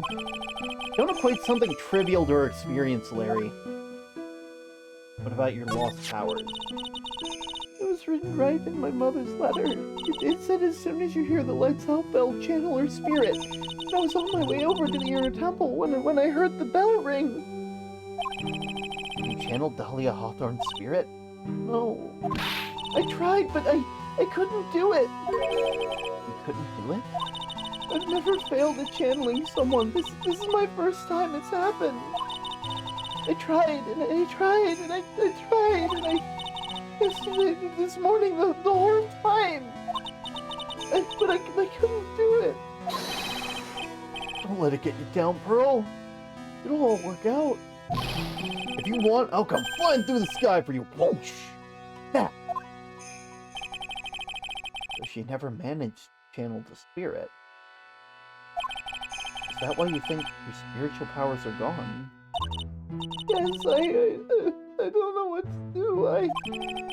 Isn't there any other explanation for why you couldn't channel a spirit? I suppose there's one possibility. It's not very likely, though. Could you please tell me what it is anyway? It could happen if someone else was already channeling the same spirit. Someone else? What do you mean? Well, there's only one of each spirit, right? Yep, it's like dating a girl, Nick. You can't see a hot chick if she's already taken. That would mean that on the night of the murder, someone else channeled her spirit before Pearls could. Someone else channeled the spirit of Dahlia Hawthorne. I'm a failure. I couldn't even grant my mother's final wish. Her final wish? Yes, this letter. This is my last wish, she said. Make sure you follow the instructions carefully. This letter. I definitely need to find out more about it. My mother's gone to a place called a penitentiary. Yeah, I know, Pearl. I visit her every month. Last month she told me. Time we've been waiting for has come, Pearl. There's something I need you to do for me. I hid a letter for you at our home before they brought me here. I want you to read it and do exactly what it says. It's for the good of the Fae Clan, my angel. You'll be doing a great thing. Now listen carefully, and I'll tell you where the letter is hidden.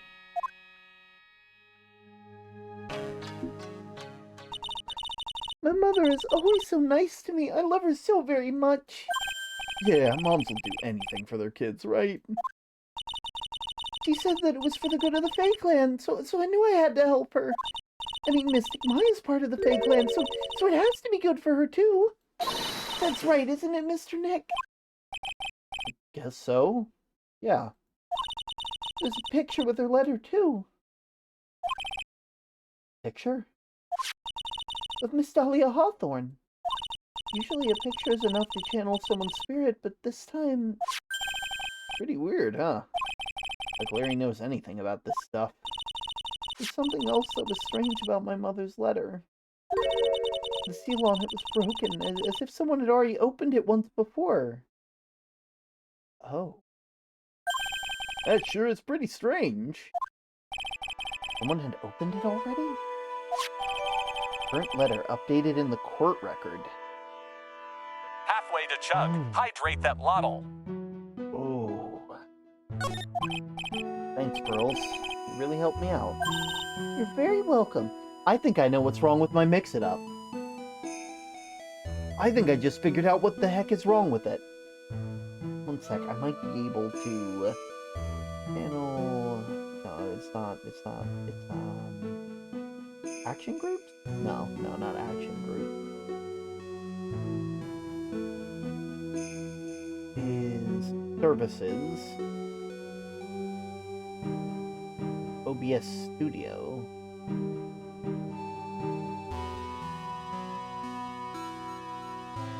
Yeah, it should just be connected, and then it would be able to change things in OBS.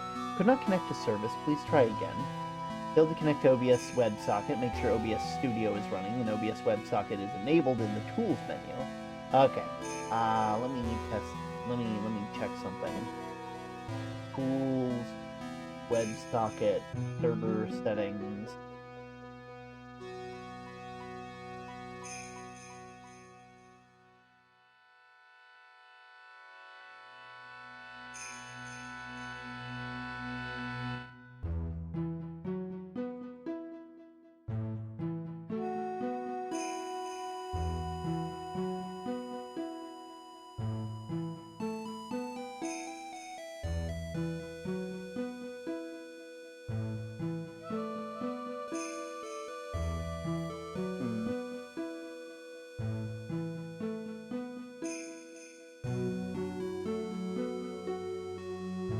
Gonna fix it?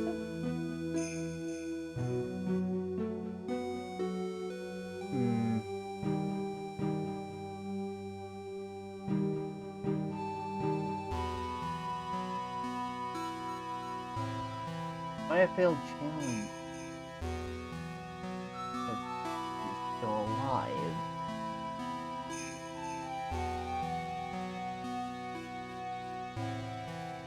Alright, let's try it again.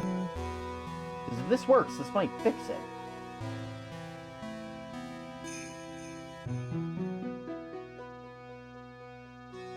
Alright. Okay, I think I fixed it. Okay, 1 second. So, earlier I couldn't get Mix-It-Up to work right. That's why I have a lot of my redeems turned off, but I believe that was because I had to reset a bunch of stuff. So if I go to it now, if I reactivate some stuff real quick.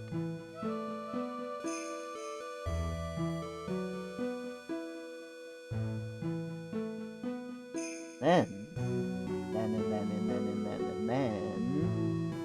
I can turn some of these back on, which means I won't have to remake them, which will be nice. Return shiny pitchfork. Guardian? No. That is you. Color the flame. Consult the tone. Lamp time. Oh.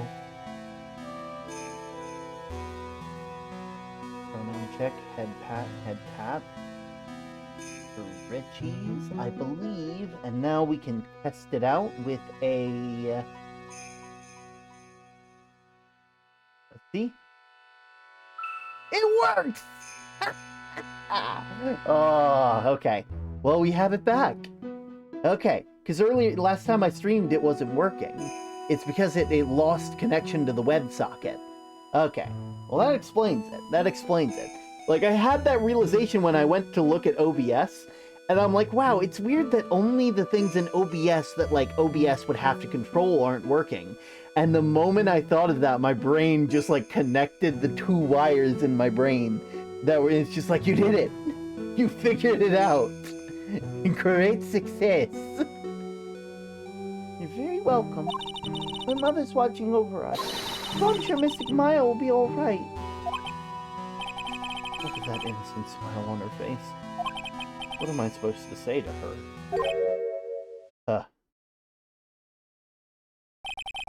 Finally figured it out, haven't you? You finally realize how terrible of a crime being painfully oblivious is. Gateau. The entrance to the sacred cavern looks like a frickin' puzzle workshop. I guess he's talking about Iris and the lock-breaking effort. But it's all a waste of time. Why do you say that? Because Maya Fey isn't coming back. What? You don't know what you're talking about. How can you say something like that? It was your job to protect her, Trite. Just like it was your job to protect Mia Fey. Two sisters caught up in the worst circumstance. I realized that, and you were the only one who was by their side. You were the only one who could have saved them. But I didn't know anything about what was going on. Ha! What did I say, Trite? Being oblivious is a heinous crime in and of itself. Tomorrow. We'll settle everything in court. Tomorrow. Once and for all. Mr. Nick? Is what that man said true? It'll be fine, Pearl. I'm sure Maya's alive. You'll see you'll see for yourself tomorrow. Yeah, that's right. I know I can trust you, Mr. Nick. We gotta prove you could go wrong. My dear Pearl, you've done so well, my child. My Pearl.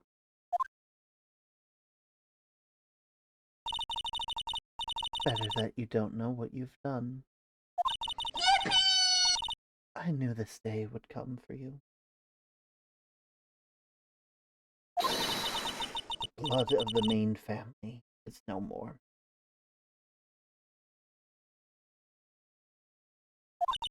Now, finally, after all of this time, the master seat. Oh. My last great wish. Seems I was just in time.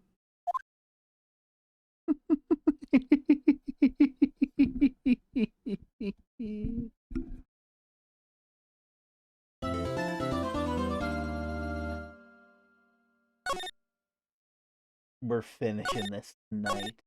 We're finishing this tonight. February 10th, 9:39 a.m. District Court, Defendant Lobby, number 1.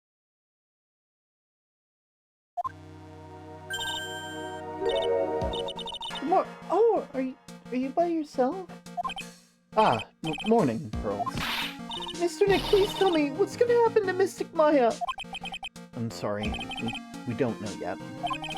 The investigation's still going, and I wasn't allowed into the inner temple.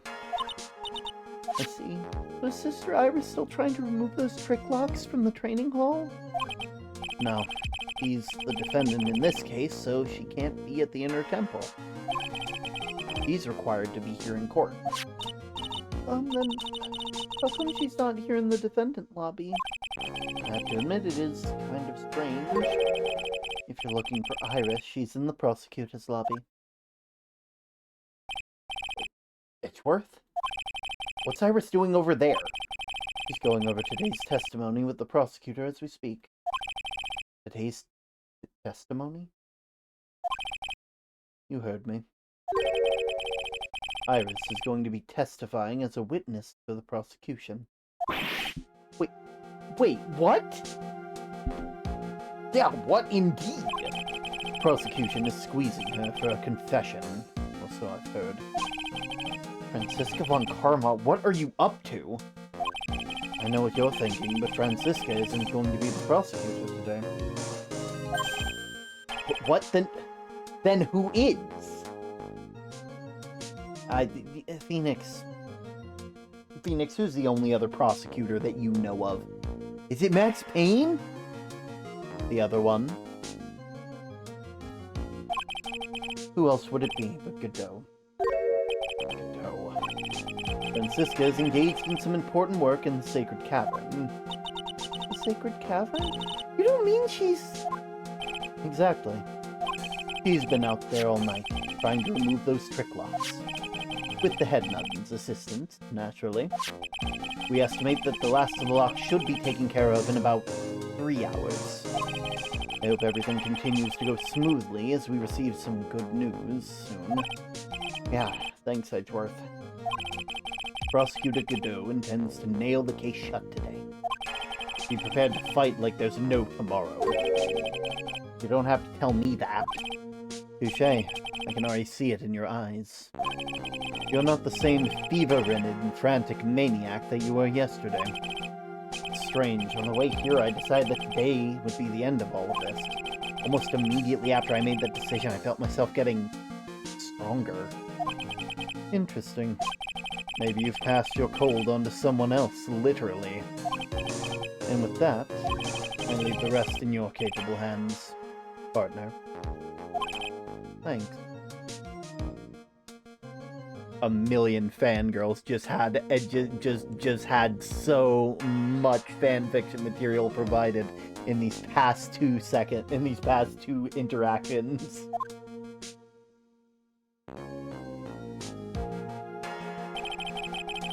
I still don't have answers for the most of the riddles plaguing this case. The circumstances around the murder of Miss Elise Dunham. No, I mean Miss Misty Fey. The impossible flight that Larry claims to have seen.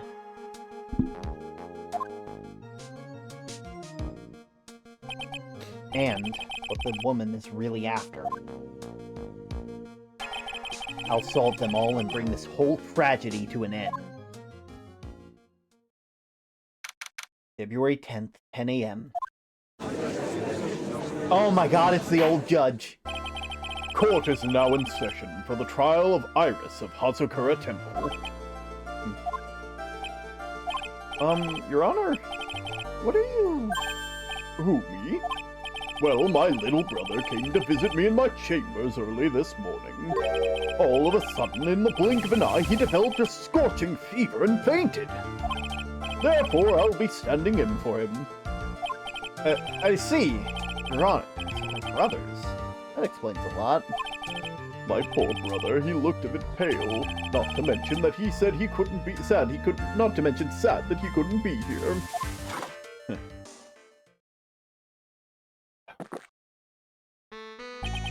It's impossible to predict what the future has in store for any of us. That's precisely why people feel the need to judge the past.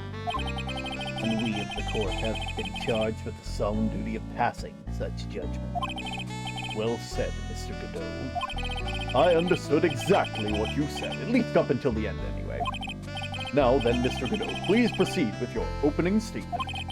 Humans are fragile, fickle beings. Our hearts change with the shifting of the tides. There's only one thing that remains a constant in this crazy world.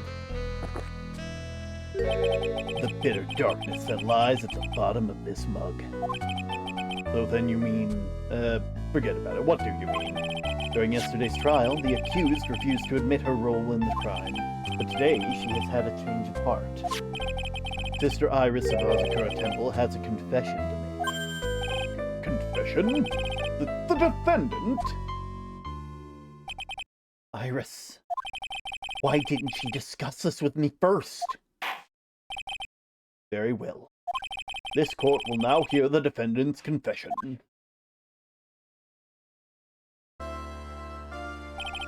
Upon meeting the beautiful lady, always ask for her name and profession. That's one of my rules. My name is Iris. I'm a simple nun undergoing training in Hazakura Temple. Witness, is there something that you want to confess to? Yes, but first, I want to apologize to Mr. Wright. I can't continue lying to anyone anymore. It's all right. What is it? Old Judge is back!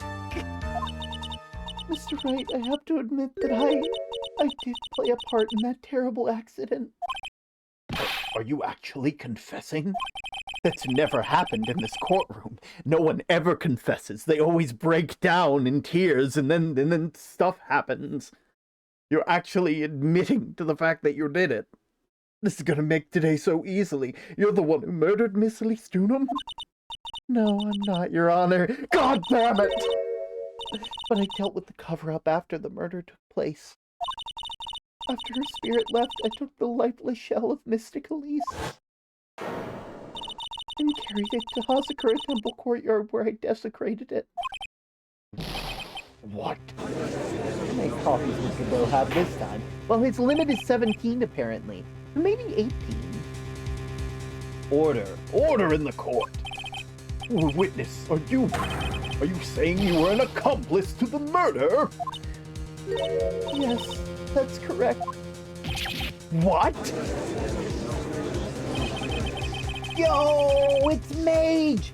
How was Mother 3? Did you guys have fun? I bet you guys had fun. Did you like the ending? Did you like it? Also, I'm just gonna warn you that I got like a delay of like 2 minutes right now.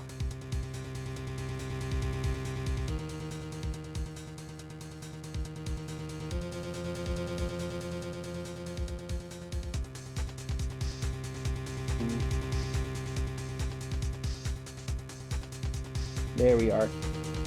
That way you guys know. That way you guys know. You guys know that I'm not just ignoring you, you know? Fuck, I know, right? I know. It's awful. I hate it. I hate it. Something has been happening. We had a few crashes. I don't know what's going on. I'll figure it out at some point. Wasn't an issue earlier. I'm starting to wonder if it's like a thing, like, it can't be, you know? 3 minutes in court and I'm already covered in a cold sweat. But enjoy it either way, everybody. I hope you all enjoy. We are finishing this game today. Just like I'm assuming y'all finished Mother 3. Everyone on this planet is an accomplice in something. It just happens to be that in this case, it's to murder. Isn't that right, Mr. Trite? That Godot. So this is the confession they were conferring about. It pains me to say this, but it looks like Iris's testimony was all a lie. Iris's testimony crumpled and shoved into a pocket. Now then, little lady, if you don't mind, I've got a question for you. Whose crime were you trying to cover up by your action? Iris was covering for someone? Now I'm definitely up the creek without a paddle or a life jacket. I've been in Hazakura Temple ever since I was a little girl. Hazakura Temple's run by one of the branch families of the Korean tradition. One of our missions is to protect the main family. I'm sorry, but main family? Yes, that's why I would dirty myself if need be to protect her. The daughter of the master of the Korean channeling technique. Mystic Maya Fey, you fucking rat! You're gonna claim that they were the ones who killed them? Oh, this is rich.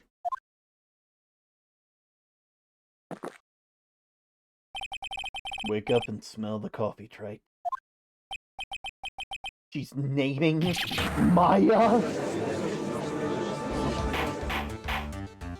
Order in the court. So not only did you witness the murder, you know the name of the murderer?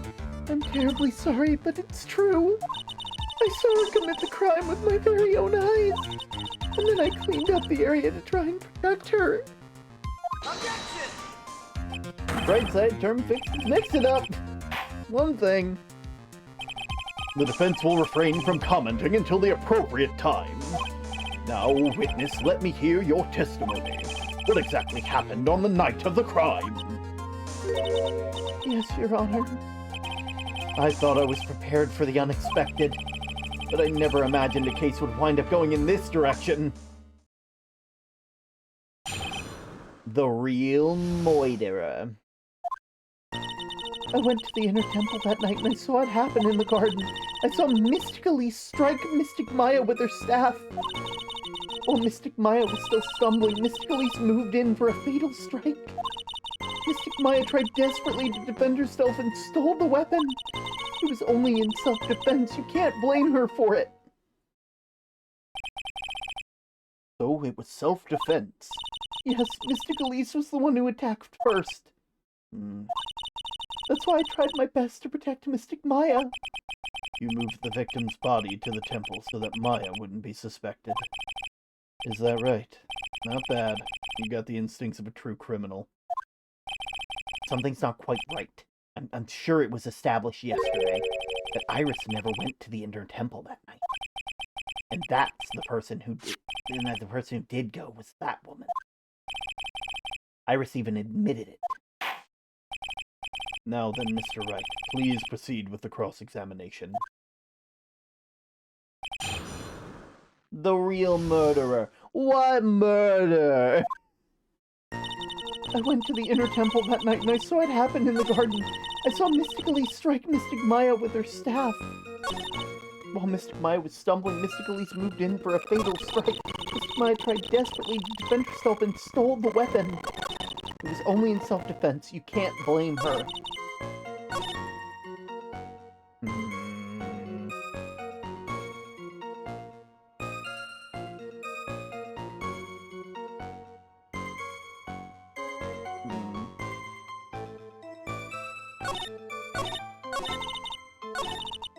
Let's see. She moved to deliver a fatal strike?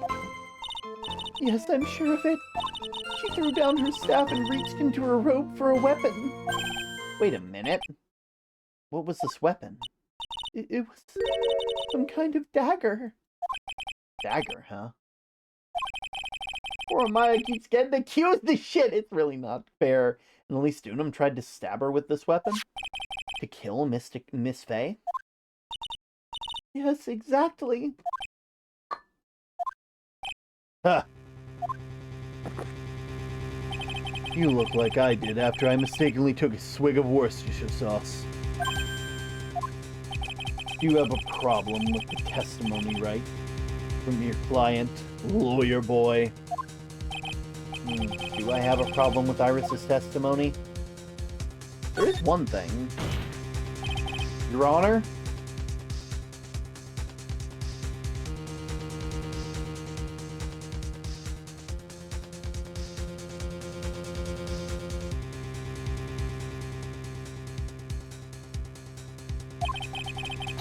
I have a small problem with that testimony. I have a problem because we're about to reveal the fact that we technically haven't been telling anybody about the weapon that we found. You do? But this witness is your own client. Yes, well, nevertheless. That's fine. Witness, let's add your last statement to the testimony. Yes, sir. Hey, just a moment. That's my job to say that. Listen, Gramps. I won't say it again. Final judgment will be rendered by me. Okay, now, Let's continue. She threw her staff away and pulled out a dagger from inside her robes. Mystic Maya tried desperately to defend herself and stole the weapon.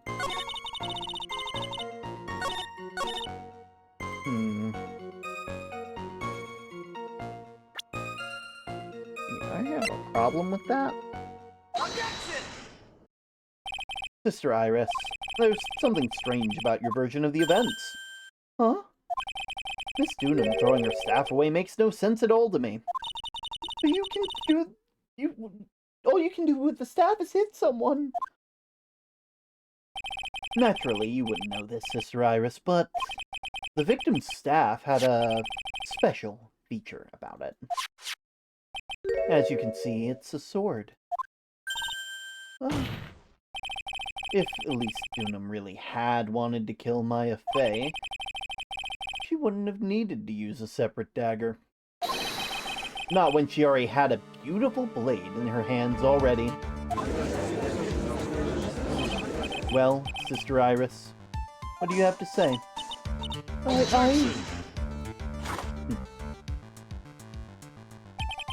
That was an impressive bit of investigating, Wright. I never would have thought there was a sword hidden in that staff. But even so, how should I put it? A long sword is unwieldy and thus quite ineffective in close quarters combat. Maybe that's why she chose a dagger over her blade. Well... Anyway, the type of weapon she chose to use isn't what's important. The important thing is that she tried to kill Maya Fey. As long as there's nothing strange about that, there's no problem with her testimony. But there is something strange about the whole testimony. Well, Mr. Wright, the prosecution has a point. Very well, Your Honor. The defense now presents this evidence to back its argument. Mr. Wright? I have here another piece of evidence that shows that this testimony can't be trusted. Because Miss Elise Dunham would never attempt to take the life of Maya Fey. Because Elise Dunham is actually Misty Fey! Elise Dunham would never have attacked Maya Fey. How can you be so sure? Because the victim's real name is not Elise Dunham. Her real name was Misty Fey. Fey? No, not Misty Fey! Who is this Misty Fey? Is she related to... Misty Fey is the master of the Korean channeling technique, and she's also the mother of Maya Fey. Are you serious? Is it really true, Mr. Wright? Was Elise Dunham actually the great Misty Fey? There's no doubt about it. It looks like Iris had no idea. I can hardly believe it. The idea that she would try to kill her only daughter, one she hasn't seen in 17 years. Perhaps the prosecution can offer some explanation as to why she would do such a thing. Ugh. Order in the court! Upon first hearing the witness's testimony, it seems natural enough. However, in light of some facts that have been presented, one, that the victim supposedly threw away a sword during a fight, and two, that the two people battling to the death were mother and daughter, despite the facts being believable when taken on their own. When taken together, the entire story seems difficult to believe. Listen, there's nothing in the world that's impossible. Except for one little thing. Yes, and what's that one little impossible thing? Ha! You still don't get it? You think maybe my beans are under-roasted, but you have no idea, Graham.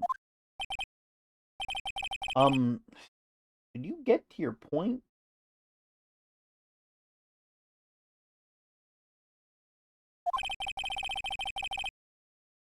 I heard the witness. Just as I had taken my first sip of my 8th cup of coffee in the morning. You're going to ruin your health, my friend. Anyway, after hearing this woman's confession, I had a detective who loves to investigate sent to the scene of the crime. And he discovered this little beauty. That's the dagger the witness testified to seeing. Obviously, Your Honor. But do you not notice something else? Now that you mention it, if you look closely, there appears to be blood on it! Where did you find that? I didn't see that when investigating the crime scene. Did you investigate the pine tree at the crime scene? Huh? The pine tree. This dagger was stuck in the backside of the pine tree. And the last blow was struck, ending the violent battle between the two women. This little baby was thrown in the direction of the back of that pine tree. Which means the blood on the dagger belongs to the victim, correct? Ha! Were you even listening, old man? First heard the confession this morning, just as I had taken my first sip of my 13th cup of coffee. Didn't you say it was your 8th a few minutes ago? I didn't get enough time to get the blood analyzed on such short notice. Furthermore, I order that the blood be tested and performed immediately. This is my sweetheart. Make sure you treat her right. Bailiff, get this piece of evidence to the crime lab for testing immediately. Found behind the tree at the inner temple. Now then, the testimony we've just heard had numerous unbelievable aspects to it. However, after having found the very dagger the witness spoke of, I believe we can consider her testimony to be credible. Cute girls never lie. Ever. In any case, the witness, if you could please testify again to the court. About what, Your Honor? About the incident you saw, the battle between the two women. Yes, Your Honor. The battle. Mystic Maya stumbled briefly after being hit over the head with the staff, but then she dodged Mystic Leek's next attack and stole her weapon. Suddenly, Mystic Elise was the one on the defensive with her back to the stone lantern.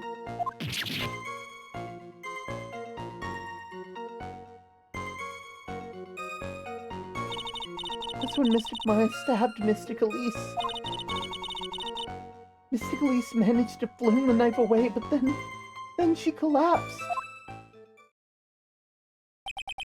That was a very heartbreaking story. I don't know if there were any bad feelings between them, but it had been 17 years since Mystic Misty's disappearance. Perhaps they simply didn't recognize each other anymore. That seems reasonable. Now then, Mr. Wright, proceed with the cross-examination.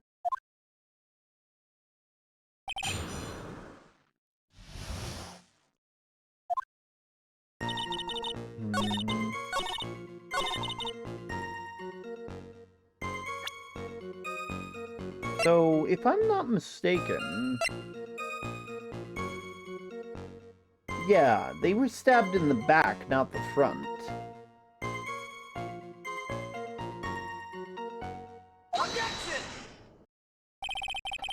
Something about this isn't right today, Iris. Huh? Until now, I didn't think you were the type to make such a careless mistake. However, the testimony you just gave contains quite a few contradictions. What do you mean?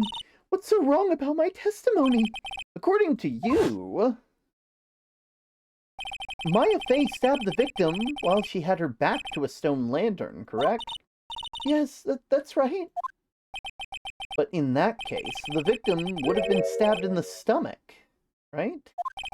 Yes, I think so. But according to the autopsy report, the cause of death was due to blood loss from a stab wound in her back. This proves that the victim was stabbed from behind, not from the front. Sister Iris, it appears another seed of doubt has sprouted from your testimony.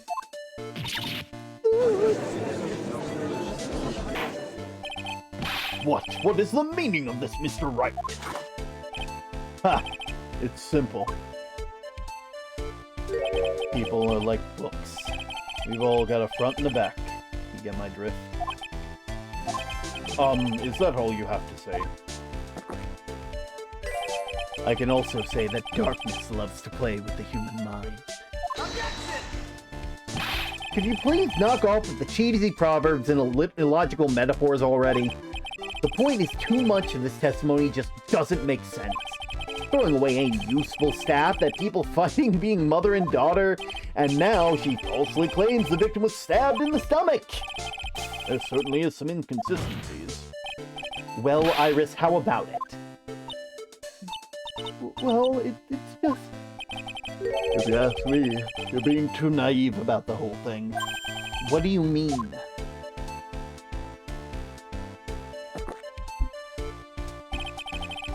There are 253 distinct types of bitterness in coffee. But to pick out each one requires total concentration and the use of all your senses. Were you really concentrating on what the witness actually said?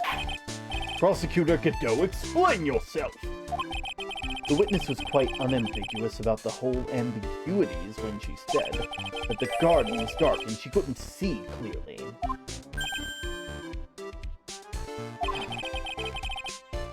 A human need only see one thing clearly, and that is light.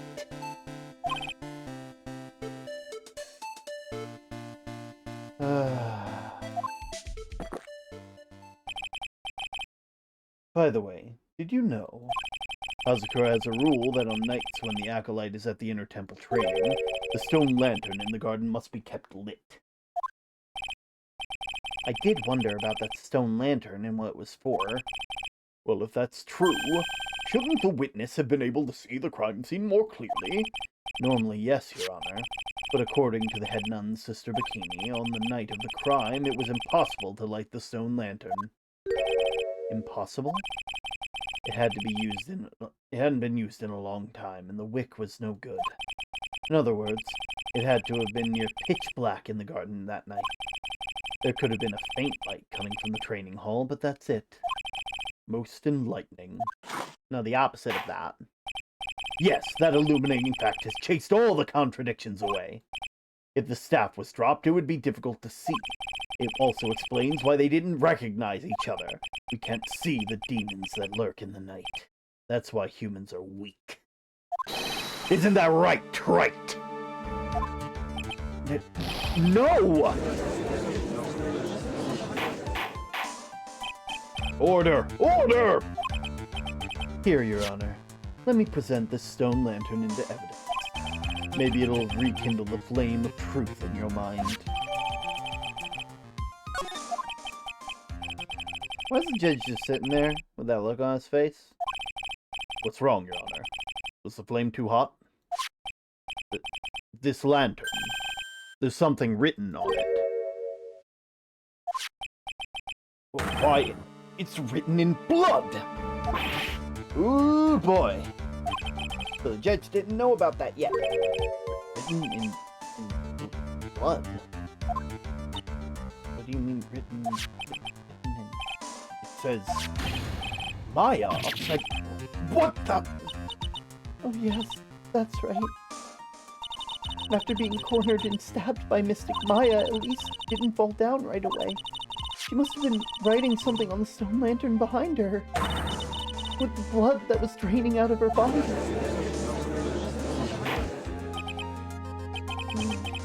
Okay, so for Godot, how did you not see that? Certainly looks that way. Hang on. Hang on just a minute. What are you all talking about? What do you mean, what are you talking about? Yeah, the message, written in blood. Nonsense!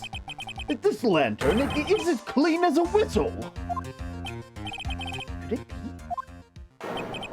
You can't see the bloody writing at all? Now that I think about it, he did say something to me yesterday. My eyesight's pretty messed up. Even with these huge goggles, I can't see everything. That's what he meant by that. In any case, this is obviously an important clue. Oh! I just realized something. Godot probably thinks that Iris fully is Dahlia. Because he can't see red. And Dahlia's hair was red. So to him, Dahlia and Iris look exactly the same. Holy moly. Terminator bin Benrose. We got a 2-minute delay. I will apologize for that. We can now know the crime scene was dark, and that the victim scrawled this message on the stony lantern. Well, Mr. Godot, anything further? Mr. Godot? Okay then, let's move on. Godot is literally shaking. Somehow I don't think it's from the caffeine overdose. I believe it has now been established that Miss Dunham was killed by Maya. That's just wrong. Now it's time to turn our attention to you. Yes, sir. After the victim died, you did something, didn't you? Let's hear it. We're all ears. Sister Iris's cover-up. Mystic Elise died. I called out to Mystic Maya. I thought it was my duty to protect the future master of the Karain tradition. How many times has Maya been framed for murder? I think technically this is the 3rd time? Maybe the 4th? let me see. There's the first time. And then there was, like, that first time was with their sister. The second time, I believe, was in the second game, with the Korean, like, school. And then this is the third time, I believe. That makes sense to me. So about 3 times now? Once per game? I removed the body from the inner temple myself. I Have dragged you it found your behind me all daily the way pebbles? to Dusky Bridge. They have, Pitchfork, they have! Oh. Then I used the snowmobile to carry it back to Hazakura Temple and...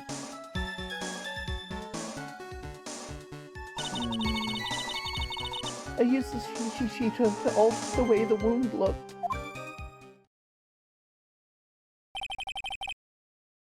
You can only see red with the tint. Yeah. So you moved the body. Yes, I was raised at Hazakura Temple. I owe a great deal of thanks to the Fae Clan. Even so, I never imagined that Elise Dunham was actually Misty Fae. I've committed a terrible sin. A terrible trick of fate. I believe you're looking for twist of fate, Your Honor. I intended to return to the inner temple after taking care of the body, but... You were spotted by the head nun, correct? Yes, and that's why I couldn't go back. Your story makes sense, I suppose. Mr. Wright, go ahead with the cross-examination. Yes, Your Honor.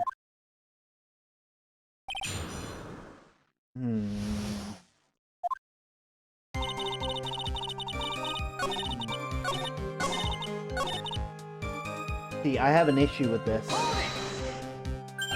The snowmobile? I knew that would show up sooner or later. Yes, I had the key. I used the snowmobile to travel to Hazakura Temple to Dusky Bridge. This is the part that in question from the other day. Can I ask for more details? About the tracks. If you really did move the body by snowmobile, then there should be tracks left in the snow, right? Well, yes, naturally, you would expect tracks. This picture, we presented at yesterday's trial. These are the tracks that were left from the ride. Yes, I think they are. But you can only see one set of tracks here. I don't see what's so strange about that. The snow was still falling when I left Hazakura Temple. I see, snow was still falling. And that's when the murder took place. It had already stopped.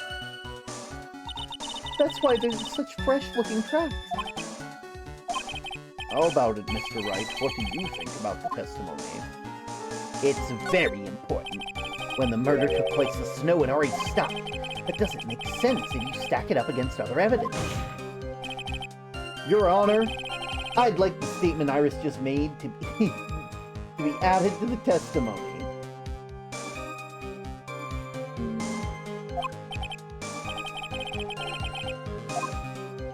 All will be made clear if you allow her statement to be added to the record. Ha! This should be fun. You let the snow business cleared up, shall we? Yes, sir.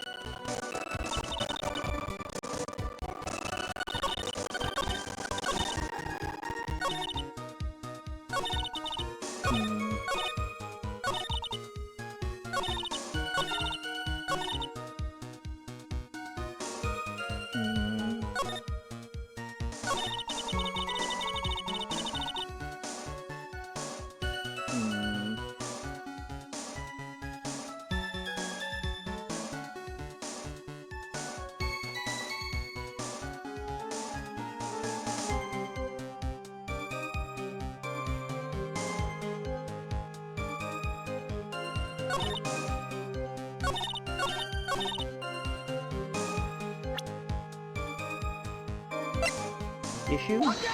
There we go. You claim the snow had already stopped when the murder occurred. But I'm sorry, Iris, that just isn't possible. What? This is the weather data from the night of the murder.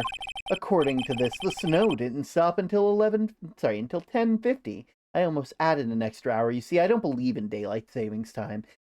I'm a lawyer. But you couldn't have crossed Dusky Bridge at that time. Why do you say that? Just 5 minutes before the snow stopped, Dusky Bridge was struck by lightning and had caught fire. What did you say? The bridge, it was on fire? You don't mean to say you didn't know about it?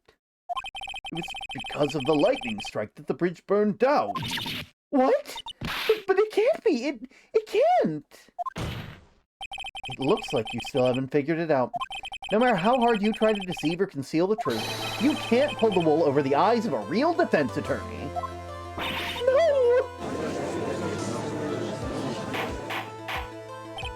Order! Order! The bridge was already on fire when the incident took place. That's right, the inner temple was already totally cut off from the outside world. There's no way you could have crossed the bridge, body or no body.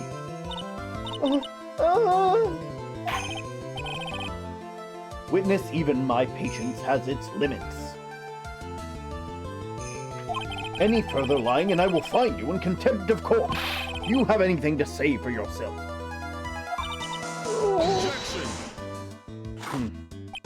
The only person here that's truly contemptible is you. Old man! Me? How dare you!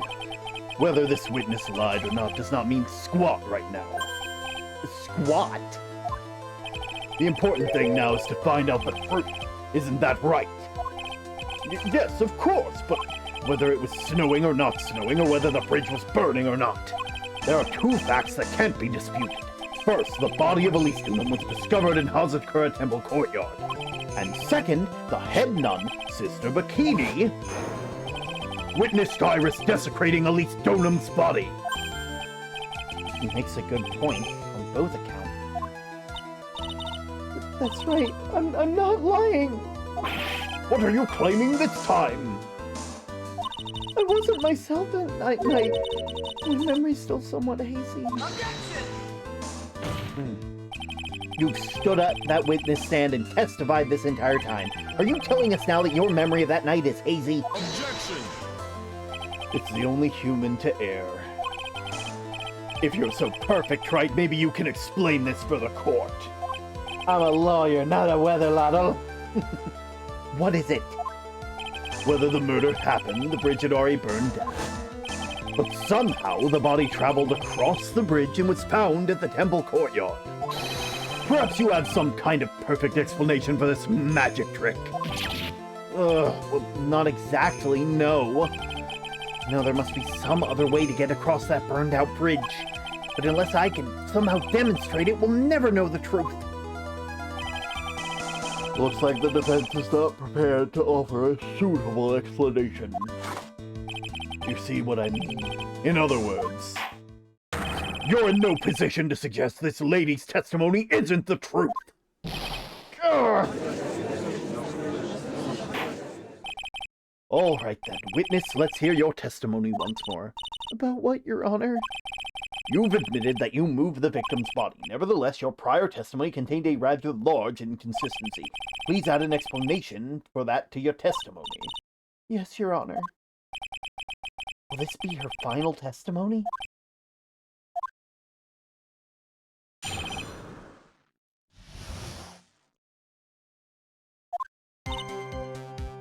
Other than walking over the bridge, there's no other way to move the body. So I must have just gotten confused. Was the snow still falling or had it stopped? Does it really matter? So it's just a misunderstanding. This photo of Dusky Bridge is burned down by the lightning blast. It was taken on the morning of the incident.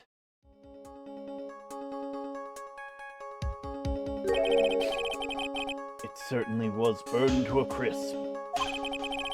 One of the suspension wires even snapped. It's amazing the whole bridge didn't fall.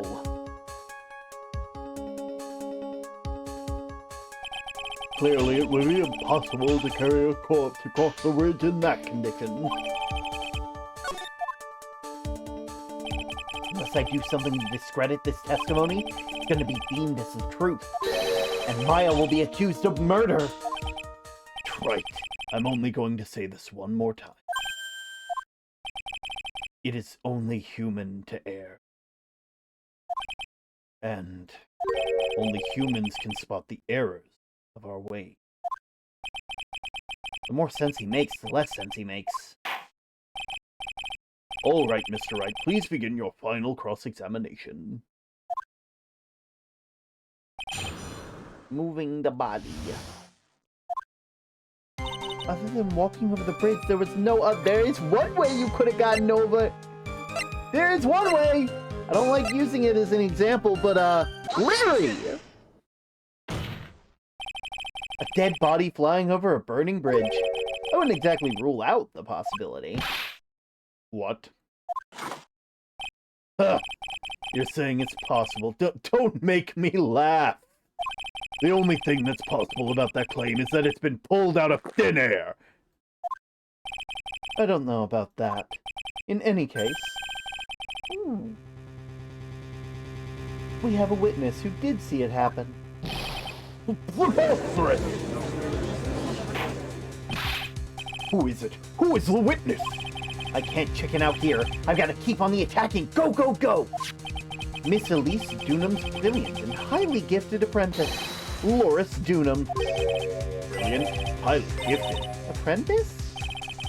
Remember what he said in his testimony? That night, he was in the Mountain Shack Heavenly Hall, and that's when he witnessed the event. I think you've all seen the sketch before. It's the exact drawing of what they witnessed that night. Are you serious? Today's not April Fool's Day, is it? That's, I believe next month, correct? February. No, it's actually 2 months away, damn. Mr. Wright, are you seriously claiming that the victim flew through the air? Are you using this pathetic scribble to support your argument? Uh-oh. The judge looks like he's about to blow a gasket. Ah. Well, Trite, there's nowhere for you to hide now. Other than looking like it was drawn by a 6-year-old. How does the sketch prove it? Also, a 6-year-old would not have been able to sketch that, you fucking... You...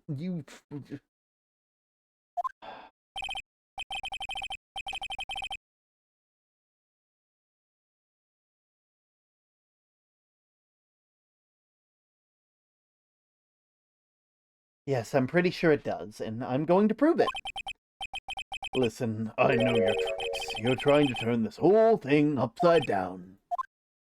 If you're so eager to turn this case upside down, Why not start with the sketch? Upside down? Why did Godot say that? all right then. Let's hear the defense's theory. What exactly is this sketch trying to show? I don't think old Whiskerface is gonna forgive any more mistakes. Alright, Phoenix. Look carefully and think it over. The sketch drawn by Loris Dunham is exactly what happened. Of course the victim is flying through the air. You can see it right here on the sketch. Woo! You know, you're starting to remind me of yesterday's witness. What? That was the last thing I wanted to hear. You have any evidence that the victim flew through the air? Just so you know, we haven't discovered a giant human catapult in the Inner Temple yet. Oh, I wish they had. Even if you're a lousy lawyer, at least you're 1 cup's worth of entertainment. I think we should skip the penalty this time. There must be some way. I just know it. There must be a way that Larry sketches somehow the truth of what happened. All right, then. The witness will now return to her testimony. Yes, Your Honor. Oh, God damn it. Hey, actually, you're wrong.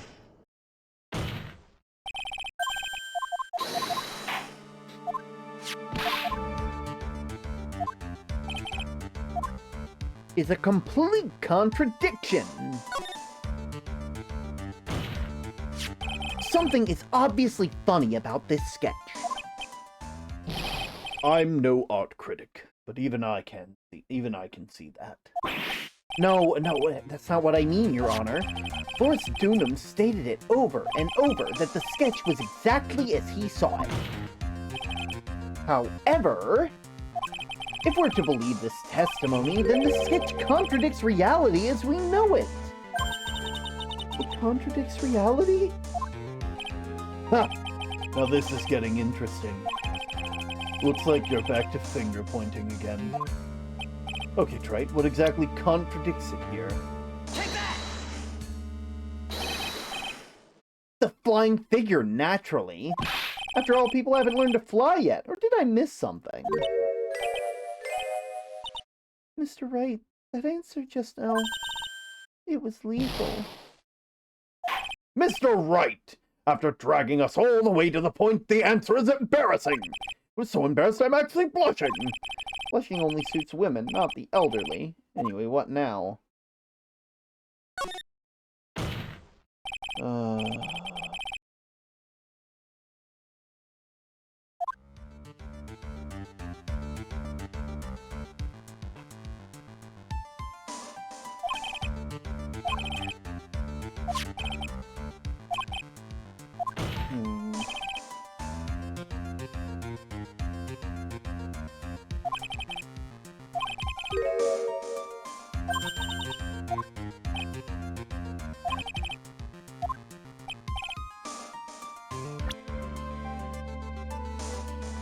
Oh!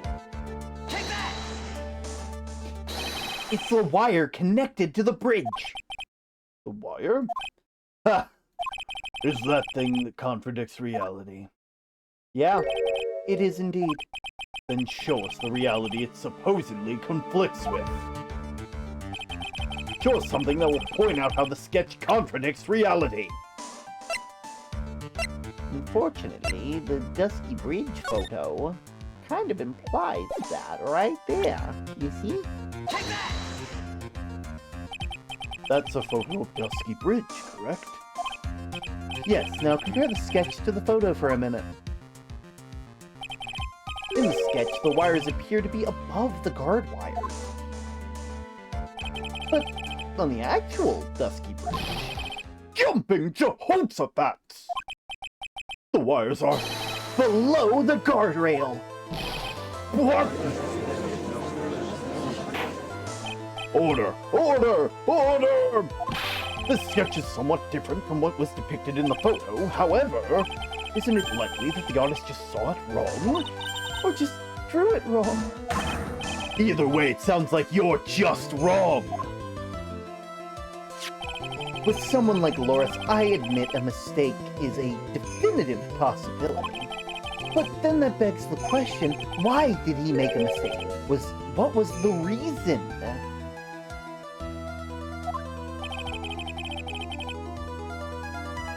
Are you saying that you have an answer to that? Listen, think back, alright? Also, did it do the thing? Do the head pats not work? God damn it. I knew I didn't get everything fixed. Let me see if I can fix it real quick.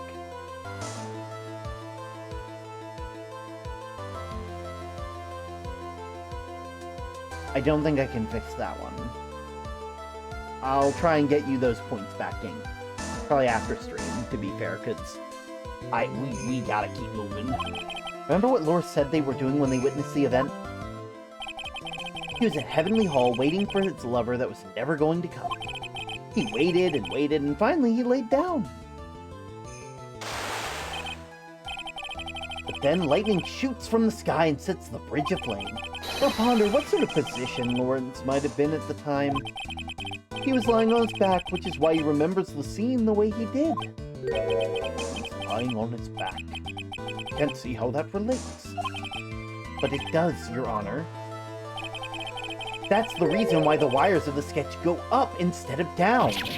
Oh! No way! Loris Donum witnessed the event while he was lying on his back face up. In other words, the scene that he saw was actually upside down. So then this sketch would actually be... I think you're finally getting it, Your Honor. The correct way to view Lawrence Donum's sketch is like this. This is how it should have looked. The victim's body wasn't flying above the bridge. It was actually swinging below. That's right, just like a pendulum. Ridiculous! Order, objection. Of all the things to say, a pendulum.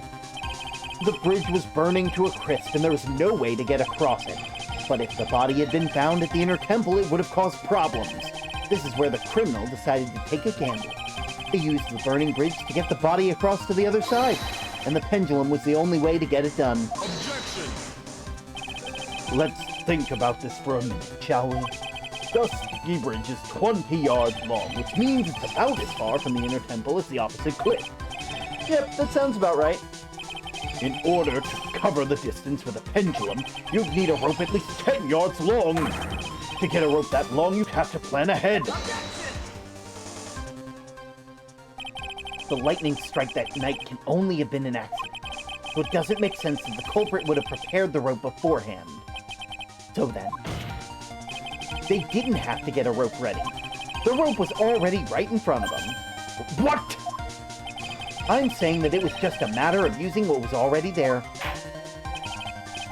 In this case, Mr. Wright, please give us an explanation to support your theory. What makes you think the criminal had a rope on hand to create a pendulum?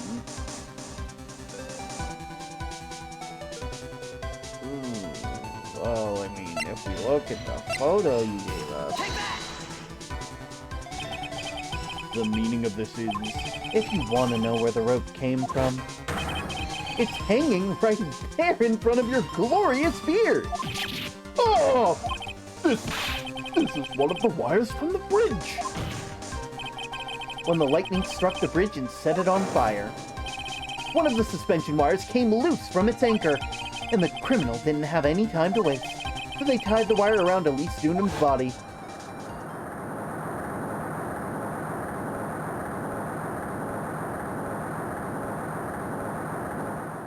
I'm not gonna lie, this is the biggest fucking stretch of the game. Like, that is such a big fucking stretch. Because there was simply no other way to move the body.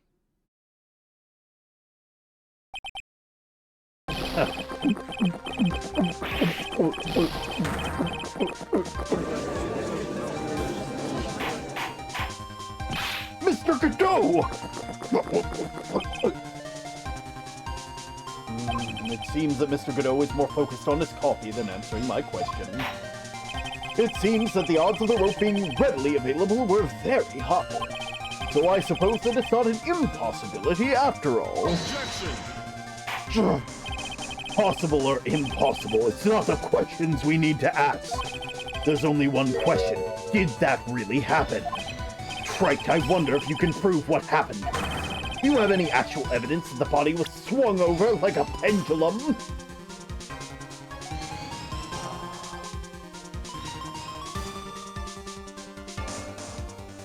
I don't know, man. Maybe the goddamn autopsy report. Perhaps I present my evidence and let the review for what it is so far. According to the photo, one of the wires snapped. Looking at the map, we can see that it was the one in front of the main temple. So then that was the spot where the criminal... Yes, precisely. Now let us consider the body's movement by looking at the overhead map again. If the body was pushed from this point here, it would drop in the opposite bank at approximately this point. Did you say drop? Well, they must have failed to catch the body on the other bank. What makes you think something like that happened? Because I have evidence that suggests her body dropped some distance. What kind of evidence? Take a look at this autopsy report. It says here that her body fell about 10 feet after her death. 10 feet, huh? The most likely the height difference between the two sides. The body overswung due to forward momentum, but then came loose and fell about 10 feet. And then as a result of the landing impact, this crystal sphere was knocked loose. Yes, the blood-stained amethyst crystal. The one that came off Miss Elise Dunham's staff. And even more importantly is a place where the crystal sphere was found. Indeed, it also been marked on the overhead map.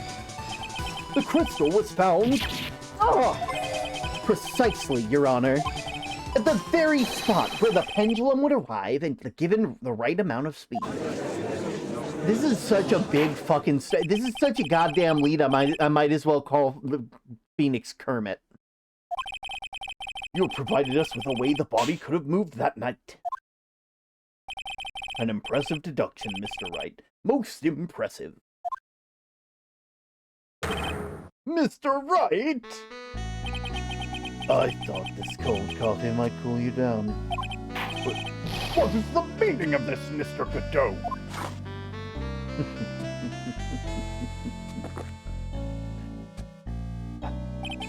That was dark and bitter guess that you made, Trite.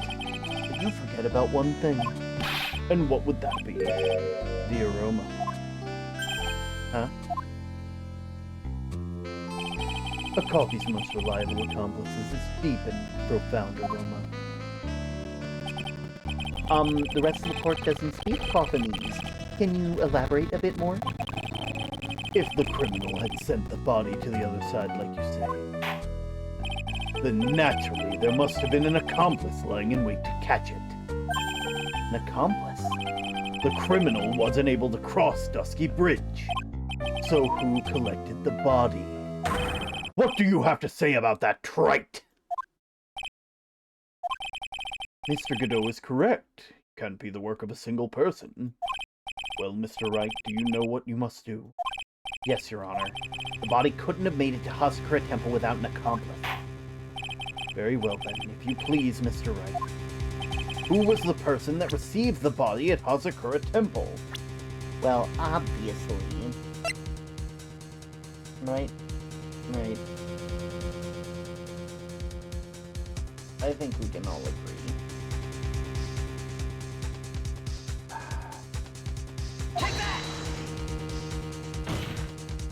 It can only be you, Sister Iris. Huh? But I don't see why you're so surprised. I mean, the only way to transport a body from Dusky Bridge is by snowmobile. But with her bad back, Sister Bikini could never pick up a body like that. And you're the only one who could have managed it. Objection! Trite, were you even listening to the witness's testimony? On the night of the crime, the little cutie body was in the cleanup duty in the inner temple garden, the mother-daughter bloodbath. I haven't forgotten, but have you, Mr. Godot? This witness was also seen at Hazakura Temple, desecrating the corpse of the victim.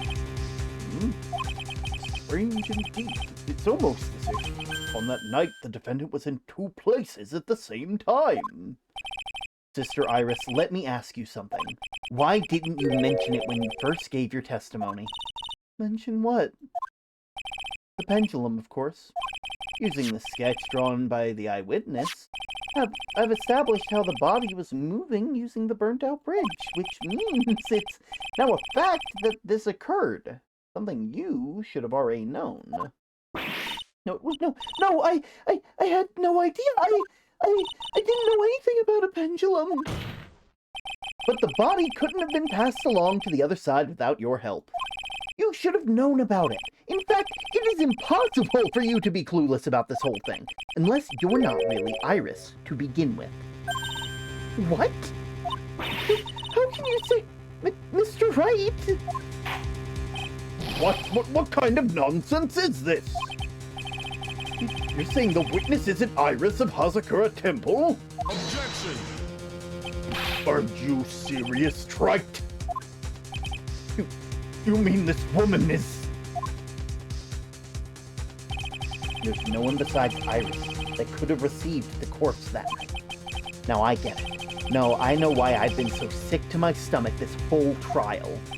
Why her whole demeanor changed so suddenly from yesterday, and why she's trying to pin the murder on Maya. This woman that's standing here on the witness stand, her real name is Dahlia Hawthorne. I never thought I'd have to utter your name again, let alone see you. It's been a long time, Dahlia Hawthorne. Hawthorne? Sister Iris had a twin sister, and you were looking at her, Miss Dahlia Hawthorne. That name rings some bells. Distant bells, but bells nonetheless. Just your imagination, Gramps. This file contains all the relevant data about Dahlia Hawthorne.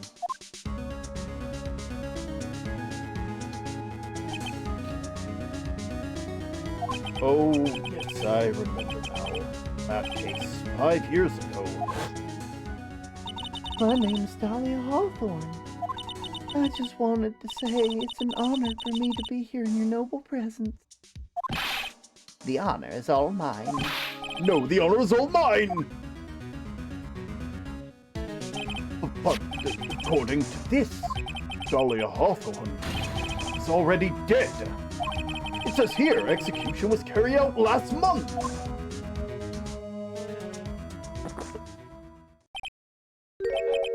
So what? Death has no meaning in this courtroom. What? Order! Order! Oh, wait a moment. How can you say my sister? She's already dead? What kind of... You of all people should already understand. After all, the blood of the master of the crane channeling technique flows within that body. The crane channeling technique? No, that... Now where have I heard that? That's right, you're not Dahlia Hawthorne yourself. No, you're the spirit of Dahlia, currently inhabiting the body of a spirit medium. No way! What an exciting story. Exciting, but quite impossible. You're asking us to buy that Dahlia Hawthorne just happened to be channeled by someone on the very night of the murder to the temple where her twin sister Iris was. Well, if you're going to put things that way, then yes. Objection! We're supposed to believe a coincidence that just happens. Naturally, it was no coincidence. The whole thing was part of a plan from the very beginning. It's all written right here in these instructions. What's that? These instructions were written by your mother, Morgan Fay. And part of the plan called for Dahlia Hawthorne to be channeled. That night, there were 2 irises at Hazakura Temple. 2 of them? Even the time of the channeling was planned out as soon as you hear the lights out bell. In other words, 10 p.m. However, Iris was seen before dinner time. That means that Iris would have been at dinner with the real Iris. And that Iris, who gave me the hood in the main hall, was also the real Iris, meaning that the Iris Sister Bikini saw in the inner temple was someone else dressed as her, namely one Dahlia Hawthorne. Objection! Do you even know what you're saying, Trite? This whole channeling the spirit of Dahlia Hawthorne business. Yet, yes, it's true that you found plans that talk about it. However, there's one thing that's perfectly clear. The witness currently standing here is the real Iris. What?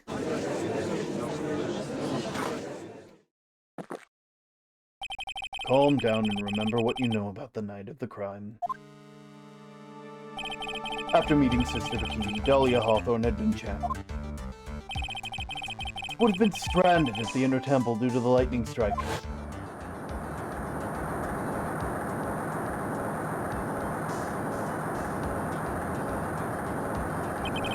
It was later that the body was moved by pendulum. That's right. Naturally, that would mean that the iris that received the body was the real iris. Are you with me so far? Yes. After being notified of what happened, the police came to Hazakura Temple Main Hall. And there they found Iris in her room and arrested her. And ever since, she's been under police supervision at the detention center. Yes, I suppose. I can't deny any of that. Oh, thank goodness. It looks like he's finally convinced. But something still seems off. Way off. I'm still not convinced that this iris here is the same one from the other night. Ha!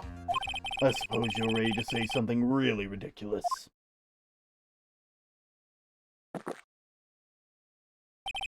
Like the real irises and the spirit of Dahlia somehow switched places. Which places? You know what? Yeah! To be perfectly honest, there's still quite a lot of things I don't understand, but I do know that unless we confirm the witness's identity, we cannot continue with this trial. Iris doesn't need to have spiritual powers to channel Dahlia. Which means they must have switched places somewhere. Well, Mr. Wright, since the time she was arrested at Hazakura Temple, has there been any chance for Iris to switch places with Dahlia Hawthorne? There was one. There was one, Your Honor. I think there might have been one chance. Explain yourself!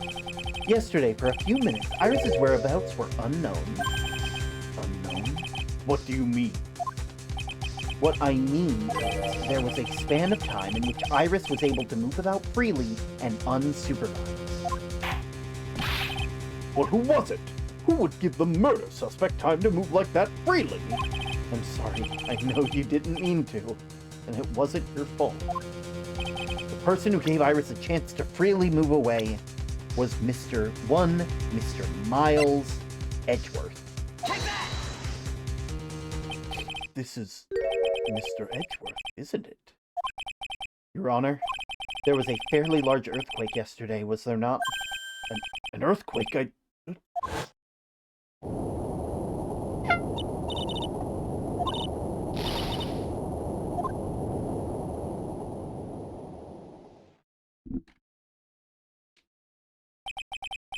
How could I have?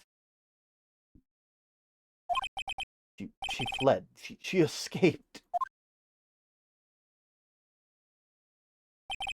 We went to the inner temple right away. And it's true, Iris was already there. However, they had already switched places by that point in time. What the fuck is going on?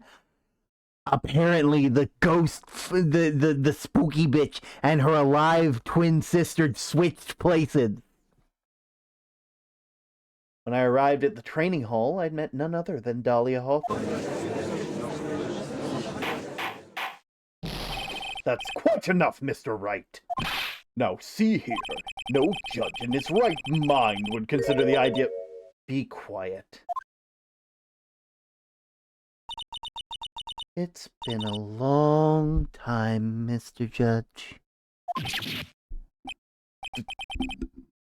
That voice. Guess I'll have to ask again. Upon meeting a beautiful lady, always ask her name and profession. That's one of my rules.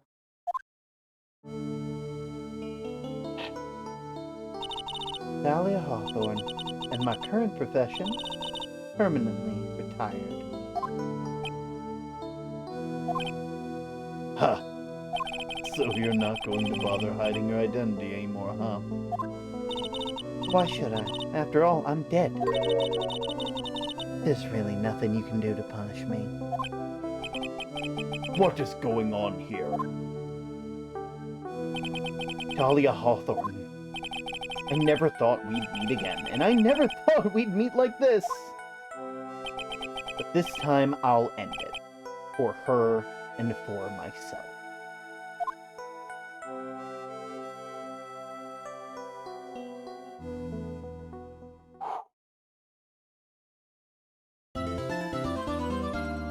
I'm gonna go stretch my legs real quick. But we're gonna keep this train rolling. We're gonna keep this train rolling. Because now Dahlia's back, baby. Dahlia's back. And there ain't nothing that nobody can do about it. I'll be right back.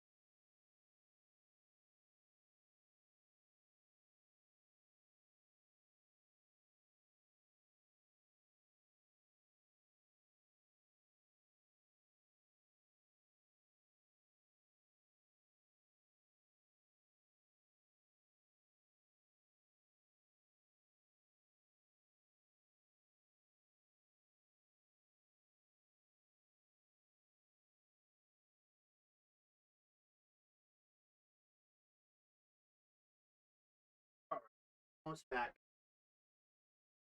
I am almost back. I'm not gonna lie, I should get. And now it's Ghost. Yeah, you went to go get pizza, and now it's Ghostbusters. Oh, ain't that the truth? Ain't that fun? Ain't that great? Oh, we're gonna have so much fun. What the fuck was that ending? It ain't an ending, my man. We're still going. 1:06 p.m. Now then, let's continue where we left off, shall we? Well, witness. Yes, how can I help you, Mr. Judge? Well, it seems that we're about to learn the truth. The fuck? We'll need to hear your testimony. I have no problem with that. But when you've seen what I have, sometimes the truth is better left unknown. In any case, let's hear your testimony. Tell us about the plan that was carried out that night. The plan. The whole plan began with my death. A stupid plan hatched by Morgan Fay to install her own daughter as the next master. But for it to work, Maya Fey would need to die. The idea was for me to kill Maya and then have the blame pinned on Iris, and the plan went wrong, but it seemed to have succeeded anyway. So that means you really are... Wait a minute. Did you just say the plan was to kill Maya Fey? Yes, you have a problem with that? Don't give us that nonsense. There's no way that... Watch yourself, trite. You've got a problem, solve it during the cross-examination. That's one of my rules. Mr. Godot is correct, and by the way, that's one of my rules as well. To kill Maya. Could it be true? Yeah, kinda.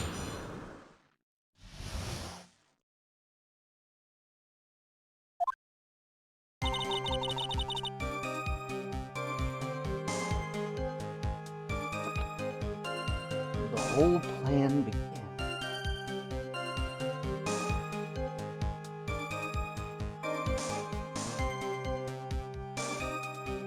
Okay, we're gonna get through this.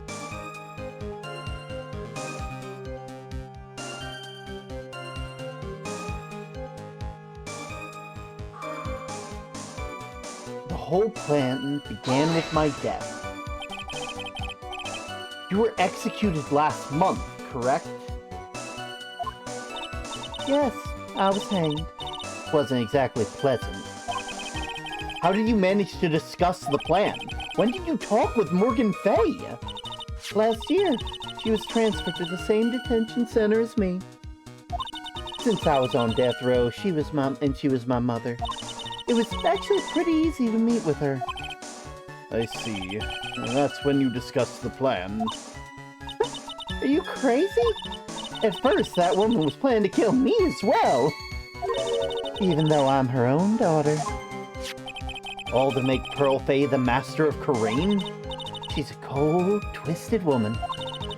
Thought she could finally regain her lost honor.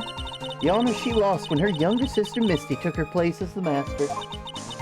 Ever since that day, she's been working with this plan. A plan, huh? A stupid plan hatched by Morgan Fay to install her own daughter as the next master. You're talking about Pearl Fay, is that correct? Yes, though at first she had high hopes for the two of us. You and your twin sister Iris. That's correct. Fortunately, neither of us had much spiritual power. That's why we were abandoned by her, along with our father. Abandoned? The only person I ever really cared about in my life. My sister was a nuisance, so I convinced my father to leave her at an old temple. You mean Iris? Yes, my father remarried a woman who also had a daughter. The less children you have, the more money there is to go around, right? And on top of that, my father had absolutely no interest in children whatsoever. How horrible. That really horrible one was that woman. That bitter, vengeful woman. It was her stubbornness that gave birth to that child, Pearl Fay. She was born with an abundance of spiritual power. Unfortunately for her, Morgan Fay heaped all of her broken hopes and dreams into that poor child's back. All because of her pathetic dream of having her bloodline become the main family. But for it to work, Maya Fay would first have to die. The idea was for me to kill Maya. Oh, well. Maya would have to die? But why? For our bloodline to succeed as the main family, thus making Pearl the new master. The remaining descendants of the current master had to be taken care of. But Pearl would never agree to a plan like that. She adores Maya. How sad you still don't get it, do you? What Pearl wanted had nothing to do with it. Morgan didn't care one bit about Pearl. The only thing she cared about was the position as master. That's all. That's ridiculous! She was willing to sacrifice anything and anyone to achieve her goal. The life of her daughter, and naturally the life of Maya Fay as well. How could anyone do that? The idea was for me to kill Maya and have it blamed on Iris. You? You were going to kill Maya? Pearl didn't need to know anything about it. All she had to do was follow the instructions in the letter and channel me. Then I would simply have used the body and finished the job. In any case, I'm already dead, and there's nothing any of you can do to me. So the plan was to blame the crime on your younger twin, on Sister Iris of Hazakura Temple. She and I look absolutely identical. No one can tell us apart. If someone were to witness me killing Maya, naturally they would think it was Iris that had done it. And the witness of the case was the head nun, Sister Bikini. I never would have guessed she was going to return to Hazakura Temple that night. But she wound up seeing Iris' crime anyway. But why did you want to pin the murder on Iris in the first place? She's your twin sister, isn't she? Twin sister? Don't make me laugh. She's nothing but a backstabber. I couldn't care less about her. Backstabber? You don't understand. And you never will. Anyway. The plan went wrong and it seemed to have succeeded anyway. Do you think that plan was a success? You heard me. Just as the woman had hoped, Maya Fay is dead. Now the title of Master will pass on to Pearl Fay. That's absurd. Maya is just... She's just trapped inside the sacred cavern. Really? You're as foolishly optimistic as ever, aren't you, my darling Feeny? Oh, not Feeny. You want to know the truth? Ever since we met, I have despised you. Your sniveling naivete, your pathetic faith in other people. I just want to know one thing. What did you personally think of Morgan Fay's plan? I told you already, didn't I? It was a stupid plan. It had no point, no value other than fulfilling her own greedy desires. Yes, it was certainly nothing to be proud of. If that's how you feel, why did you help her carry it out? Why would you do it? Why would you kill Maya? You may not understand it, being a kind and gentle soul that you are. I may not be able to appreciate why someone like me would want to help a woman like that. Then tell me, why? Isn't it obvious? I'm not like that woman. I only act in my own self-interest. The reason I helped her was for myself. For my own personal satisfaction. What did you say? So this woman, Dahlia Hawthorne, she had her own reason for wanting Maya dead? You understand why I would kill Maya Fey now? What my goal was? Obviously, it's because you were helping Morgan Fay. Helping? Don't make me laugh. From the day I was born and the day I died, I never helped anyone. I lived for myself, and in the end, I died for myself. I thought that was obvious. So she wasn't actually cooperating with Morgan? She was just using Morgan and her plan so she could accomplish her own goal? All I wanted was to kill Maya Fey. That was the only way I could think of getting revenge. Revenge? Looks like I have no choice but to present a piece of evidence. I can't believe it. She meant to kill Maya. I've got to keep a cool head. And I need to get more information out of her. The only way to understand the plan...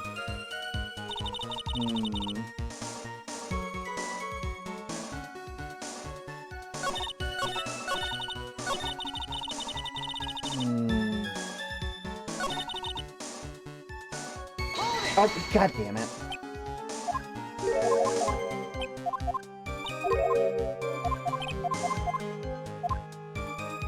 There we go. 2, 3, 4.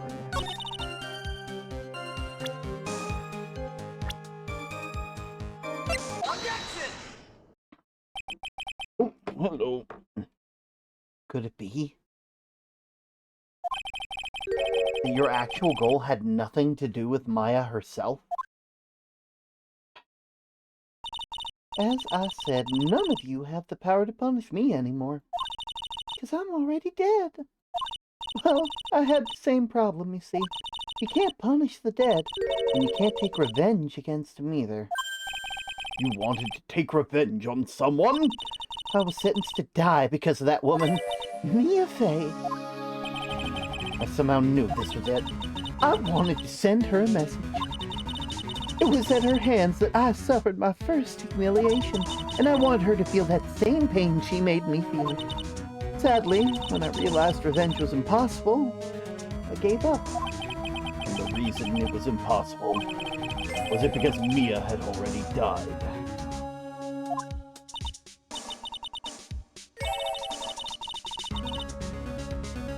Yes, and I realized there was only one way to take revenge against the dead. And how do you do that? Even when the body dies, the spirit, the ego, it lives on forever. I wanted to take away the person that Mia Fey loved most. I wanted to kill her with my own hands. That would be the only way I could take my revenge against Mia Fey. That was the reason I helped out with that woman's plans. Just for that? That's why you would kill Maya? Your goal was no different from Morgan Fay. As they say, the apple doesn't fall far from the tree. What a cruel plan. Cruel, cold, heartless! Don't waste your time preaching to the dead. I've already told you, there's not a thing you can do to me. That night, at about 9:30, I materialized into this world. I quickly pinned my hair up and put on my demon warden hood. And then I picked up the staff that was made by my side, and I left Hazakura Temple. So it was Elise Dunham who had channeled her after all. That ridiculous head and hun never noticed a thing. She left my Faye at the inner temple and wobbled back, clutching her poor back. Why did you do it then? That kid was easier to handle than I had hoped. I caught up with her in front of the stone lantern, and then I took out the dagger I got from the storeroom and...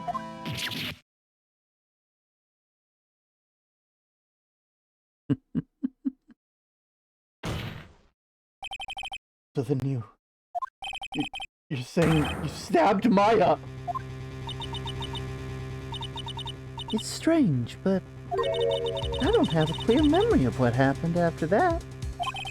What does that mean? No clear memory? I don't know.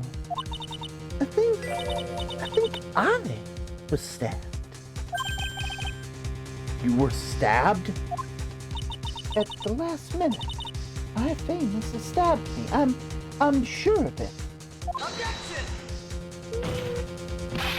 That's not like her at all. Maya wouldn't stab a french fry with a plastic fork. Anyway, I suddenly lost consciousness, and before I did, I scrawled her name on the lantern. Just as I was passing out, I wrote Maya behind my back.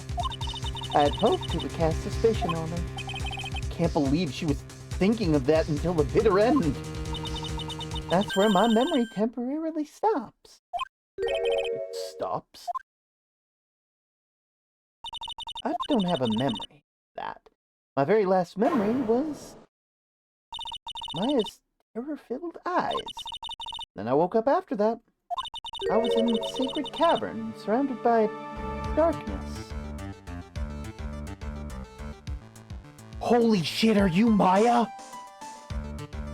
Holy fuck, are you Maya?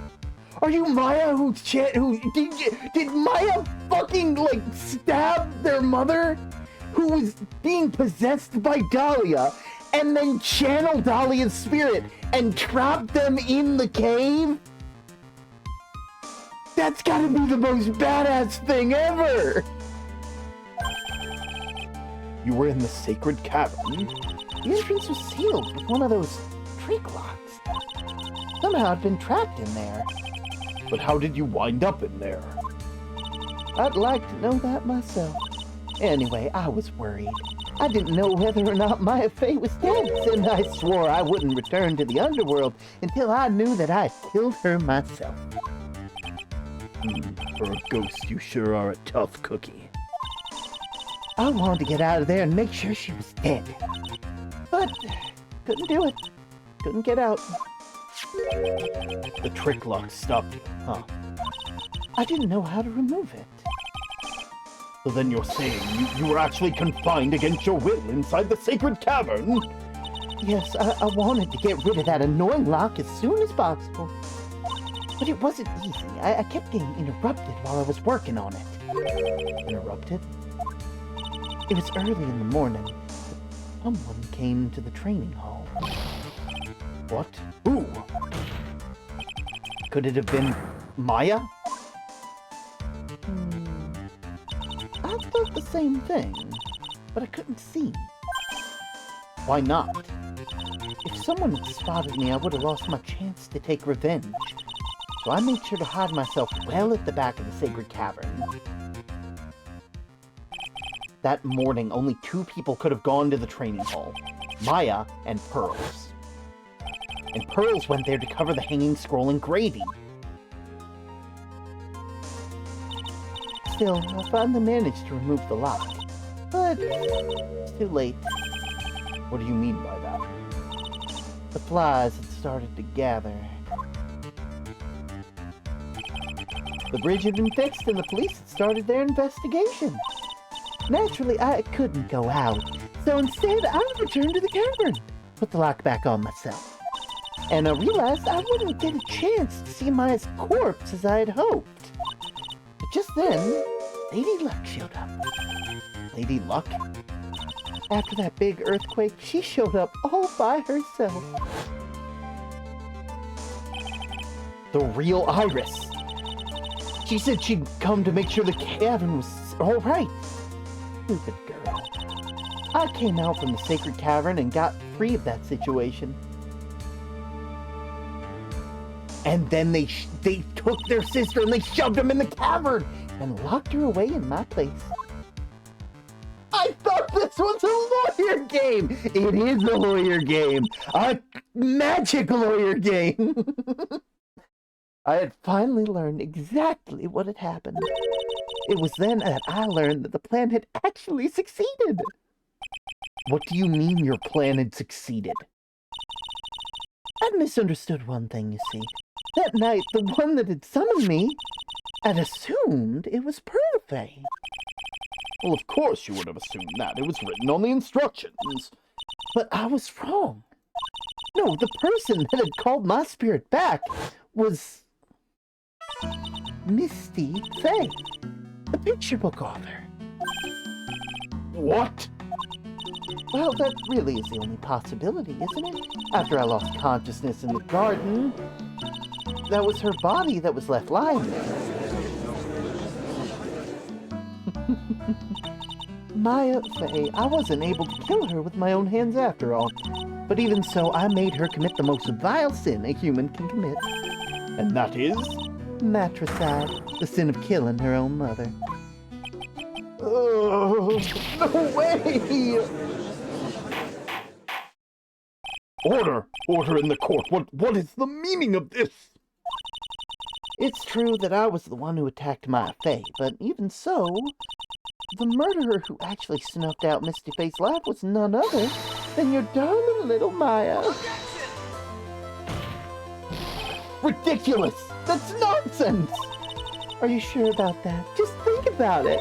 There's even evidence supporting the facts, isn't there? What do you mean? What's the so-called evidence? The fact that Maya Fey has disappeared is evidence enough, isn't it? Huh? The idea that she's still in the sacred cavern is just ridiculous. She wasn't able to escape from the inner temple, that much is obvious. In that case, there's only one place she could be. Where? Do I have to spell it out? The bottom of the Eagle River. Where else? The Eagle River? Maya Fey killed her long-lost mother. Can you imagine the guilt she must have felt when she realized that? That's why she threw herself into Eagle River.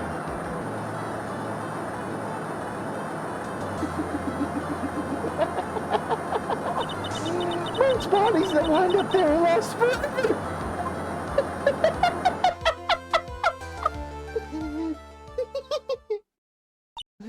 So what else do you have to say now, Beanie?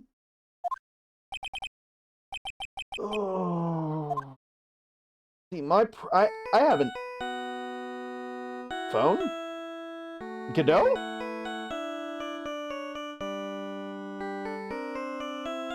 Godot, that's yours.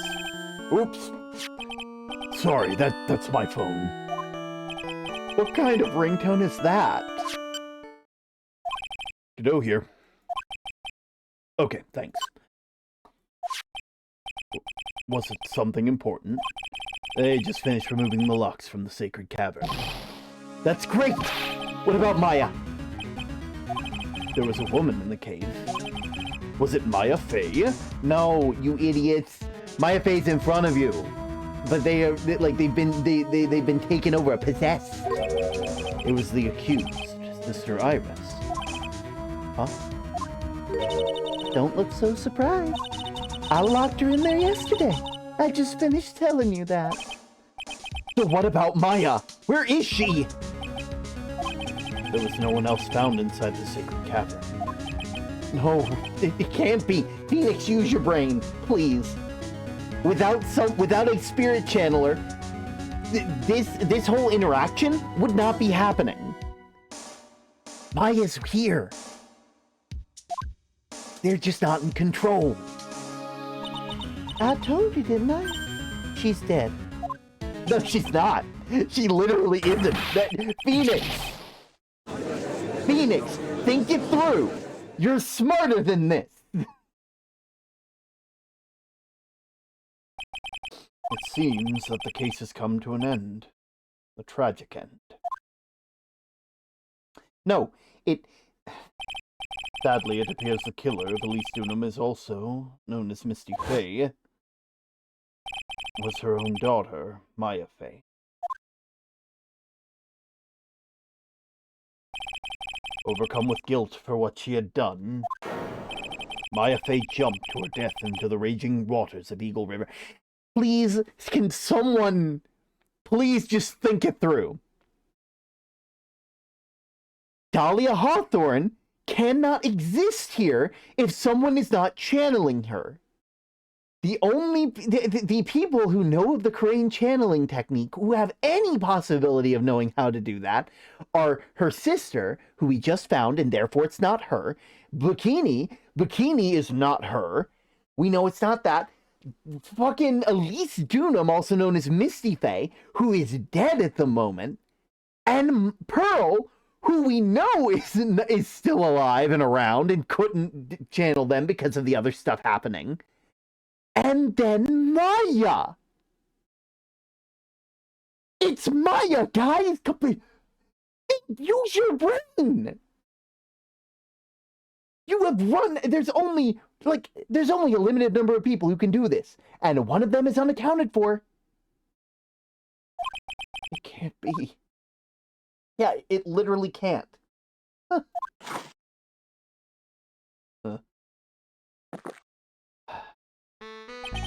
Wright, have you ever heard of this one? Once you eliminate the impossible, whatever remains must be the truth. No matter how improbable it may seem. What is that supposed to mean, Prosecutor Godot? According to the witness, Maya Fey threw herself into Eagle River. However, Is that really the truth? I feel like I'm having a stroke. Listen, I'll explain it to you later. Actually, I can explain it to you now. One sec. I know I can explain this in a way that makes sense. Let me open the court record, okay? So, the crane channeling technique is a technique where a spirit medium channels the spirit of someone who is dead. In exchange, the dead person's spirit controls their body and walks around using it like normal, and their body changes to look like the deceased. So, for instance, Maya here, who is a spirit medium, could channel Mia, her sister, and would end up looking like her sister. Or, for example, could channel Dahlia and look like Dahlia. Now, there's only so many people who can channel. It is a skill that is passed down through the maternal line of this group of people. There's Morgan Fey. Morgan Fey is in prison right now. They quite literally cannot be anywhere else. They are not part of this equation. Dahlia Hawthorne is fucking dead. Iris, it was just found in the cave. Elise Dunham was moided. Bikini is not here. Like, they are at the temple. They have not been any part of this. Pearls tried channeling the spirit, did not succeed. And also is still around when the other spirits were around. Mia's dead. Maya is the only one unaccounted for. Does that make sense?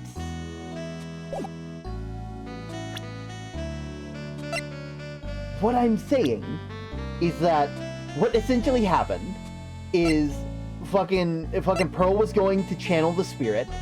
Elise Dunham saw the note first and decided, in order to try and save Pearl, and to make sure that Pearl wouldn't have to go through with this, tried to channel the spirit of Dahlia first. They succeeded, and then Dahlia, using their body, went off to go kill Maya. At some point during that altercation, Elise died, most likely due to Maya, and Maya channeled the spirit of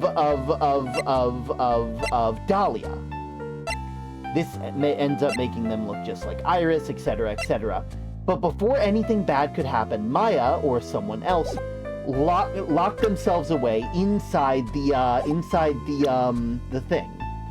They locked themselves inside the place, put a lock on it, so that way, even if Dahlia tried to use their body, Dahlia would not be able to escape because of the trick locks.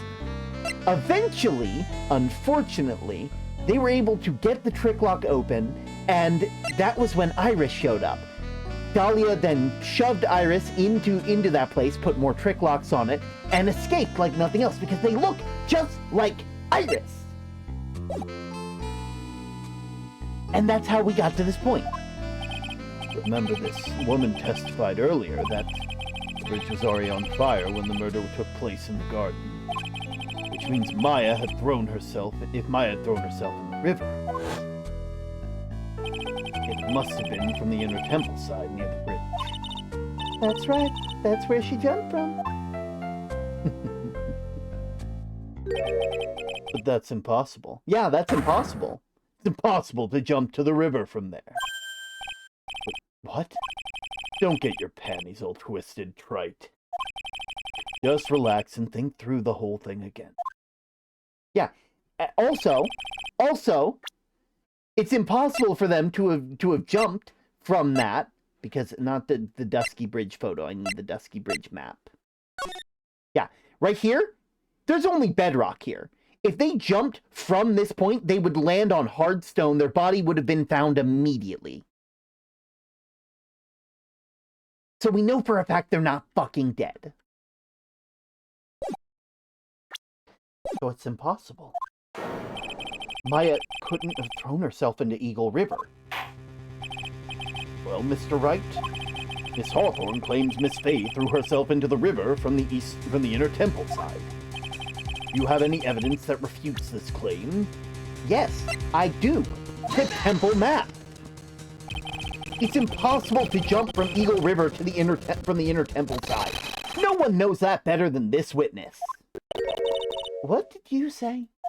11 years ago, you jumped into this very same river. Just take a look at the overhead map. Right here. As you can see, below the cliff on the inner temple side is a big rock shelf. Oh! You're right! She wouldn't have reached the river if she had jumped off from there. In other words, if she had jumped, we would be able to see her body in this photo. But more accurately, you'd be able to see it in real life. We would have known this information a lot faster. So you finally figured it out.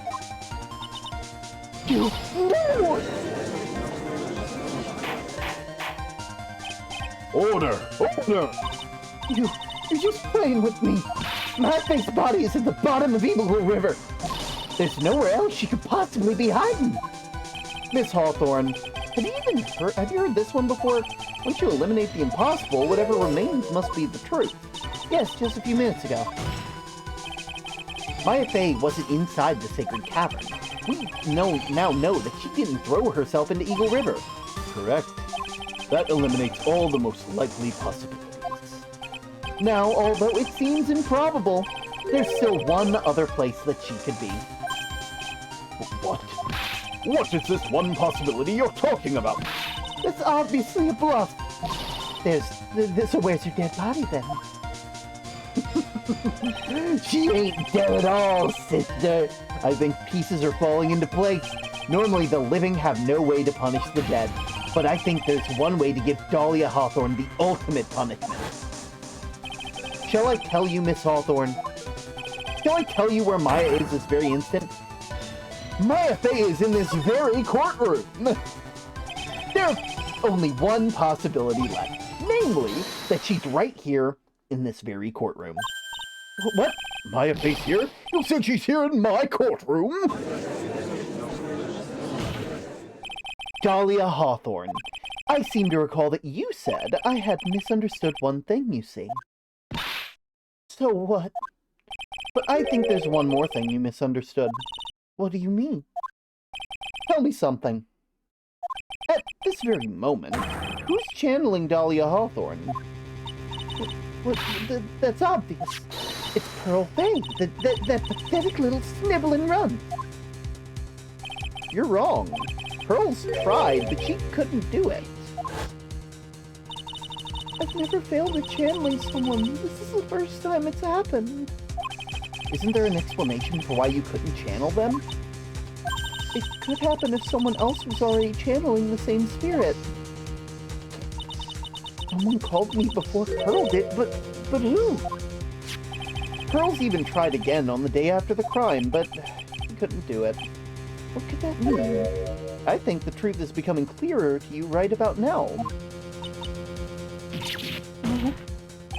It wasn't Pearls that channeled you. There's someone else who called you before she could. Obviously, that was Maya Fey. This is an easy one. Pearls couldn't do it, and Misty Fey is gone. There's only one possibility left. Come on already. I can't stand the tension. Dahlia Hawthorne, the person channeling you right now must be Maya Fey. What? But how could that be? Remember what the witness Dahlia Hawthorne said about her goal? She said that her goal was to kill Maya Fey. Yes, that's right. But if Maya channeled the spirit of someone that was trying to kill her... Well, Grant, what would happen? Could it be? It looks like you finally understand, Your Honor. What's going on? What are you going on about? What I'm going on about is the reason Maya channeled you.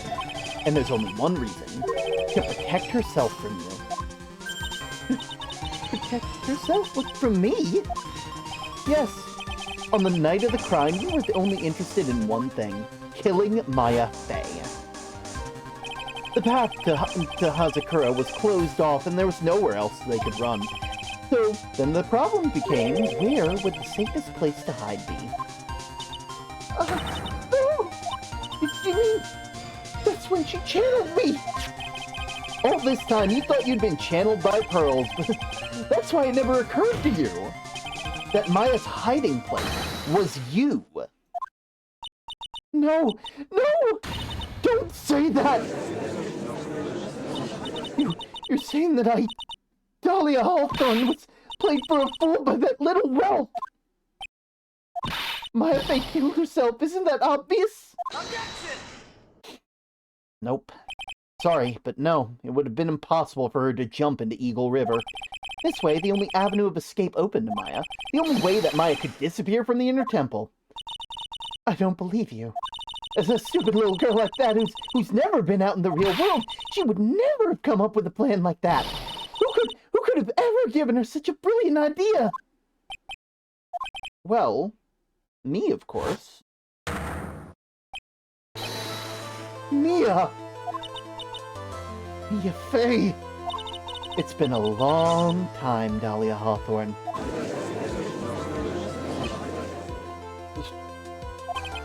But it's true. It was you. Yes. You're something else. But what? What are you doing here? That hair. It's Pearls, right? Tell me something, Dahlia. I want you to think back to that night one more time. You just cornered Maya in the inner garden. And then, in a final moment of the fight, you lost consciousness.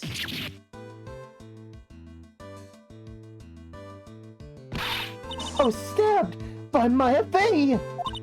Actually, Maya lost consciousness at the same time you did. She did? Not terribly surprising, since she was about to be killed.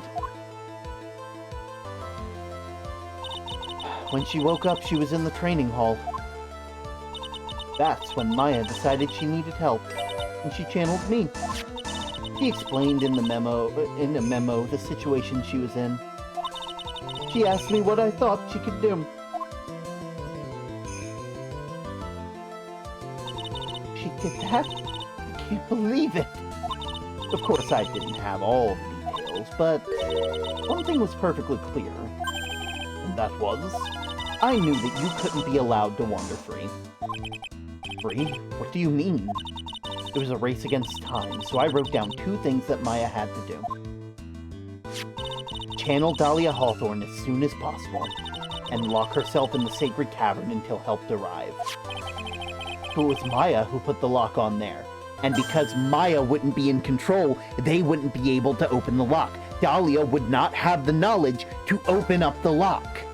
And so they'd be trapped there, trying every combination to get out, leaving just enough time for the police to arrive. But why did you order her to do those 2 things? If she hadn't done it, Dahlia Hawthorne would have been channeled by someone else. By one Pearl Fang. Pearls?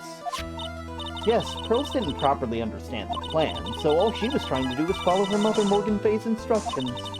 If she had succeeded in channeling Dahlia Hawthorne's spirit, things would have turned out very badly, to put it mildly. So that's how it was. Dahlia Hawthorne would have used the body of Pearl Fay to kill Maya at all costs. Yes, it certainly sounds like that was the intent all along. How dare you! I won't forget this! Why not just admit it, Dahlia Hawthorne? Your little plan was nothing but a big failure.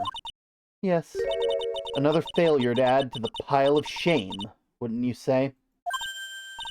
What do you mean by another? Think about it, Dahlia. Remember all your past crimes? Not a single one of them was a success. They all ended in failure. What? How dare you! 11 years ago. The fake kidnapping. Your very first crime.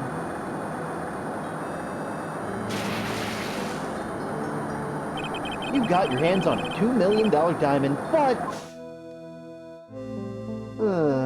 unfortunately... After Terry Falls escaped and went to meet Valerie Hawthorne, the truth was exposed.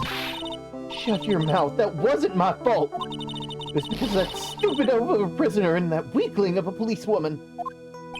And then, 1 year later, you tried to kill me. Well, I'm still alive, but... you wound up killing someone else.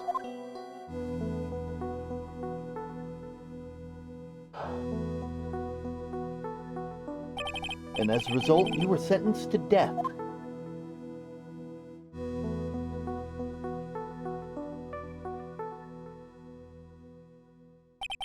It's one stupid move after another for you, but it's no longer funny. You, wipe that smug, happy-go-lucky smile off your face! And now this. You've messed up again! You let Maya Fey escape! Even though she was right there in front of you.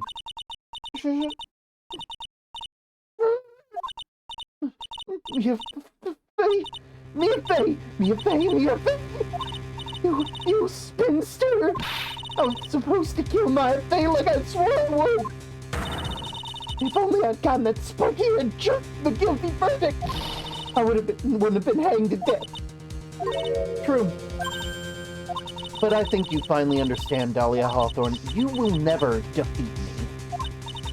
What? What did you say? Whether you're alive, dead, or somewhere in between, you will never defeat me. As long as I'm around, you're destined to lose for all eternity. I remember what you said earlier in the trial. You said that there was no way we could punish you, because you were already dead. What about it? Well, then you said, even when the body dies, the spirit, the ego, it lives on forever. That's very true, Dahlia. That's exactly the punishment you'll never be able to escape from. For all of eternity, you'll have to remain as Dahlia Hawthorne. A miserable, pathetic, weak creature who can never win at anything. And for you, there's no escape from that. No hope of freedom.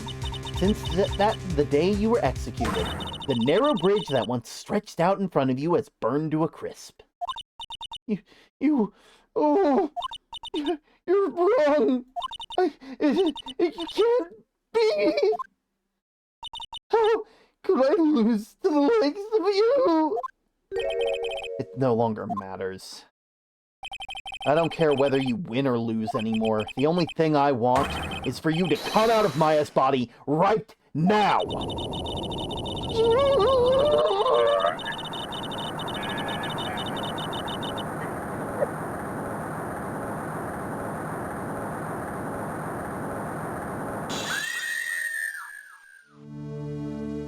Oh. I'm not ready. Not ready to go.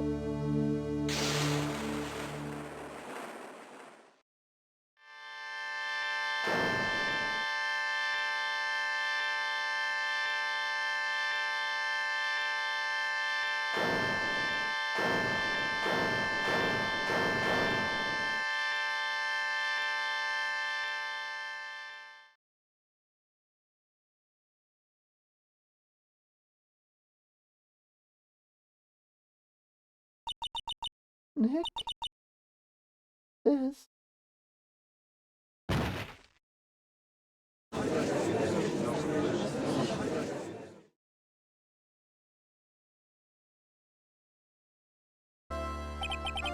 Now then. I assume you are the real Iris? Yes, I was just rescued from the sacred cavern. I must say, you and your twin sister are indeed identical from what I can see. In any case, it appears everything has finally been cleared up. Mr. Godot, what happened to Dahlia Hawthorne?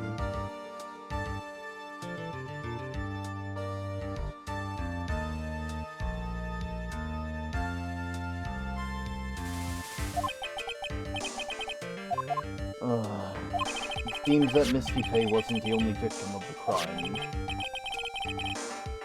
Maya Faye, as well as young Pearl Faye, were also victims of the wicked and selfish plan. Yes, Your Honor, the tragedy of Medium Valley finally come to an end, it seems. It would be best for everyone if no further attempts were made to channel that spirit again. Your Honor? Yes, what is it? About this whole spirit medium thing? It's almost weird how comfortable you seem with the concept now. Well, to be frank, my younger brother is quite judgmental. He often criticizes me for not studying hard enough. That's why I made a concerted effort to keep up on the Karain channeling technique. Hey, isn't that the New Year issue of Occult? It's been quite a few things in my many years on the bench, and in all that time I've finally learned this one thing. Each case is different. It takes place in its own world, if you will. In order to fully understand that world, first you have to immerse ourselves in it completely. And that's where my brother and I used to differ. Never thought of it that way. At any rate, it's time to pass judgment on the case of Iris of Hazakura Temple. Objection!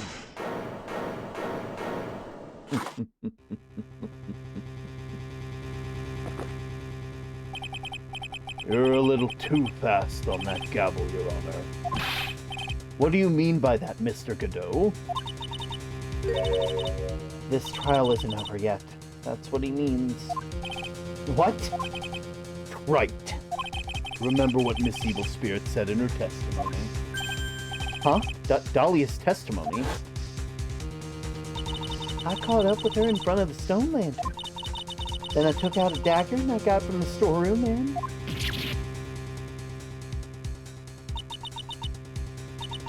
It's strange, but I don't have a clear memory of what happened after that. I think I was stabbed.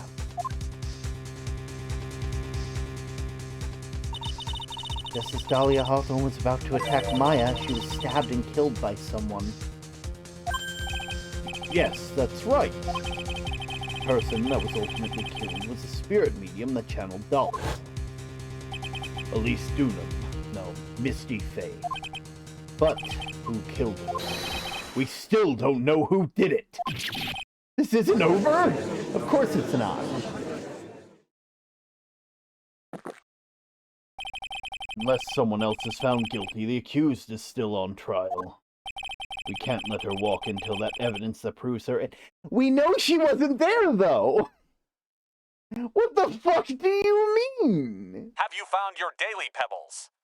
I don't care about the Daily Pebbles. We've proven their innocence. We don't have to know who killed them. We know it wasn't Maya, and we know it wasn't Iris. That's all that we were hired to do. That's all that matters. Who else would it be? It's not our job to figure out who's guilty. It's our job to prove innocence. No way. But this court isn't prepared for any further testimony. The prosecution is ready to call a final witness. Final witness? This one will clear up the whole mystery. The mystery of who killed Misty Faye. Indeed. Is it really all right, Mr. Prosecutor?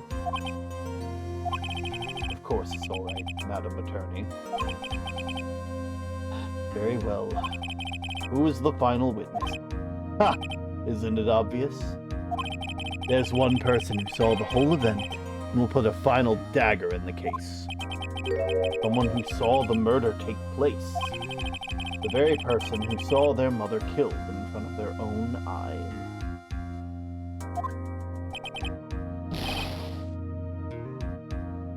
You mean Maya? You can't. She can't testify after what she's been through. We need to find the truth. The prosecution calls Maya Faye to the witness stand.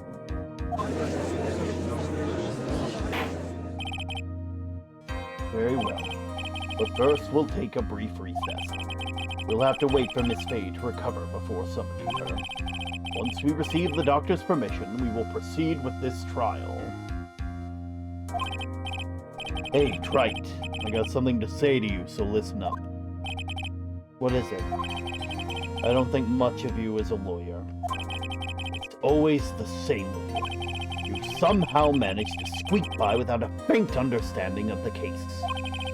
Some beautiful woman always seems to come dashing in at the last minute to save you. You've got some nerve.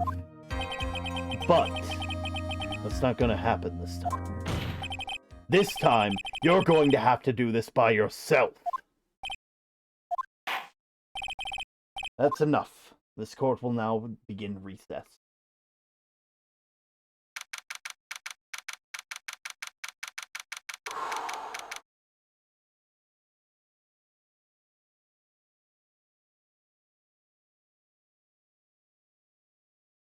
Okay. We got this.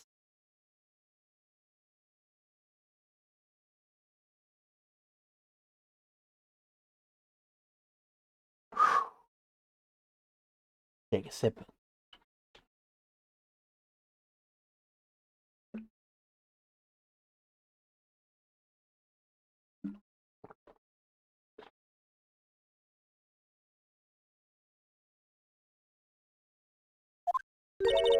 I'm truly sorry about everything. You were working so hard to defend me. I was missing all day. We didn't even have a chance to talk. He's right. When I met Iris at the training hall yesterday, they had already switched places, and Iris was inside the sacred cavern. I wanted to at least be in the defendant's box today to root for you. Well, it wasn't your fault. You were locked up this whole time. There's something more important than that, though, and I have to ask you, why did you help your sister out as much as you did? Huh? If you tried to get help from the Sacred Cavern yesterday, you wouldn't have spent the entire day locked up in there. My sister, I felt sorry for her.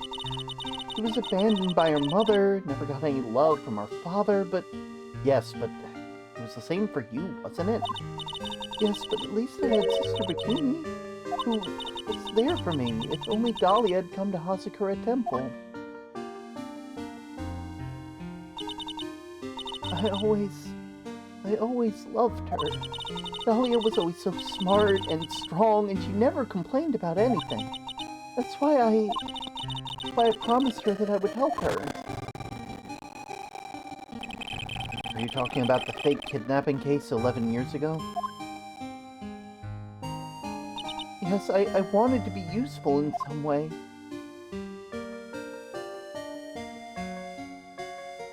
But, as usual, I was too cowardly. At the last minute, I ran away.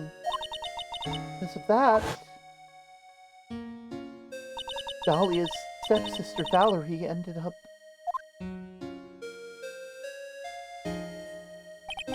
That was the case that wounded Mia so badly.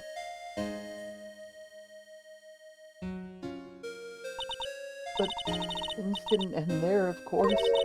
Some people suspect my sister was involved in the murder. Some people? You must mean... Yes, 2 defense attorneys. Mia Fey and Diego Armando. After poisoning Mr. Armando, who was getting too close to learning the truth, Dahlia even tried to kill the person who had unknowingly hid the poison for her. You. That's right. Iris, there's one more thing that I have to ask you. What is it?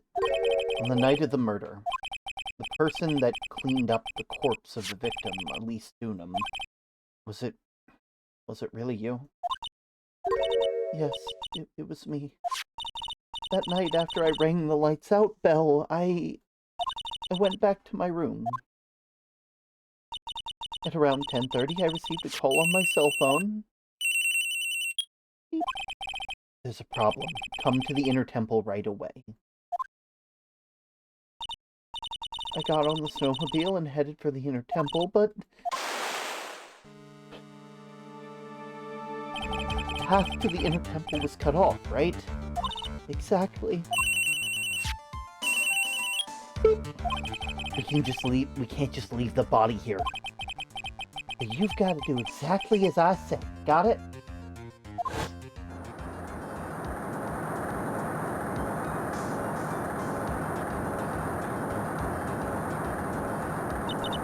It was me.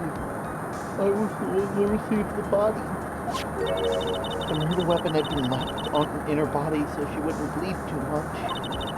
The staff that Mystic Elise always held? I knew it. So the actual murder weapon was the staff. Yes, that's right. I brought the body back to Hazakura Temple on the snowmobile.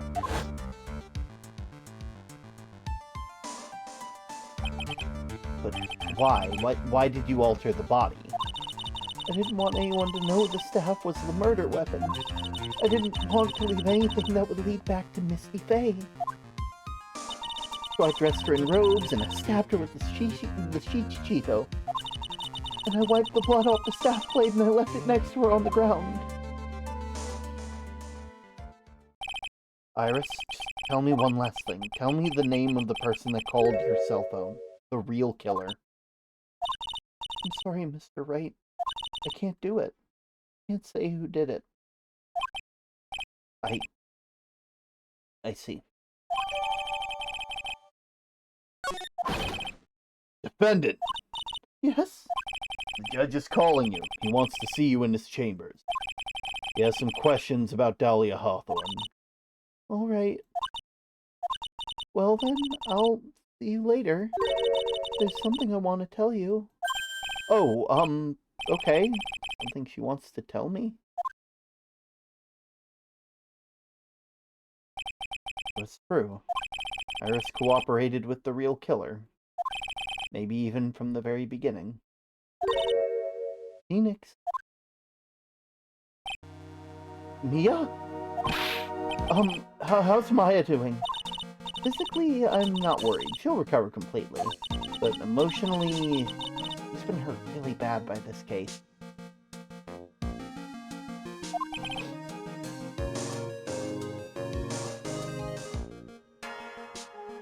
I see. You don't mean she learned who Elise Dunham really was? Yeah. She went to the medical office and talked with her. Told her everything I knew. But why? Maya's stronger than you think. I knew she could take it. All of it. What do you mean by that? I want you to figure that out and figure out by yourself. Trial's about to restart. The real killer. Do you know who it is yet? Iris wouldn't tell me who called her, but still. I think that just maybe I know who it was. That night, the victim was killed in the garden of the Inner Temple. The criminal wasn't just there by accident. Which means the killer knew of Dahlia's plan from the very beginning. And one more thing. The victim was moved to Hazakura Temple side by pendulum. In other words, the criminal couldn't cross the bridge. That means they were stuck on the Inner Temple side for almost an entire day. Exactly, so the culprit is someone that wasn't in Hazakura Temple the following day. That's as much help as I can give you. The rest of the battle is yours to win. Or lose. Okay, I've got it. Finally, almost time to bring this case to an end. What exactly did Maya see anyway? And who was it that actually killed Misty Faye? Whoever it was, I have to prove it. Me. All by myself.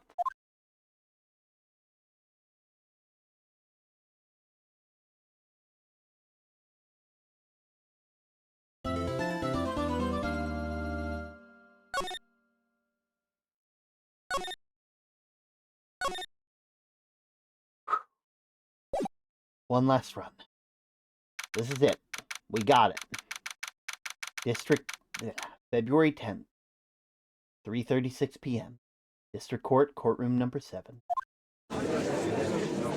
Me versus Godot. Now then, before we proceed any further, I'm going to announce the result of the tests we performed earlier. Tests? Yes, tests on the bloody dagger that was found stabbed into the pine tree. Oh yeah, that. Totally forgot about that. That's the weapon that Maya Fey used when the victim fought. When she fought with the victim.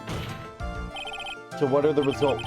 Was it the victim's blood, or due to the time constraint, a full test wasn't possible? However, there was one thing we can say with certainty: the blood that was on the dagger was not the victim's blood. Wait, what? It wasn't? That is all. Now then, let's restart the trial. So it wasn't Misty's blood on the dagger. And whose was it? Stuck in the pine tree in the Inner Temple garden, the blood doesn't match the victim's.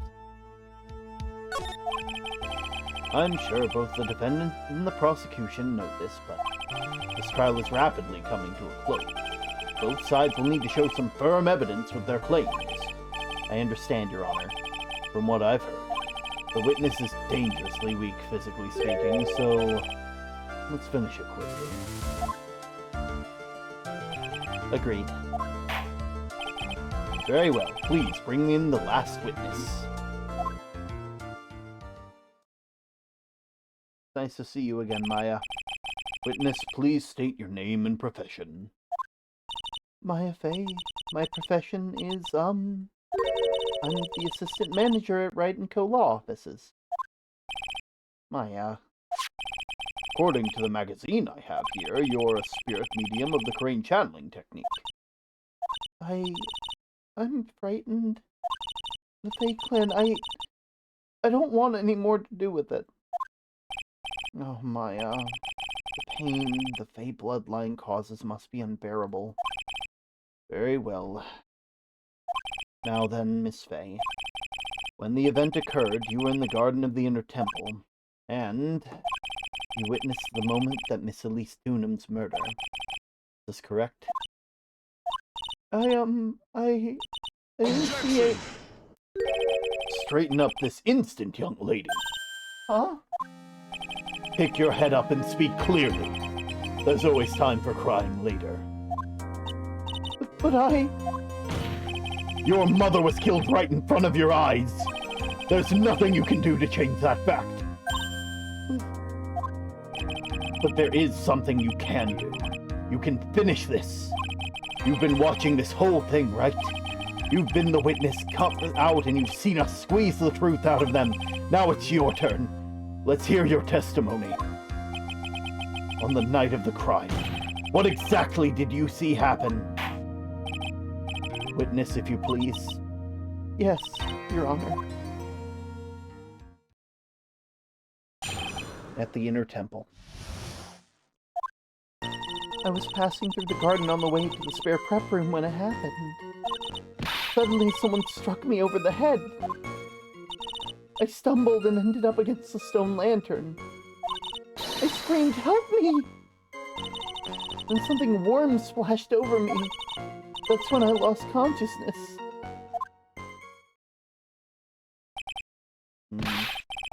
You were struck on the head. I suppose it must have been the staff. Maya, the person who hit you, it was Dahlia Hawthorne, wasn't it?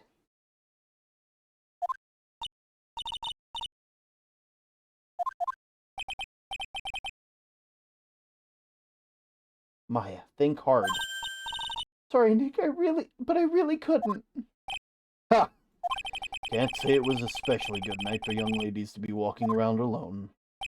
It seems it'll be hard to determine the criminal through testimony alone. Very well then, Mr. Wright, please begin your cross-examination. Maya, hang in there.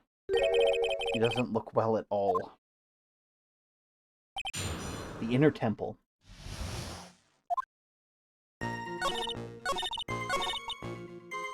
Screamed, "Help me." You think you screamed, but you're not sure? Listen, I was a complete wreck. It was dark and I couldn't see my attacker. Was it a man, a woman, an adult, a child? I had no idea. I was scared out of my wits. Believe me, dear, I'm certain I would have soiled my robe. I thought the person might attack me, so I... Anyway, I'm pretty sure I screamed. I thought that it was my last hope. Wow, sounds like poor little Maya really was scared. But I wonder what she meant. What do I do? My last hope? Wait a minute, Maya. What do you mean, my last hope? What? What do you mean, your last hope? No, that's what you said. You said my last hope. Huh? What? I said that? Look, you were facing an attacker that you couldn't see, and you screamed. You screamed, "Help me." Yeah? But you testified that you screamed that because you thought it was your last hope. Oh, well, you know, that's like what you do when that happens. Maya's not doing well up there. Yeah, that's right. I remember now. I was facing my attacker, but that's not who I was screaming at. What did you just say? Yeah, that's right. It was the person behind my attacker that I was yelling at. That's who I was screaming to for help. Ah! What is it now? I messed up. I didn't mean to let that slip out. Huh? Witness, are you absolutely sure at what you're saying? Behind the attacker, there was another person. I am. Well, I mean to keep that part a secret. What have I done? Huh.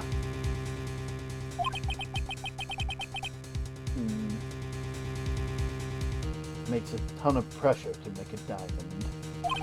That's what I always say. A ton of pressure.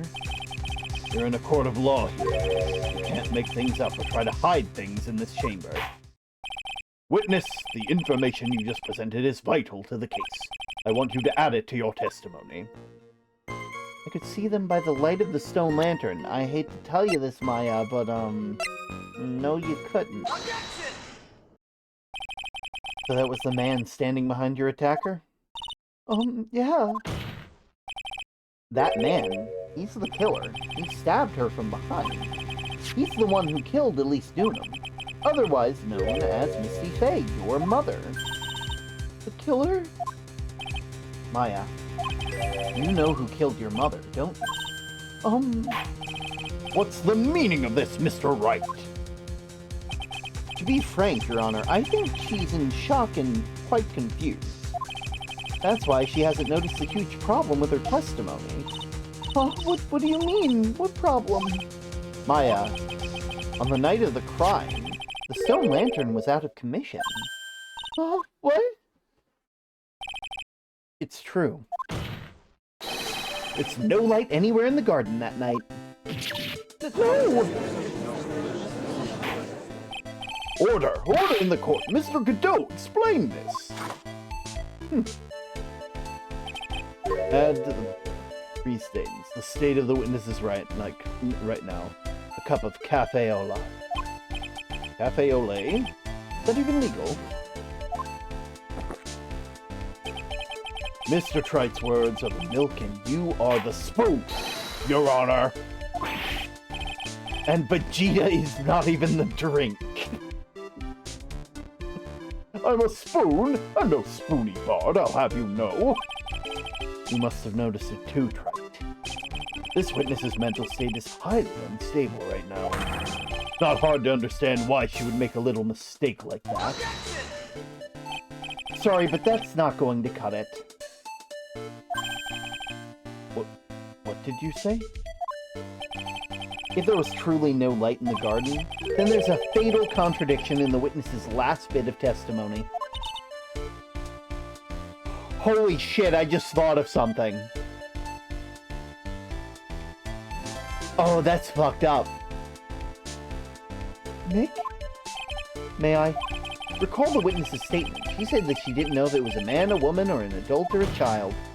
And yet, the witness could describe a person that was standing behind her attacker, and she was quite clearly describing him as a man. Well, in other words, that would mean that Maya actually saw our mystery person, despite it being so dark that she couldn't see the face of her own attacker. No! Order! Order! What in the world does this all mean, Mr. Wright? Are you saying Miss Fey saw the real killer under pitch-black conditions? Objection! Trite, do you have any idea what you're proposing? How could she have seen in the dark? There's no other light source of the scene. Oh, but there was. There are some things that you can only see in the dark, Mr. Godot. Maya, you did see who the killer was in the dark. And now, you're trying to cover for him. Cover? For a man that killed her mother? There's only one conclusion I can draw from this. You know who this man is. Please, Nick. I don't know anything. Please, I'm begging you. Ah. You talk good game, Trite, but let's see if you can walk the walk. It was pitch black.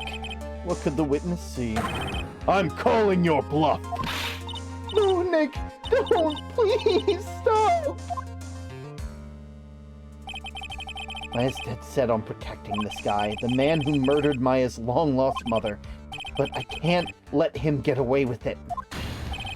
I'm a lawyer, an officer of the court, and I am here to find the truth. All right, Mr. Wright. Time to show us what you've got. Who was this person that you saw Miss Fey saw in the darkness? So let's go over all the people who were absent during the day of the crime. There was Morgan Fey, whose alibi is that they're in jail. Miles Edgeworth was not there on the day of the crime. They got flown in. Same thing with Francisca Von Karma. Accounted for accounted for. Dead, accounted for, accounted for. Not there. Not there. Dead. Not there. Couldn't have been Maya. Maya's the one who saw it. Couldn't have been Pearl. I bet it was Godot. I bet that's why they weren't there for the first, like, trial. Their more important things to get done was to kill Dahlia. That's what they were so hell-bent on. Take that! Because it was pitch black, Miss Fey was able to recognize the killer easily. I'm sure the court would like to see for itself just how that's possible, yes? What? But how do you propose we show something like that? It's easy. We just need to recreate the conditions of the night. Conditions? Your Honor, the defense officially requests that all the lights in the courtroom be turned off.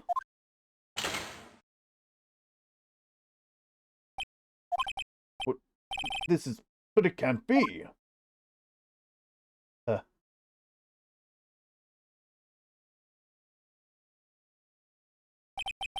That was a nice bit of deduction, Wright.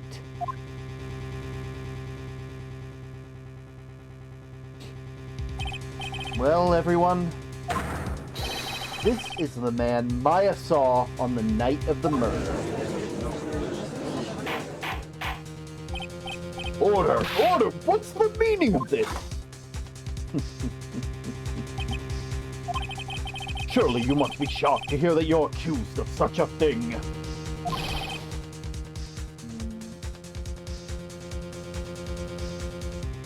Why are you denying it? Your Honor, you're asking the wrong person.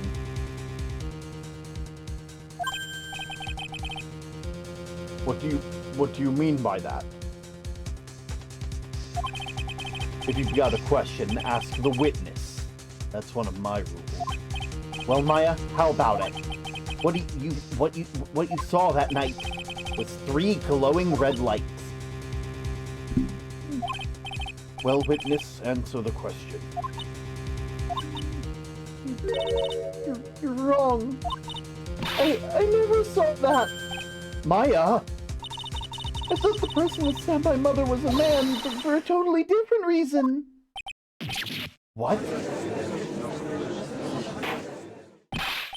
Witness, Mr. Wright, what? Stop that chattering, Your Honor. Chattering? It's worth asking. Ask the witness. That's one of my rules. All right. Well, then, let's continue with the testimony.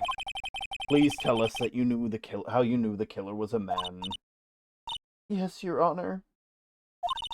I didn't realize it until after I woke up, but... The killer. When I came to, I was just lying there on the training hall floor. But when I got back to the garden, the place had totally changed. The torches were lit and the body was gone. And all of the snow around the snow lantern had been carefully cleaned up too. Since the person did all that work alone, I just assumed it was a man. So it was after the crime took place that the witness came to think the killer was a man. Yes, that's right. I'm sorry, Your Honor, No need to apologize. It was, as Mr. Godot said, you're utterly exhausted. It's only natural that you would be a little confused. I'm happy that they're being nice to the witnesses right now. Also, if you consider the situation you described, it doesn't seem too much of a stretch to assume the culprit was a man. Mr. Wright, proceed with the cross-examination. The killer.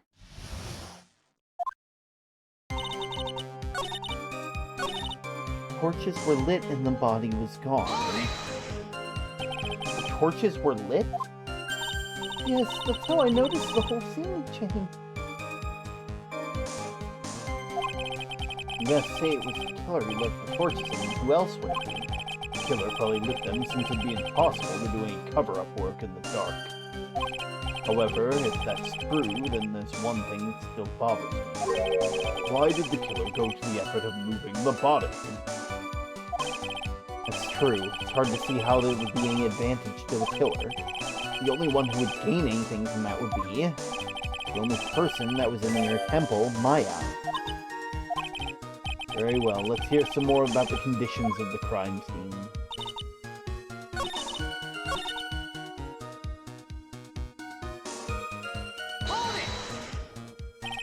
Naturally, the killer must have done it, right? Yes, I think so. But why would the killer tamper with the crime scene like that?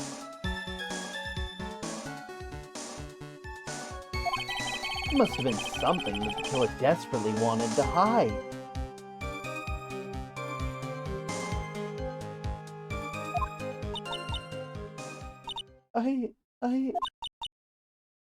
I don't know. Looks like she doesn't have enough confidence. I think I need to gather some more information before I ask her again.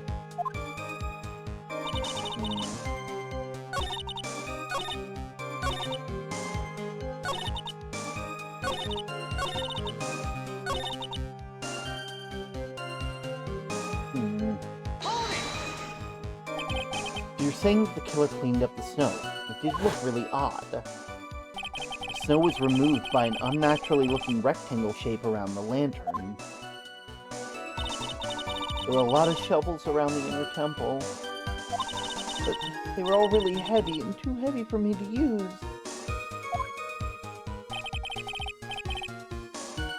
An odd fellow indeed, this killer.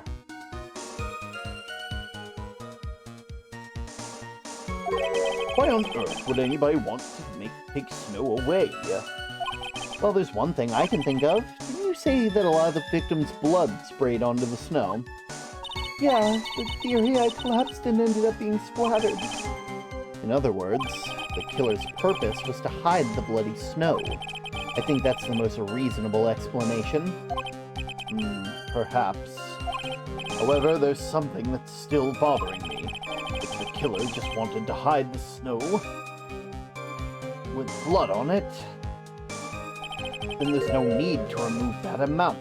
That's true. You could have scooped up just the snow that was stained. It looks like there's some mysteries behind this. I think it will help explain.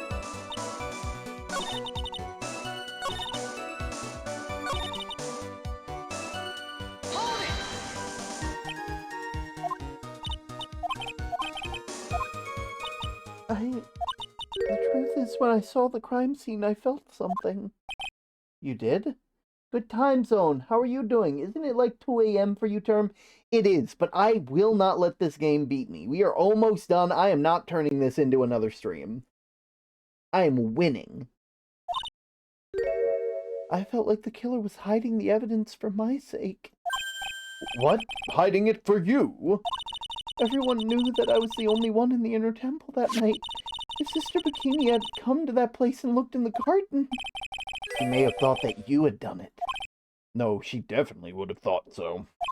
And you're saying that the killer cleaned up the crime scene to make it look like nothing had happened? I'm sure of it.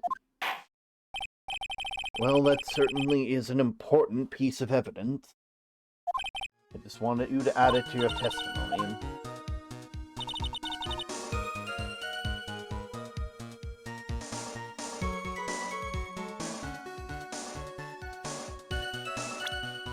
See, if that's the case, why did they not get rid of that? The body of Elise Newman was carried all the way to Hasakura Temple courtyard, and then at the garden of the real scene of the crime, the snow that we suspect was covered in blood was scooped up and removed.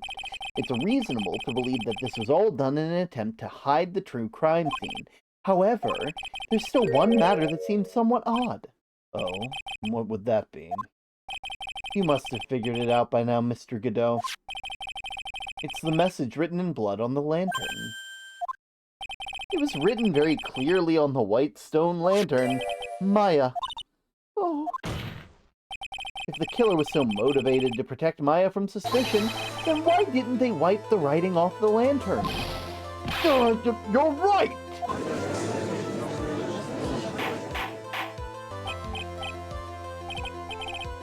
But, order, but Mr. Wright! Isn't it the fact that the killer was trying to cover up the scene of the crime? Indeed, but it doesn't make much sense to move the body and remove the bloody snow. Then not wipe off the most incriminating thing of all, the bloody writing. Objection! But if that's the case, do you have an explanation for the killer's mysterious behavior? Why would the killer move a body and remove all the snow, but then leave the bloody writing on the lantern? I don't know what the killer's plan was, but it's the fact that the killer left the writing on the lantern, there must be a reason for it. Well then, Mr. Wright, let's hear your opinion. Why did the killer leave the message? The killer didn't notice it. Prosecutor Godot, earlier in the trial, you gave me some good advice. Once you eliminate the impossible, whatever remains must be the truth. Maybe you're not as dumb as I thought. The real killer wanted to disguise the fact that the crime had occurred. If that's the case, they wouldn't have left the bloody writing on the stone lantern on purpose. Therefore, it must mean they didn't notice it. But that doesn't make any sense. The torches were all lit and everything. There's no way any normal person would miss something as glaring as that. You're right. There's no way any normal person would. What are you trying to say, Mr. Wright? There's only one person involved in this incident who could have missed seeing the bloody writing altogether. And who would that be? Who is the person that could have failed to notice the writing? Godot! They had missed it multiple times. Mr. Godot, this is what you said yesterday. My eyesight's pretty messed up. Even with these huge goggles on my head, I can't see everything. You can't see everything? Is that correct, Mr. Godot? This lantern was submitted as evidence today. I would like the court to think back to the moment when it was first presented. But this lantern has something written on it. Why, it's written in blood! Nonsense! The lantern, it's as clean as a whistle! Mr. Godot, just admit it. There are certain colors you can't see. You can't see red on a white background, can you? That's right. We went through this once before, during the poisoning case at Trevienne. This apron delightful Miss Bird was wearing at the time somehow spilled coffee on. There's something still bothering me, Mr. Godot. Why have you not explained the blood stain to the court? Bloodstain? What blood stain would that be? Don't play games, prosecutor. The blood-colored stain that's smeared all over the apron. That's ridiculous. No one told me anything about a blood stain. You could see the coffee on the white apron, but you couldn't see the ketchup because it was red. Huh. It's strange. In the black and white photo, those letters would have appeared black to me. I wonder, why am I the only one that can't see them? So then, Mr. Godot, you're admitting it. Are you admitting that you can't see the red writing on the lantern? Hey, Gramps. Didn't you know? The reason, well... I wasn't sure about it until now, but I just can't believe that Prosecutor Godot is the murderer. But there's no going back now. I finally figured out the truth. Mr. Godot, the defense this time formally accuses you. You are the murderer of Miss Elise Thunum, also known as Miss Misty Fay. It's hard to believe this may be true. However, once again, Mr. Wright has brought up a disquieting fact about you. Just make sure you don't fill in the indictment in red ink, Brett. Come on, how does this little graffiti make me into a killer? Besides, it's not like it's my name that was written there. Objection! I'm certain that the killer wasn't able to see the color red. This is rich. Do go on, Trite. The answer is right here at the crime scene. In the snow. The snow? How so? Well, for example, why did the killer move all that snow? Your Honor, you said it yourself. If he wanted to hide the bloody snow, why not just take that area? Yes, why didn't he just take that area? Ah! Could it be? Yes, the killer couldn't see the red blood that had seeped into the snow, and so he had to remove all of it. So he could be sure that the blood had landed, so he removed the whole area. Objection!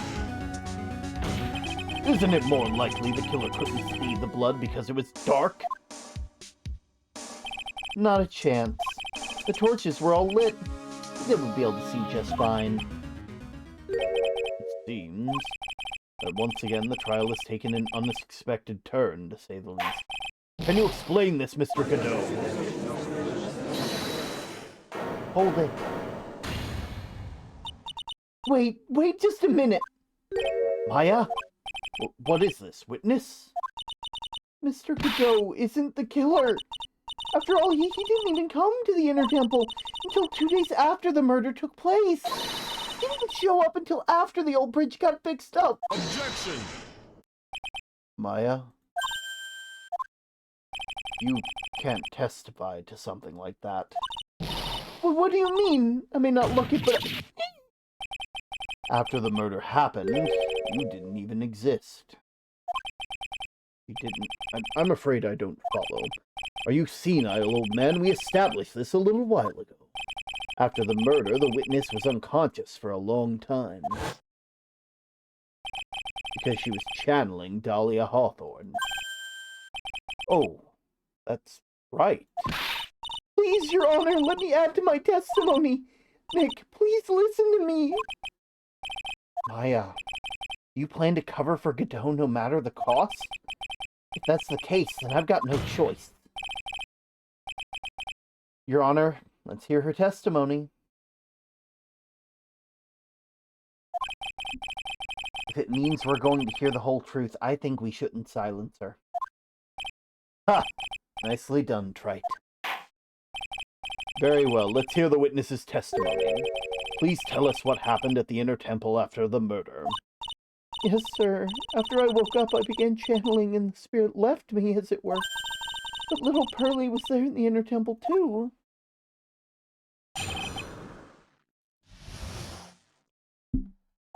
Pearlie was also stuck at the Inner Temple side that night. The next morning, she looked around but couldn't find anyone. The next day, the bridge was finally fixed, and that was when he was in the spare prep room. That's when Mr. Godot arrived at the Inner Temple for the first time. He found Pearlie first and cheered her right up. Who's this Pearlie? My little cousin, Pearl Faye. So when did you hear about this? Just a while ago when I was in the medical office. I'm terribly sorry, but what you heard from somebody else is not admissible as testimony. Come on! Pearlie would never tell a lie. She's the way more honest person than I'll ever be. Real smart, Maya. You always know the best thing to say when you're under oath. Ha! The prosecution has no objection. We believe the witness. Mr. Godot, let's just move on to the cross-examination, if the defense has no objections. This is highly unusual, but Mr. Wright, let's get this cross-examination started. After the incident,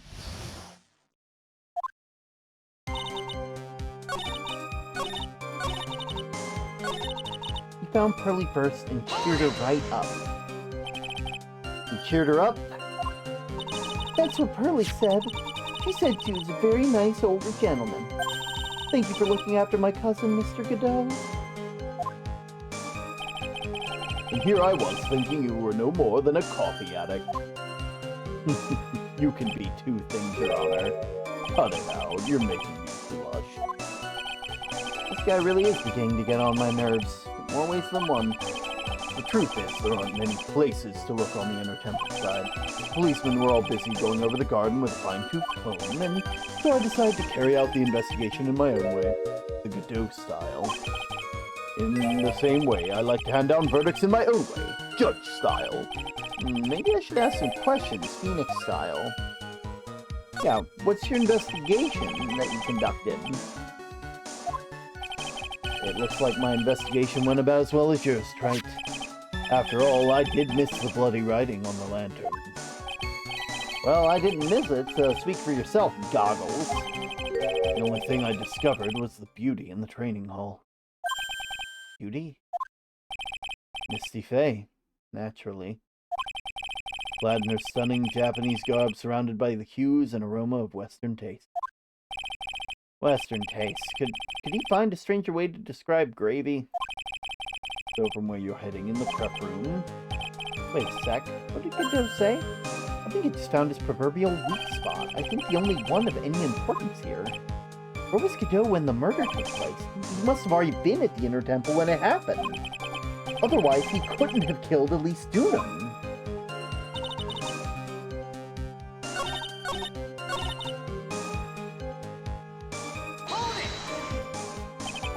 So it was your first time at the Inner Temple on that side, Mr. Godot?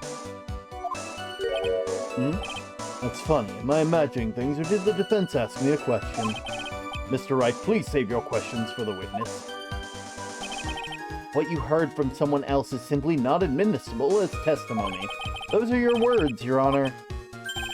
Touche, Mr. Wright. Oh well. What do you have to say, Mr. Godot? Hot nights are even hotter coffee. That's what I always say.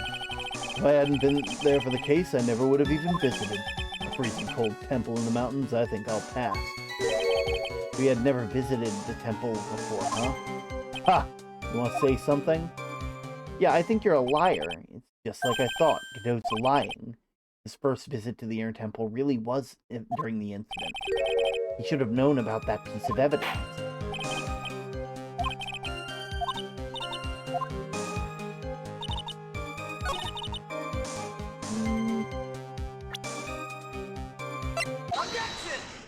Yeah, because it was covered in gravy, Mr. Godot. First time you crossed Dusky Bridge was and went into the Inner Temple was long before the murder took place. Why did you say that? Because he just made a fatal slip-up. The hanging scroll in the training hall. Hanging scroll? But Mr. Godot is right. The scroll shows a picture of my mother. Maya, I know you know what it is, but there's something you didn't know. By the time the bridge had been repaired 2 days after the murder, the hanging scroll in the training hall looked like this. What a wonderfully delicious smell! The morning after the crime, someone covered it in gravy. Gravy? But why gravy, Nick? Because gravy is much more than a condiment to the culprit. Well, Mr. Godot, if you really had seen the hanging scroll until after the murder, you wouldn't have any way of knowing it was Misty Fey. Wait a minute, Nick! Yes? Take another look at the hanging scroll. Look at the top. There's a crest there. Ah, that's the mark of the master, correct? Exactly. So if you know the meaning of the mark, then you could guess the picture was Misty Fey. True, but Mr. Godot described what was underneath like this. Clad in her stunning Japanese garb, surrounded by the hues and aroma of Western taste. Oh, yes, it's possible that he knew what the crest meant. However, he couldn't have known that they were wearing Japanese clothing. Mr. Godot, on the day of the murder, you were hiding in the Inner Temple long before the crime took place.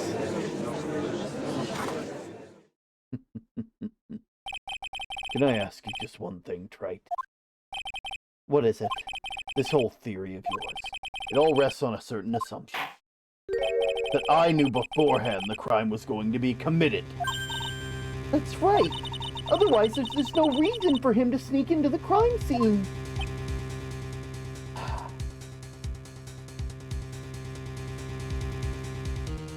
Of course, Mr. Godot knew about the plan. Huh?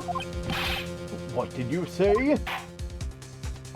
Is it really possible that another person knew about the plan? Yep. This crime was actually planned over a year ago.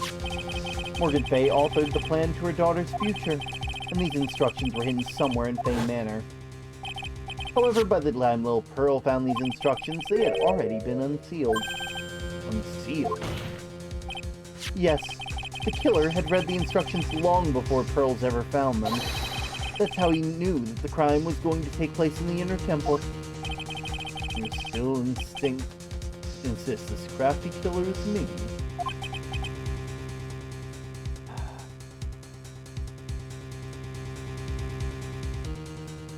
You bet I do.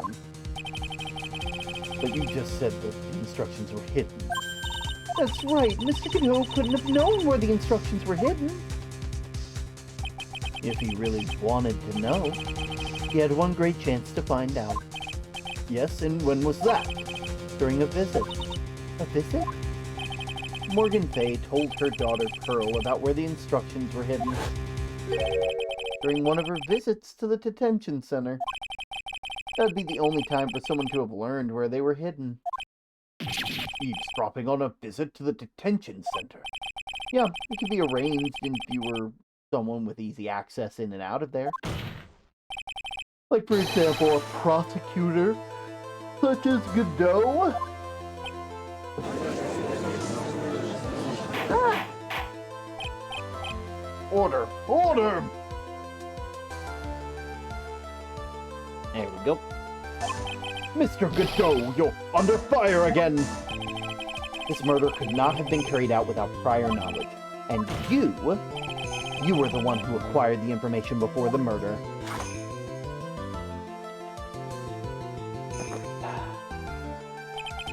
Humans are afraid of the dark. And yet, at the same time, we're fascinated and bewitched by it. Maybe that's why humans drink the darkness that is coffee.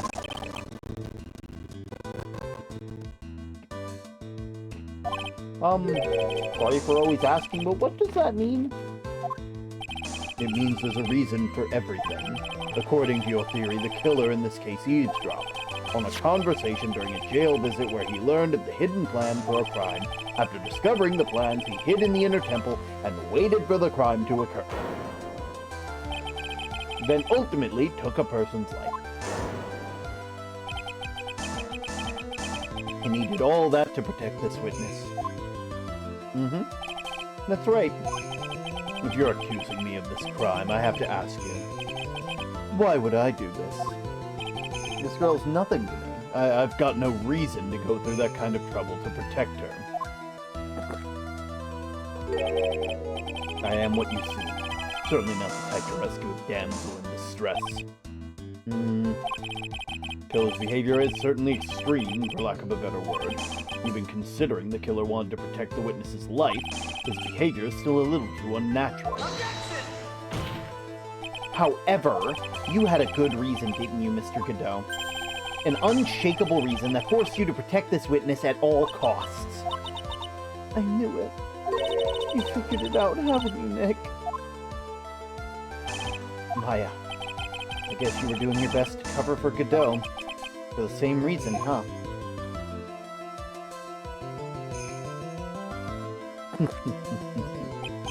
Okay, Wright. I'm all ears. Let's hear it. It's very simple. Maya Fey is a lot more than just a stranger to you. What is this? There's one person that lies at the very center of this whole story. One person that ties you and Maya Fey together inextricably, and that is her dead sister. There is a very good reason why Maya Fey's life is so precious to you. After all, she's Mia Fey's only sister. Mia Fey. You once worked alongside her. That was when you were a defense attorney. Wait a second here. Mr. Godot is a defense attorney? Well, with your honor's piercing intellect, you must have figured it out by now. The real name of this man who calls himself Godot? His real name is Diego Armando. Is that right?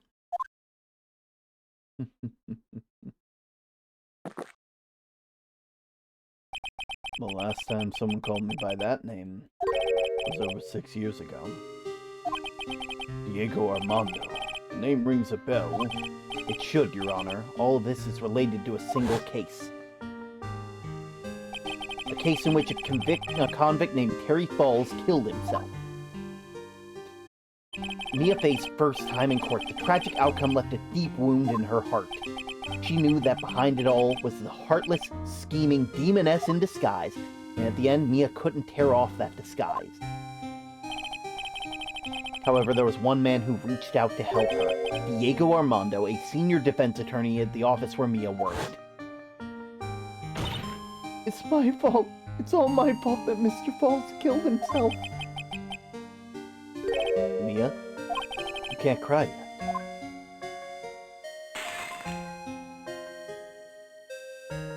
The only time a lawyer can cry is when it's all over.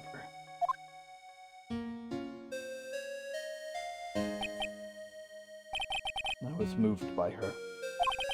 The way she put all her faith in her client, that pure, sweet, pure heart of hers. That's why I could never forgive Dahlia Hawthorne. Mia and I thoroughly investigated that fake kidnapping incident. And that one fateful day, Dahlia wanted to meet with me. It'd been 6 months since the trial, and we met in the courthouse cafeteria. Ah, I just remembered. You were poisoned. Even I didn't see it coming. Dahlia Hawthorne slipped some poison in my coffee. Some newspaper at the time called it murder, but very little information about the case was released. But you weren't dead at all. No official reports ever called it a murder. It was just in a deep, deep coma. I see. My body shut down, and my life became nothing but a long, deep sleep. The woman's poison did a real number on my central nervous system. Lost my sight. All my hair turned white due to the damage. It's terrible.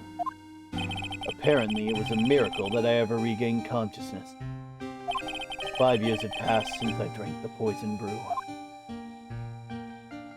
And when one morning my eyes flew open from the smell of a doctor's cup of coffee. 5 years. You were asleep for 5 years. And the worst possible news was waiting for me. Mia Fey was dead. From the very moment I opened my eyes, I had already lost everything I thought I had. The woman I loved had been murdered, and the woman I loathed had been sentenced to death. The woman you loathed, the woman who had spiked my scalding hot coffee, Dahlia Hawthorne.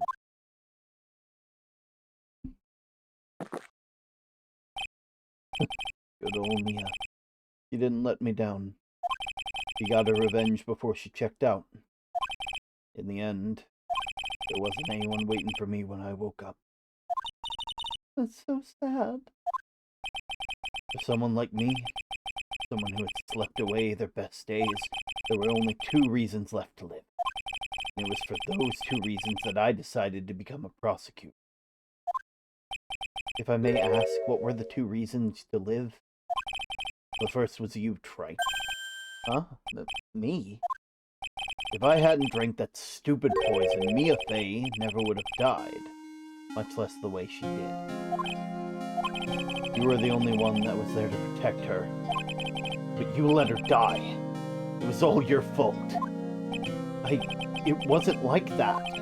I wanted to see for myself what kind of man you really were. So that's why you became a prosecutor. My other reason for living goes by the name of Maya Fey. You mean me? You were the only one who could make up for the sin of not having Mia. 1 year ago, when the Green Village incident was resolved, it was obvious that Morgan Fey was planning something. Whatever her evil plan was, I was determined to stop it. My role as a prosecutor had grown. That was how you overheard Pearl's visit Morgan in the detention center. I knew there was time to draw near. Since I knew the plan, I thought I would foil it. My goal was to outwit the plan, and I thought if I could do that, I could keep the girl from being caught up in it. Makes sense. If Pearls had known that the actual purpose of the plan was to kill Maya, she never would have helped out. Finally, the day of the plan was drawing near, and I contacted both my accomplices. Accomplices? Iris of Hazakura Temple and Misty Faye. I especially needed their help. She was to take the fall in my backup plan in case we couldn't control Pearl. But how did you contact my mother? She had been missing for almost 20 years. Officially, yes. What do you mean, officially? Hey, Term. Hey, old stuff. You heard about it, haven't you? About the strong ties between the main family and the government. Now that you mention it, Kini did say something like that. Master of Terrain has a great authority. Even without her official position, Misty Face still wielded great influence. The police had been keeping an eye on their movements for some time. That's how I was able to contact her. Again, because of my position as a prosecutor. So my mother was cooperating with you? Don't ever forget. No matter how far away from you she never stopped thinking about you. She was always... That's why I knew she would do anything to protect you. If you want to know how strong her resolve to protect you was, look at her staff. Her staff, the one with the sword in it. The day they planned to carry out was arriving soon enough, and they met for the first time at Hazakura Temple. That whole time when your mother showed me her special staff, I realized it then just how far she was willing to go. She was ready to use that sword to protect you and Morgan Fay if necessary. Yes, even if it meant paying the ultimate price. Mother... That night, the night of the crime, there was one way to stop Morgan's evil plan. You mean Pearls, don't you? We had to make sure she didn't channel Dahlia Hawthorne. Well, Pearl, what are you going to do tonight? Well, if you'd like, you can come to my room. Perhaps we can read books together. We thought we could prevent her from playing her part in Morgan's plan, but she never showed up. She was worried and followed me to the inner temple. That was the thing that we were afraid of. That's why Misty Faye had to do the channeling herself. She channeled Dahlia Hawthorne into her own heart. What do you mean? If she channeled the spirit first, then Pearls wouldn't be able to do it herself. As Master of Karain, Misty Faye's powers were supreme. So that's how it went down. She channeled Dahlia Hawthorne so Pearl Faye wouldn't be able to.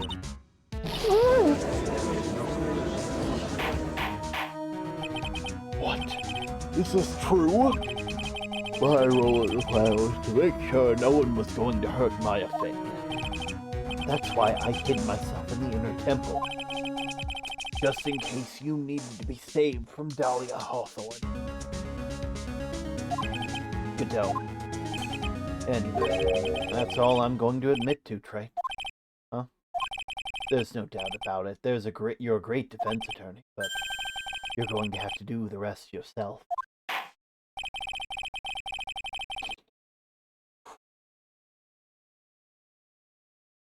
Okay.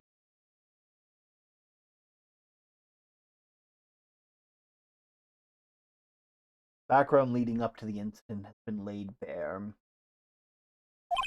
There's just one question remaining, Mr. Wright. Who killed the victim? There are only two possible suspects, Maya Faye, and I'm sad to say you, Mr. Godot.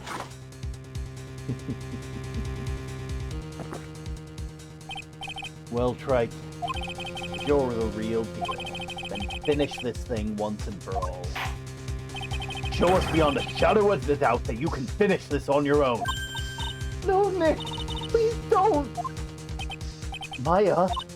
I heard the whole thing from my sister from the medical office. That's why I have to protect Mr. Godot. I can't do it. I can't testify against him. After all, he's the man who put his life on the line to protect Mia and me too. Maya, I know that. Nick, But even so, it doesn't absolve him of its crime. Please, Maya, testify! Testify indeed. Your testimony, Miss Faye. This is the final testimony. Don't bother trying to hide anything, because I'll know. I want to hear the truth from your own lips. I understand. I'm sure you're right.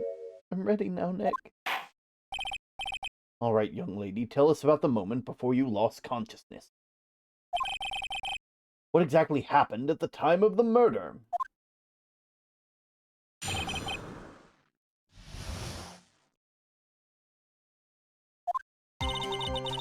What happened? I saw some red lights, 3 of them. I thought I'd ask for help, but then I saw the splatter of blood. She wasn't dead, though. She struck back at the enemy from behind her. Suddenly the red lights went out and the whole area was dark. Just for a moment there was a horrible scream. Right after that, Dahlia collapsed and I lost consciousness. The red lights. I thought you said you don't remember seeing them. I'm sorry. I thought I saw them, but then they all disappeared. Ha! Things break, Wright. Even the best of theories. Who was it that stabbed Misty Faye? It looks like you still can't prove it. Maya's telling the truth this time. The rest is up to me. Well, proceed with your final cross-examination.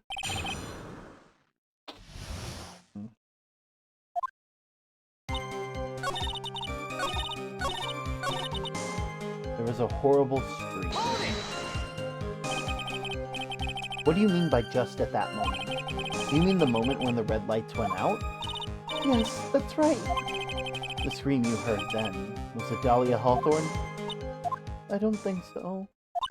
I'm pretty sure it was a man's voice. What? So then the scream came from the killer. That has to be it. I think Dahlia Hawthorne must have taken the blade and attacked the killer with it. And then the killer let out a scream of pain. After that, the killer stole the blade back and delivered the final blow. Well, Mr. Wright, seems to make sense to me. Sounds a reasonable deduction, but there's a contradiction. I gotta say this, but the interpretation would create a contradiction. Makes sense, after all. My deductions are almost certainly never correct. It's true that the testimony that was given just before the killer let out a scream. Maya said that they had already been splattered with the victim's blood. In other words, the blade and the staff had already been plunged into the victim.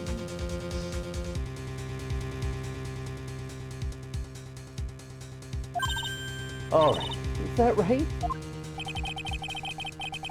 she couldn't have struck back with the sword that was already stuck in her body. The weapon that caused the killer to let out a scream must have been something other than the staff. If you're so sure about that, why keep us waiting any longer, Trice? There's only one thing I can think of, and that would be the weapon used. Dahlia Hawthorne had already been stabbed in the back by the staff. Then what could have been used to stab the killer?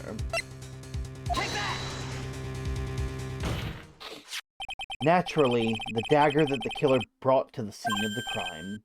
Oh, that's right, I forgot about that. This dagger found at the scene of the crime was stuck into a pine tree. Yes, detective found it the morning and brought it to me.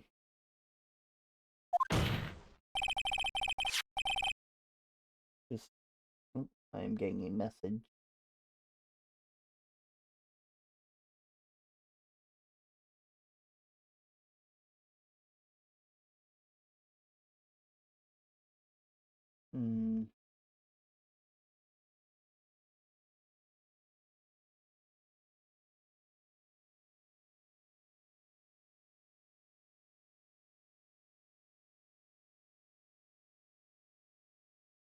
Alright. Dahlia Hawthorne struck back at the killer with this. And she managed to wound him as well. Objection! Just because he let out a scream doesn't mean he was wounded. For all we know, the blood on the dagger could have been from the victim. Nope. Had you forgotten that the blood's already been tested? Since we learned it was the victim's blood, it must be the killer's. The killer must have a wound somewhere on his body. So you're saying the blood on the dagger belongs to the killer? Exactly. The DNA analysis of the blood would prove it beyond a shadow of a doubt. And yes, Mr. Godot, it would prove that it's your blood. Nice theory, Wright. Order in the court! Is this the end? Have I done it? Even he won't be able to change the results of a scientific test. Let me ask you something, Wright. Let's just say that it turns out that I was the killer. Do you really think it would be stupid enough to leave evidence like that? What? Think for a second. This dagger was found in the morning by a detective who brought it to me. There was already blood on it, correct? But even so, I was the one who brought up the dagger here to the courtroom. Yes, what does that prove? Well, if it were really the killer, then I would have washed the blade off and then planted another person's blood on it. That can't be. In any case, there's one thing I can guarantee, Trike. That blood, it doesn't belong to me. Not a chance. What? In any event, it seems we've established the killer was wounded. Alright then, witness, continue. Wait a minute. What's the problem? I know I probably shouldn't say this, but there's a big contradiction in Nick's explanation. Maya? This dagger, you said that it wounded the killer. That's right. But if Mr. Godot had really been cut with the dagger, his clothes would be bloody or have a rip in them, right? Maya, maybe he just changed his clothes? That would solve the contradiction pretty easily. What are you talking about? It's not that simple at all. Remember back to the day that they were murdered? Everyone was there at the inner temple site, got trapped there. That's right. The one on the bridge was fixed and the police headed to the inner temple. Mr. Godot was already there waiting for them. He never had a chance to change his clothes.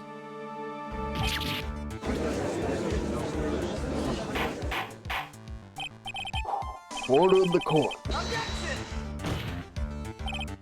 Well, maybe he brought a change of clothes with him. But no one could have predicted the lightning strike that shut down the bridge. Why would anyone have brought a change of clothes? I don't know. Did the judge take smart pills during the last recess? Or maybe the killer took off the clothes before he committed the murder. That's why he wouldn't get any blood on him. Objection! That's impossible, Trike. You know how cold it gets up that late at night. After a few minutes with new clothes on, you'd be frozen solid.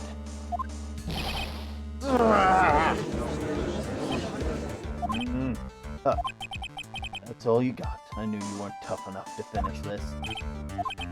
Right now, if Mia Fey were here,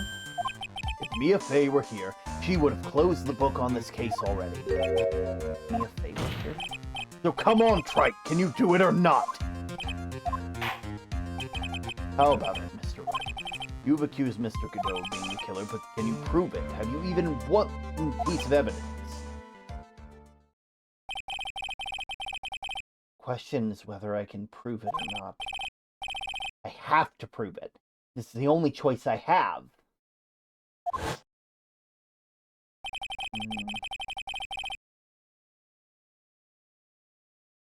I was taught that there's one rule when it comes to lawyers. I can prove it. I'm gonna bring your magnificent vengeance to fruition just as you want it. Ha! That's good. A fighter till the bitter end, Trike.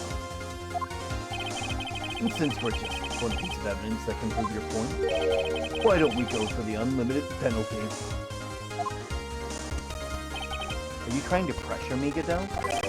Because it doesn't matter to me. I've got my one piece of evidence that I need. Give me a break. You've got nothing, Trite. So what do I do at a time like this? It's simple. I've got to think outside the box and approach from a different angle. All right then, Mr. Wright. Let's hear what you've got. There's one thing I've demonstrated in the previous cross-examination. The killer was wounded, which is proven by the blood on the dagger. But we decided it was impossible. Been cut by the dagger, he should have some blood stain. There's one place the killer could have hidden his wound. What did you say? Hidden? This is it, the last chance. I need to think about this from a different angle. I don't know why there's no blood stain, but I need to show how he hid it. This is the end of the line, the final stop, Trite. Let's hear what you've got. Where's the location? Where you say the killer hid the wound? Take that! Ha! I don't know what you're talking about. And frankly, I don't need to know. What I do know is that you'll never be half the lawyer she was. Isn't that right, Trite? What was that just now? Mia. It can't be. You're living on through him. Even as we speak, you're still hiding that wound.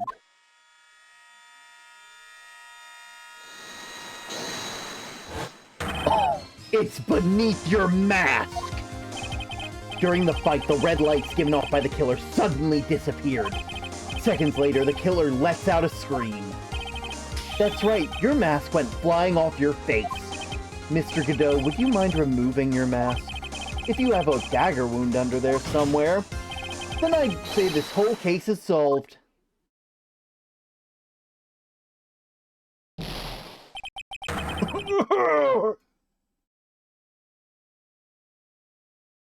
Oh, that was so fucking cool. Oh, that was really fucking cool. The fucking... One last cup of coffee? I thought so. Just now, I saw a spirit in you. I never liked you.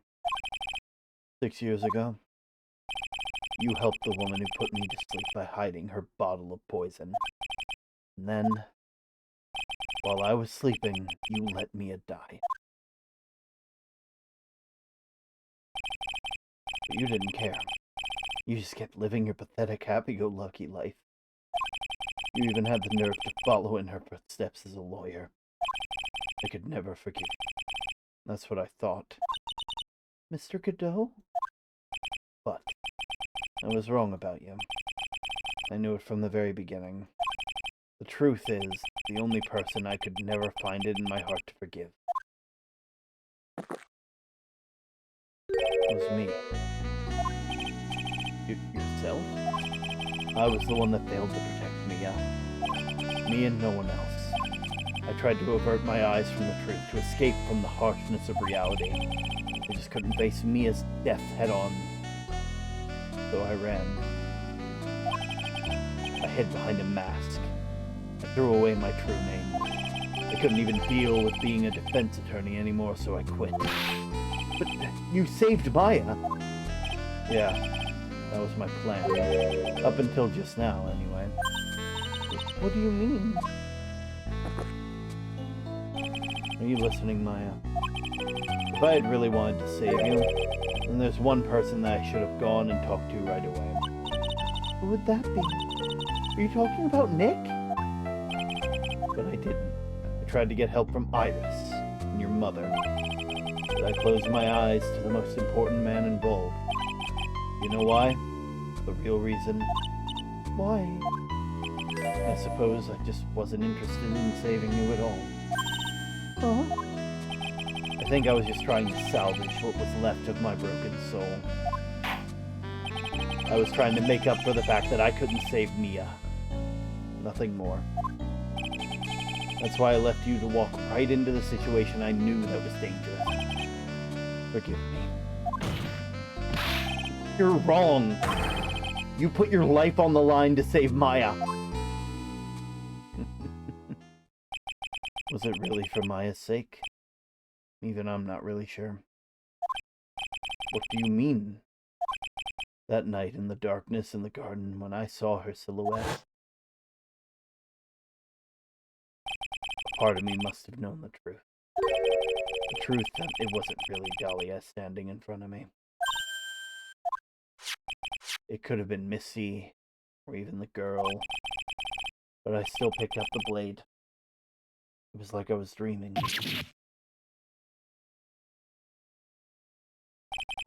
I'm not sure exactly what's going on in my mind at that point. Was I really motivated by pure desire to protect Maya Fey? Or was it something else?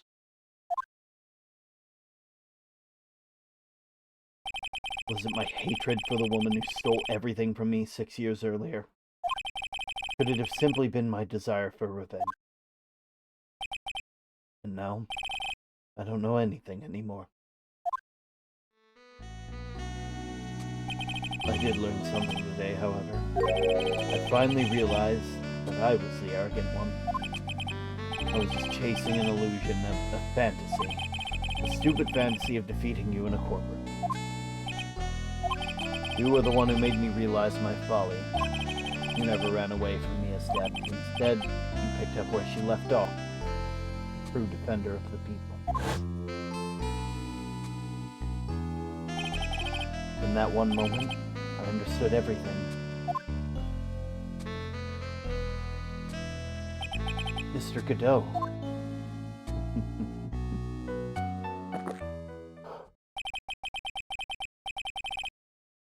I think you already know this, but if you don't, my name is Diego Armando. Mr. Armando, I believe in you. I know you were trying to save me.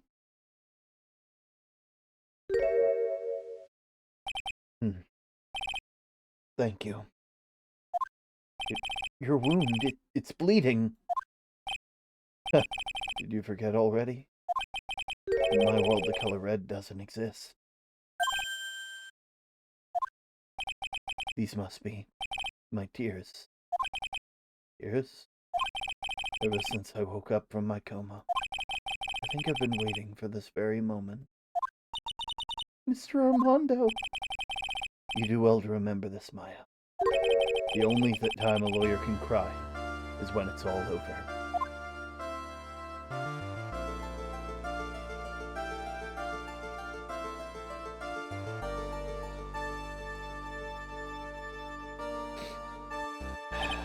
This time, it really is all over, isn't it? Defendant?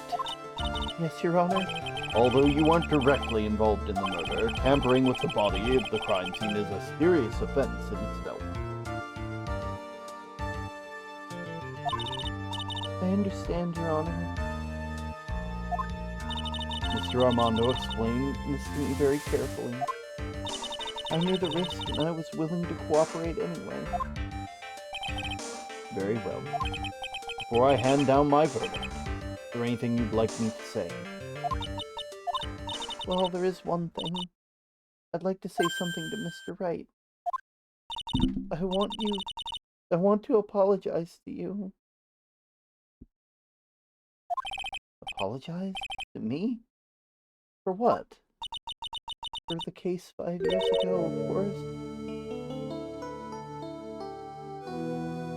But why would you apologize for that? That was Dahlia.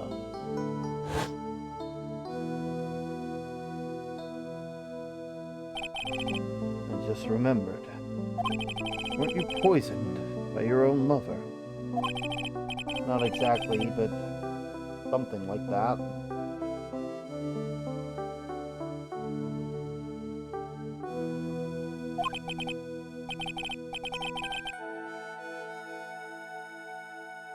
Even now, 5 years later, I can barely believe it. He was going to do it. He was planning to kill me. It's not all that surprising.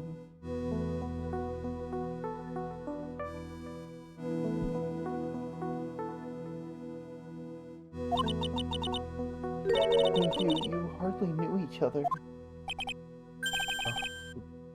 What do you mean? You and my sister, you only met twice.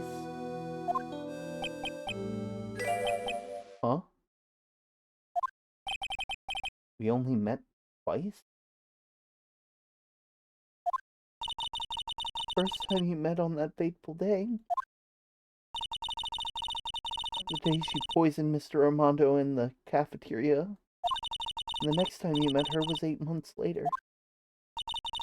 You met her again on the day she stole your cold medicine. And Doug Swallow was killed. No way. That just can't be true. I mean, during our whole relationship, we were... For those 8 months, the woman that you thought was Dahlia Hawthorne wasn't actually my sister. It wasn't Dahlia? I hope one day you can forgive me, Feeny. Oh, that's gotta fucking hurt. Oh, that's gotta fucking hurt. Oh no. So, Phoenix was right. It wasn't them. That's right. I lied to you for 8 months. But why? Why would you do such a thing? Ever since she gave you that bottle that day, my sister was trying to get it back as soon as she possibly could. For the police investigation, she couldn't move around freely. But that's why you... My sister, from the beginning, she was prepared for the worst. Prepared for the worst? She thought that you might somehow discover the truth, that's why she was always ready to deal with you at a moment's notice. You mean she was ready to kill me? She already had so much to answer for, I didn't want more sins on her soul. I begged her not to do it, and she agreed to give me a chance. And that's why you came to me. You came to get the bottle pendant back from me in her place. But I couldn't get you to give it back. I failed at something even as simple as that. 8 months passed and I still couldn't get it back from you. And finally, my sister couldn't wait any longer. She didn't consult me about her plans to you that day. It was the first time that it ever happened. A bit strange. Up until that day, you two were partners in crime, and she would confer with you. I think she must have noticed... Noticed what? My feelings for you. If I had found out that she was planning to kill you, I would have done whatever it was necessary to stop her. Even if it meant her life or mine. Iris. After spending those 8 months by your side, my feelings towards you, they changed. I have something to say to you, too. Yes, you really are a person I always thought you were. Even after Dahlia Hawthorne was found guilty, I still believed in you.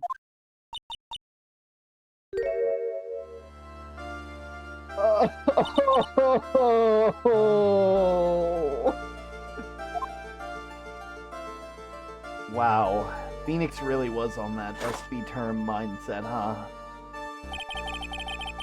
Man really was on the, like, it wasn't just the, right now, the one here is the greatest cup I think I've ever had. Don't you think so? Phoenix, right? Yeah, I think you're right. The purpose of this trial was to rule in the murder victim Elise. At some point, I expect you will be tried for your role as an accomplice. I understand, Your Honor. Very well. On the charge of murder, I hereby find the defendant not guilty. Court is now adjourned.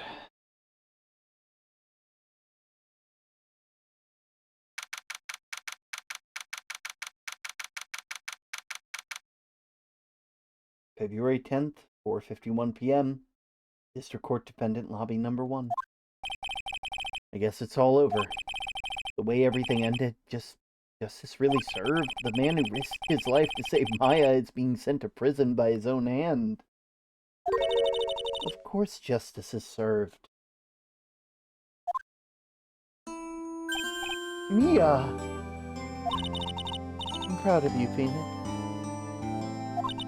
Your defense was truly brilliant. But I couldn't save Mr. Armando, the man who cared so deeply for you. You're wrong, Phoenix. You did save Diego. You saved him in the only way possible. You mean, with that verdict? I think one day you'll understand too. Phoenix, I want you to remember one thing. You were as good out there today as any defense attorney could ever hope to be. There's nothing more you could learn from me. Mia? You've accomplished something I wasn't able to. I owe you a great deal. Thank you. Mia, I'm sure we'll meet again someday, Phoenix. I've handled a lot of cases and I've seen a lot of things. Have you found your daily pebbles?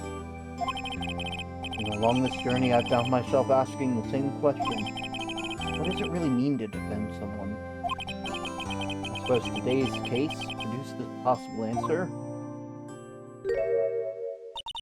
Nick? Maya?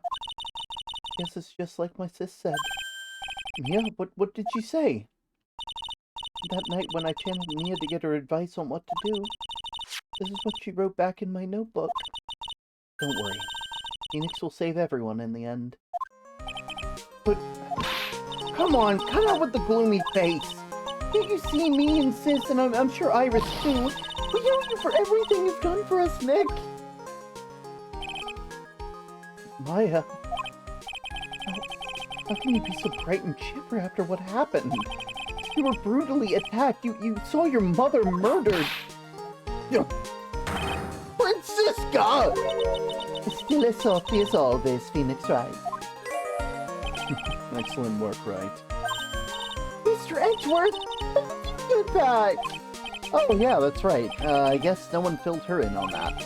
Edgeworth and Francisca have actually been helping me. Helping you? If these two hadn't been here on the first day of the trial, the defense wouldn't have gotten anywhere. Wow. Where were you, Nick? I heard he fell into a river and caused a nasty cold which forced him to sleep all day. Yes, he laid in bed shivering with a fever with Iris's hood pulled over his head.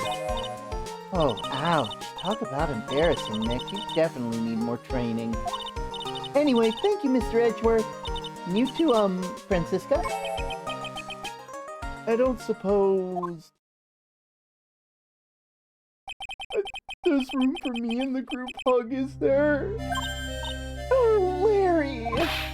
What's with the, longer face than usual? I realized something when I was reborn. I realized that Larry was never of any use to anyone, not even once. That's not true, right, Nick? What? You're asking me? Yeah, Nick, is it true? I've got a place in this world, right? Huh? Yeah, of course.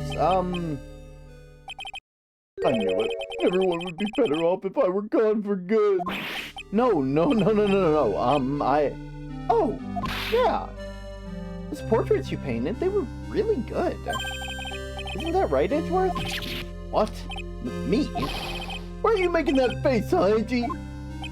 Oh, well, yes, indeed. They certainly can't say that they lack resemblance. You really mean it? What about you, Francie? Did I draw you well, too? My beauty can't possibly be captured by a mere crayon. Nevertheless, I recognize the effort you put into it, and it is worth something. So then you'll do it like you promised? You're gonna model for my next picture book, Francis Whippy Whipper? Don't get carried away.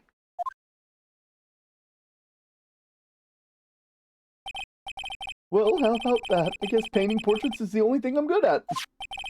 Painting a pearl was pretty darn good, too, if you ask me. Huh? Now that you mention it, I haven't seen her around.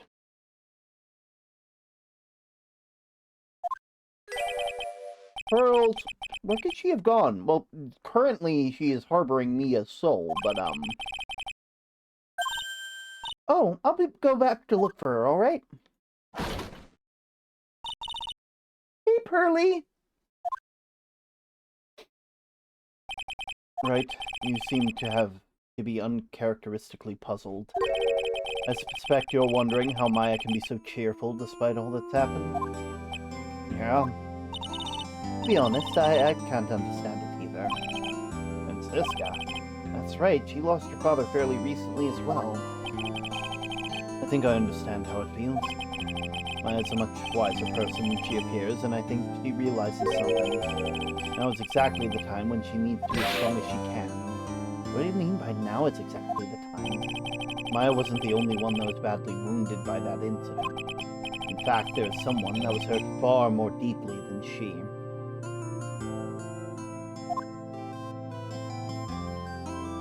I believe it's that person that Maya's trying her best not to cry.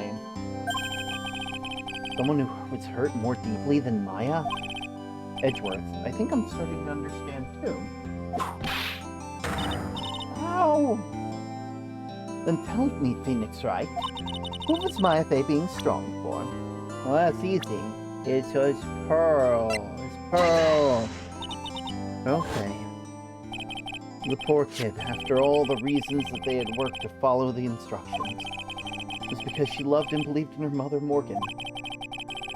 It's for the good of the Fae clan. I'm sure she believed in every last word. She thought she was doing it for Maya, and that's why she was so happy. It shows how truly devoted she is to Maya.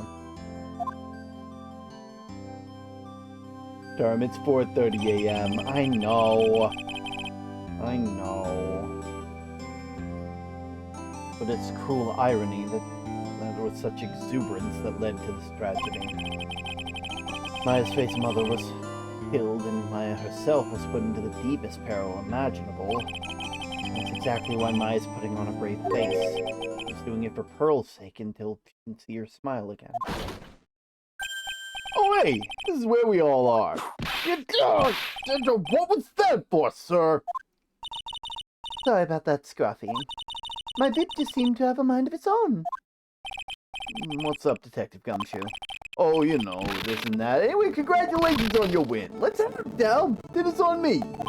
My salary just sort of kind of gone down by a teeny bit, but I made reservations at a first-class French restaurant tonight. Pretty good work, Scruffy. That bit was your reward. Thank you, Buddy Stretchy. Detective Gumshoe?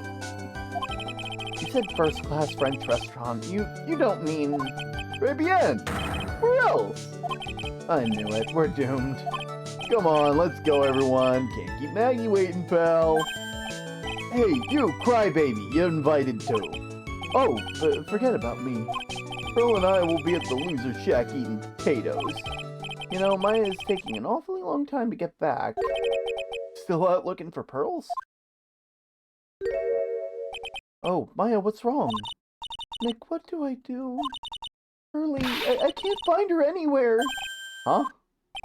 I'll bet she just went back home, that's all. I thought so too, so I called the village, but no one's heard from her. This never happened before. As I figured, she's been badly hurt by the incident. She feels responsible for the tragedy that's befallen you. But none of that was her fault.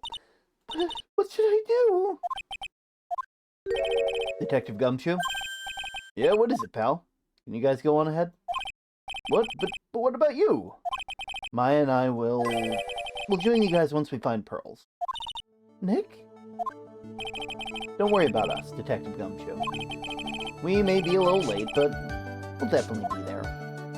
We have a lot of celebrating to do tonight, and I wouldn't miss it for the world. Yeah, but you're the... Ah! Very well, Phoenix Wright. We'll go on ahead. Don't keep us waiting, Wright. We won't. After this case, I recommend Crown a Pencil Short fanfic, The Dry Branch, set the day after it ends, on Archive of Your Own. Good to know, good to know. But where would we look? Where could Pearly have gone? Let's go, Maya. There's one place I can think of that Pearls might have gone to. Is it the office? Oh. Hazakura Temple main gate. Hazakura Temple? For Pearls, I bet it's a very important place. After all, it's where the whole incident started. What's this? You're all back so soon? Sister Bikini? I thought we'd be eating mashed potatoes alone tonight. So she's here. Pearly's here? She's in the training hall. Why don't you hurry along and go see her? Okay.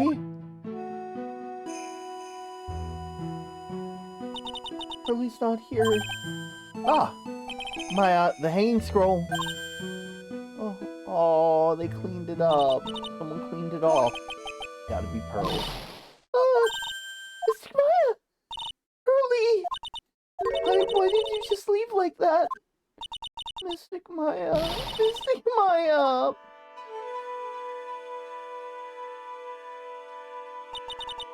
I swear I'd never trouble you two ever again. Because it's all my fault. Mystic Maya's mother. That's why you came here? It's the least I could do to pray for your happiness. You don't have to do that, Pearly. It wasn't your fault. You didn't do anything wrong. Of course I'm sad that she's gone, but how do I say this? I'm still happy. You don't have to lie just to make me feel better. No, really. It's true. The only reason I'm still here is all thanks to everyone who was there for me. My sis, my mother, Mr. Armando, Nick, and you.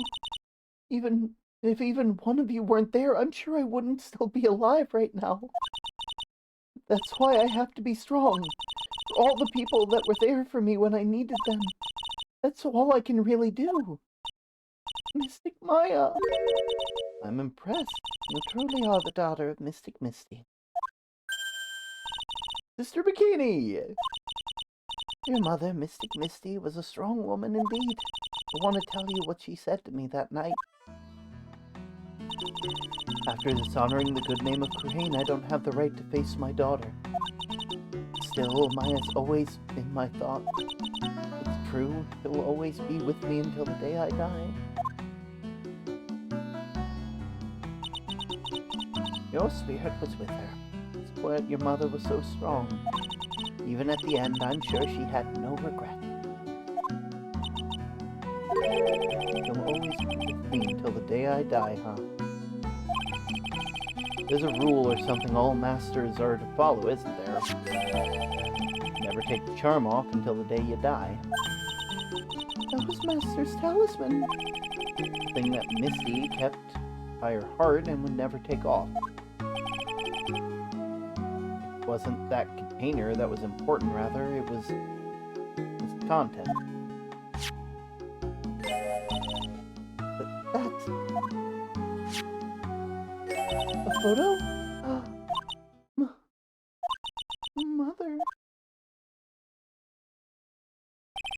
It's only natural for living creatures to fight to protect their own lives, but what makes us human is that we fight for others. But who do you fight for? How hard must you fight? That's the true measure of what human life is worth. We defense attorneys are warriors who constantly challenged by these questions. Oh! It's good to know that that pot has been broken multiple times by multiple family members. Even when the battle is over, the bonds that connect us are severed. We always return, time and time again. Mia, Maya, Pearls, Mr. Armando, and Maya's mother too. I learned that from all of them.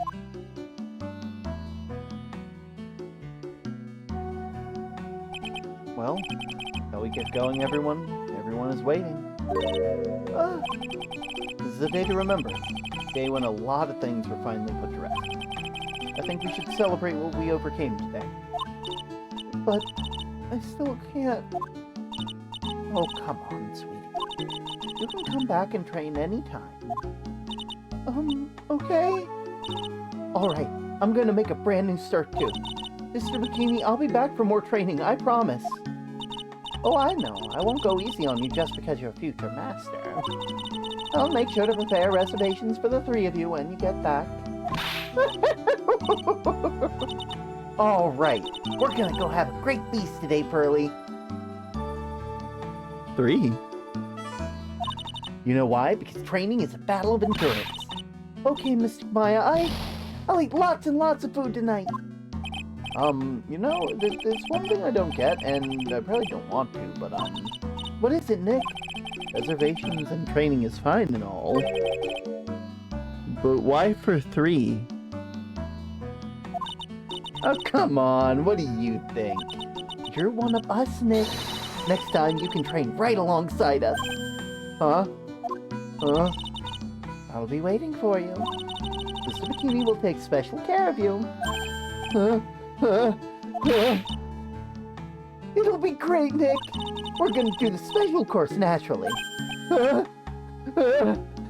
It's a great idea after all, Mr. Nick. You'd do anything for Mystic Maya, wouldn't you? Even walk on hot coals, right? We'll have a nice big meal right before next time, right, Nick? You know, I was wondering if I could say just one little thing. Sure, of course you can. The unofficial Fae tradition. Oh, I love this part. I can't wait to hear it. I'm getting goosebumps, too. Well then, here goes nothing. Objection! And thus, the end of the trilogy. I had so much goddamn fun playing this. I'll finally have to work extra hard now. Master of Karain, the official manager of Wright & Co. law offices, and I have to be a good big sister to Pearly and Nick, too. Well, as long as I'm not locked up or captured or something like that. From beginning to end, it was a lovely, lovely game series. And I think a lot of people... It's true, Mr. Nick really is Mystic Maya's knight in shining armor. He went through the special course all the way to the end. Actually, I heard that there's a legendary extra special ultra course here, too. I think I'll surprise the two of them by making them a secret reservation. A lot of people really don't like the third game from what I've heard. They say it's the weakest in the game, but I think it's probably one of the best. Not the best overall, but, you know. Mackie bought me a brand new coat as a present, pal. I feel 10 years younger. I'll never take it off. Yeah, but somehow you don't seem the same. I guess a dirty, shabby old overcoat is just detective-like, sir. Don't worry about it. In the name of love, a man will soil himself silly. All of the characters are so cute, and the twists and turns really do make it feel so interesting. Mr. Wright, I'm once again in your debt. Thanks to you, the Treasures of Karain exhibit will be a great success. I even got to see Miss Von Karma, who I hadn't seen in almost a year. She taught me how to use a whip and said that I must show you what I've learned. All the characters are so memorable and so fun, and it's just great. Jesse and I started a company called Mask to Mask Consulting. We're dedicated to stopping the evil plans of criminals all in the city. Our motto is cut it out, please. Pretty cute, huh? We also sell plans to criminals on all kinds of side business. I wonder if that's okay. Sometimes I think maybe we're the worst criminal. A lot of people don't like Godot for a lot of reasons, because they kind of aren't as memorable as Francisca or Edgeworth. I wanted to show my appreciation for Mr. Wright for exterminating Don Tigre. So I lent him $500,000 in a tea set. Special thick tea, one I mixed with my own 2 hands. I bet he's drinking it now. Win through compromise.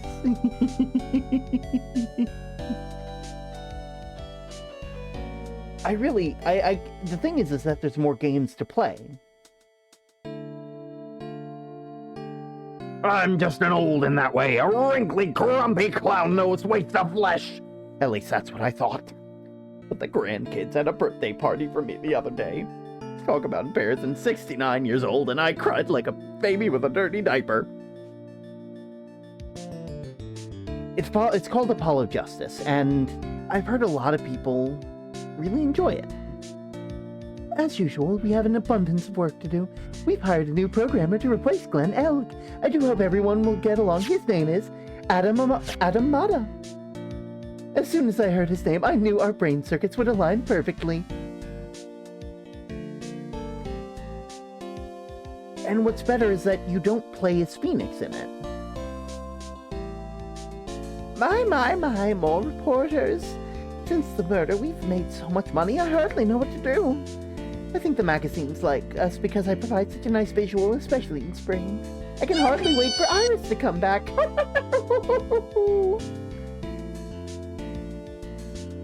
And I think that'll be an interesting take on the series, because getting to see what it's like not from their central point of view, I think is going to be good. Turned into a respectable young man, Phoebe. I'm so sweet of you and everyone else to come and visit me. Of course, I'm happy that you constantly had your eyes on me, but I felt kind of bad when the little one slapped you so hard you got a nosebleed. Voice. What do you... There we go. I was gonna be like, waiting for it.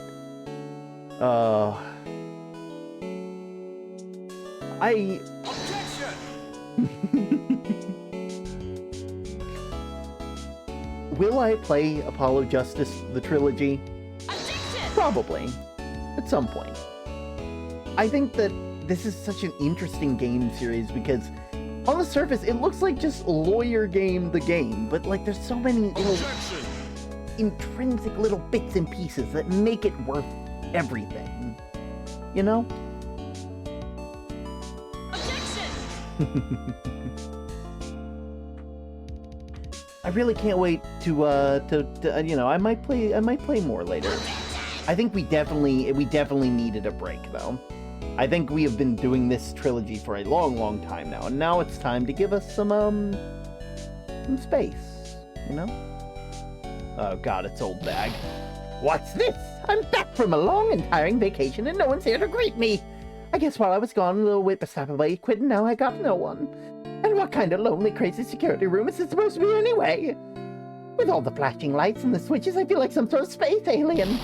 And now what am I going to do with all these macadamia nuts I bought for everyone? If I bring them over to Edgy, I know exactly the links to them. I really can't save these, I'm afraid, but the painful. Oh, I don't. Oh, and everybody will kill me before I finally.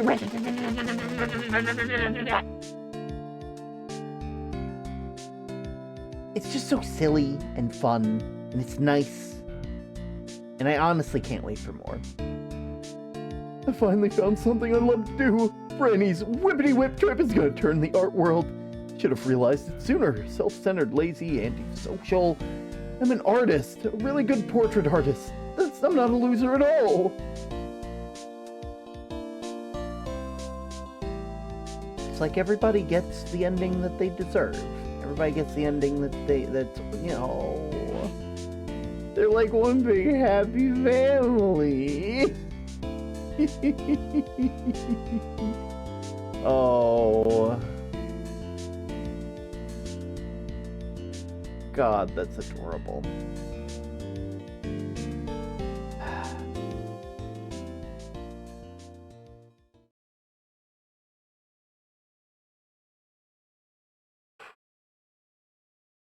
There it is. We've beaten every single game in the trilogy. There's no more. We've done it all. And with that, I think it's time we raid somebody.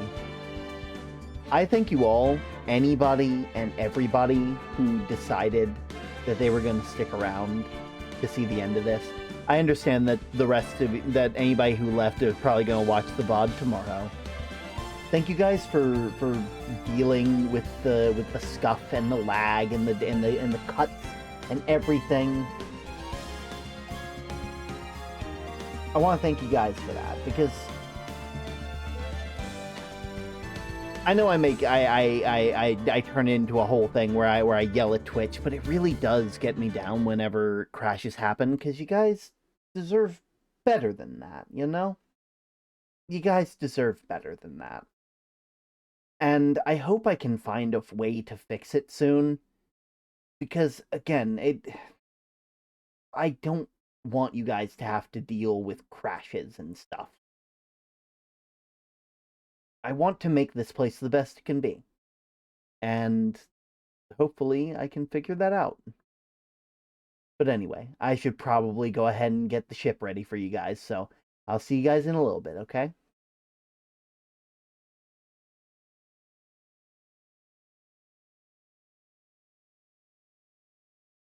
Here we go.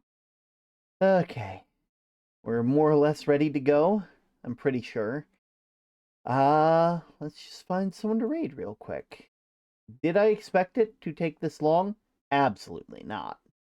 Absolutely not. But I think we had fun anyway. I think we had fun. And so, without further ado, I think that we will raid...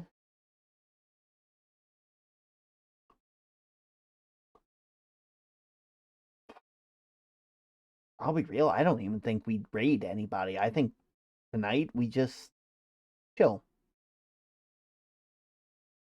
I think that's what we'll do. What a journey it has been. I think I send you guys off now. I don't know anybody that I can raid. I'm kind of tired. So I think I'm just going to end here. You guys can kind of just rest at the lighthouse for a bit. I'm sure you guys won't mind. With that all being said, I'll see you next time. Later.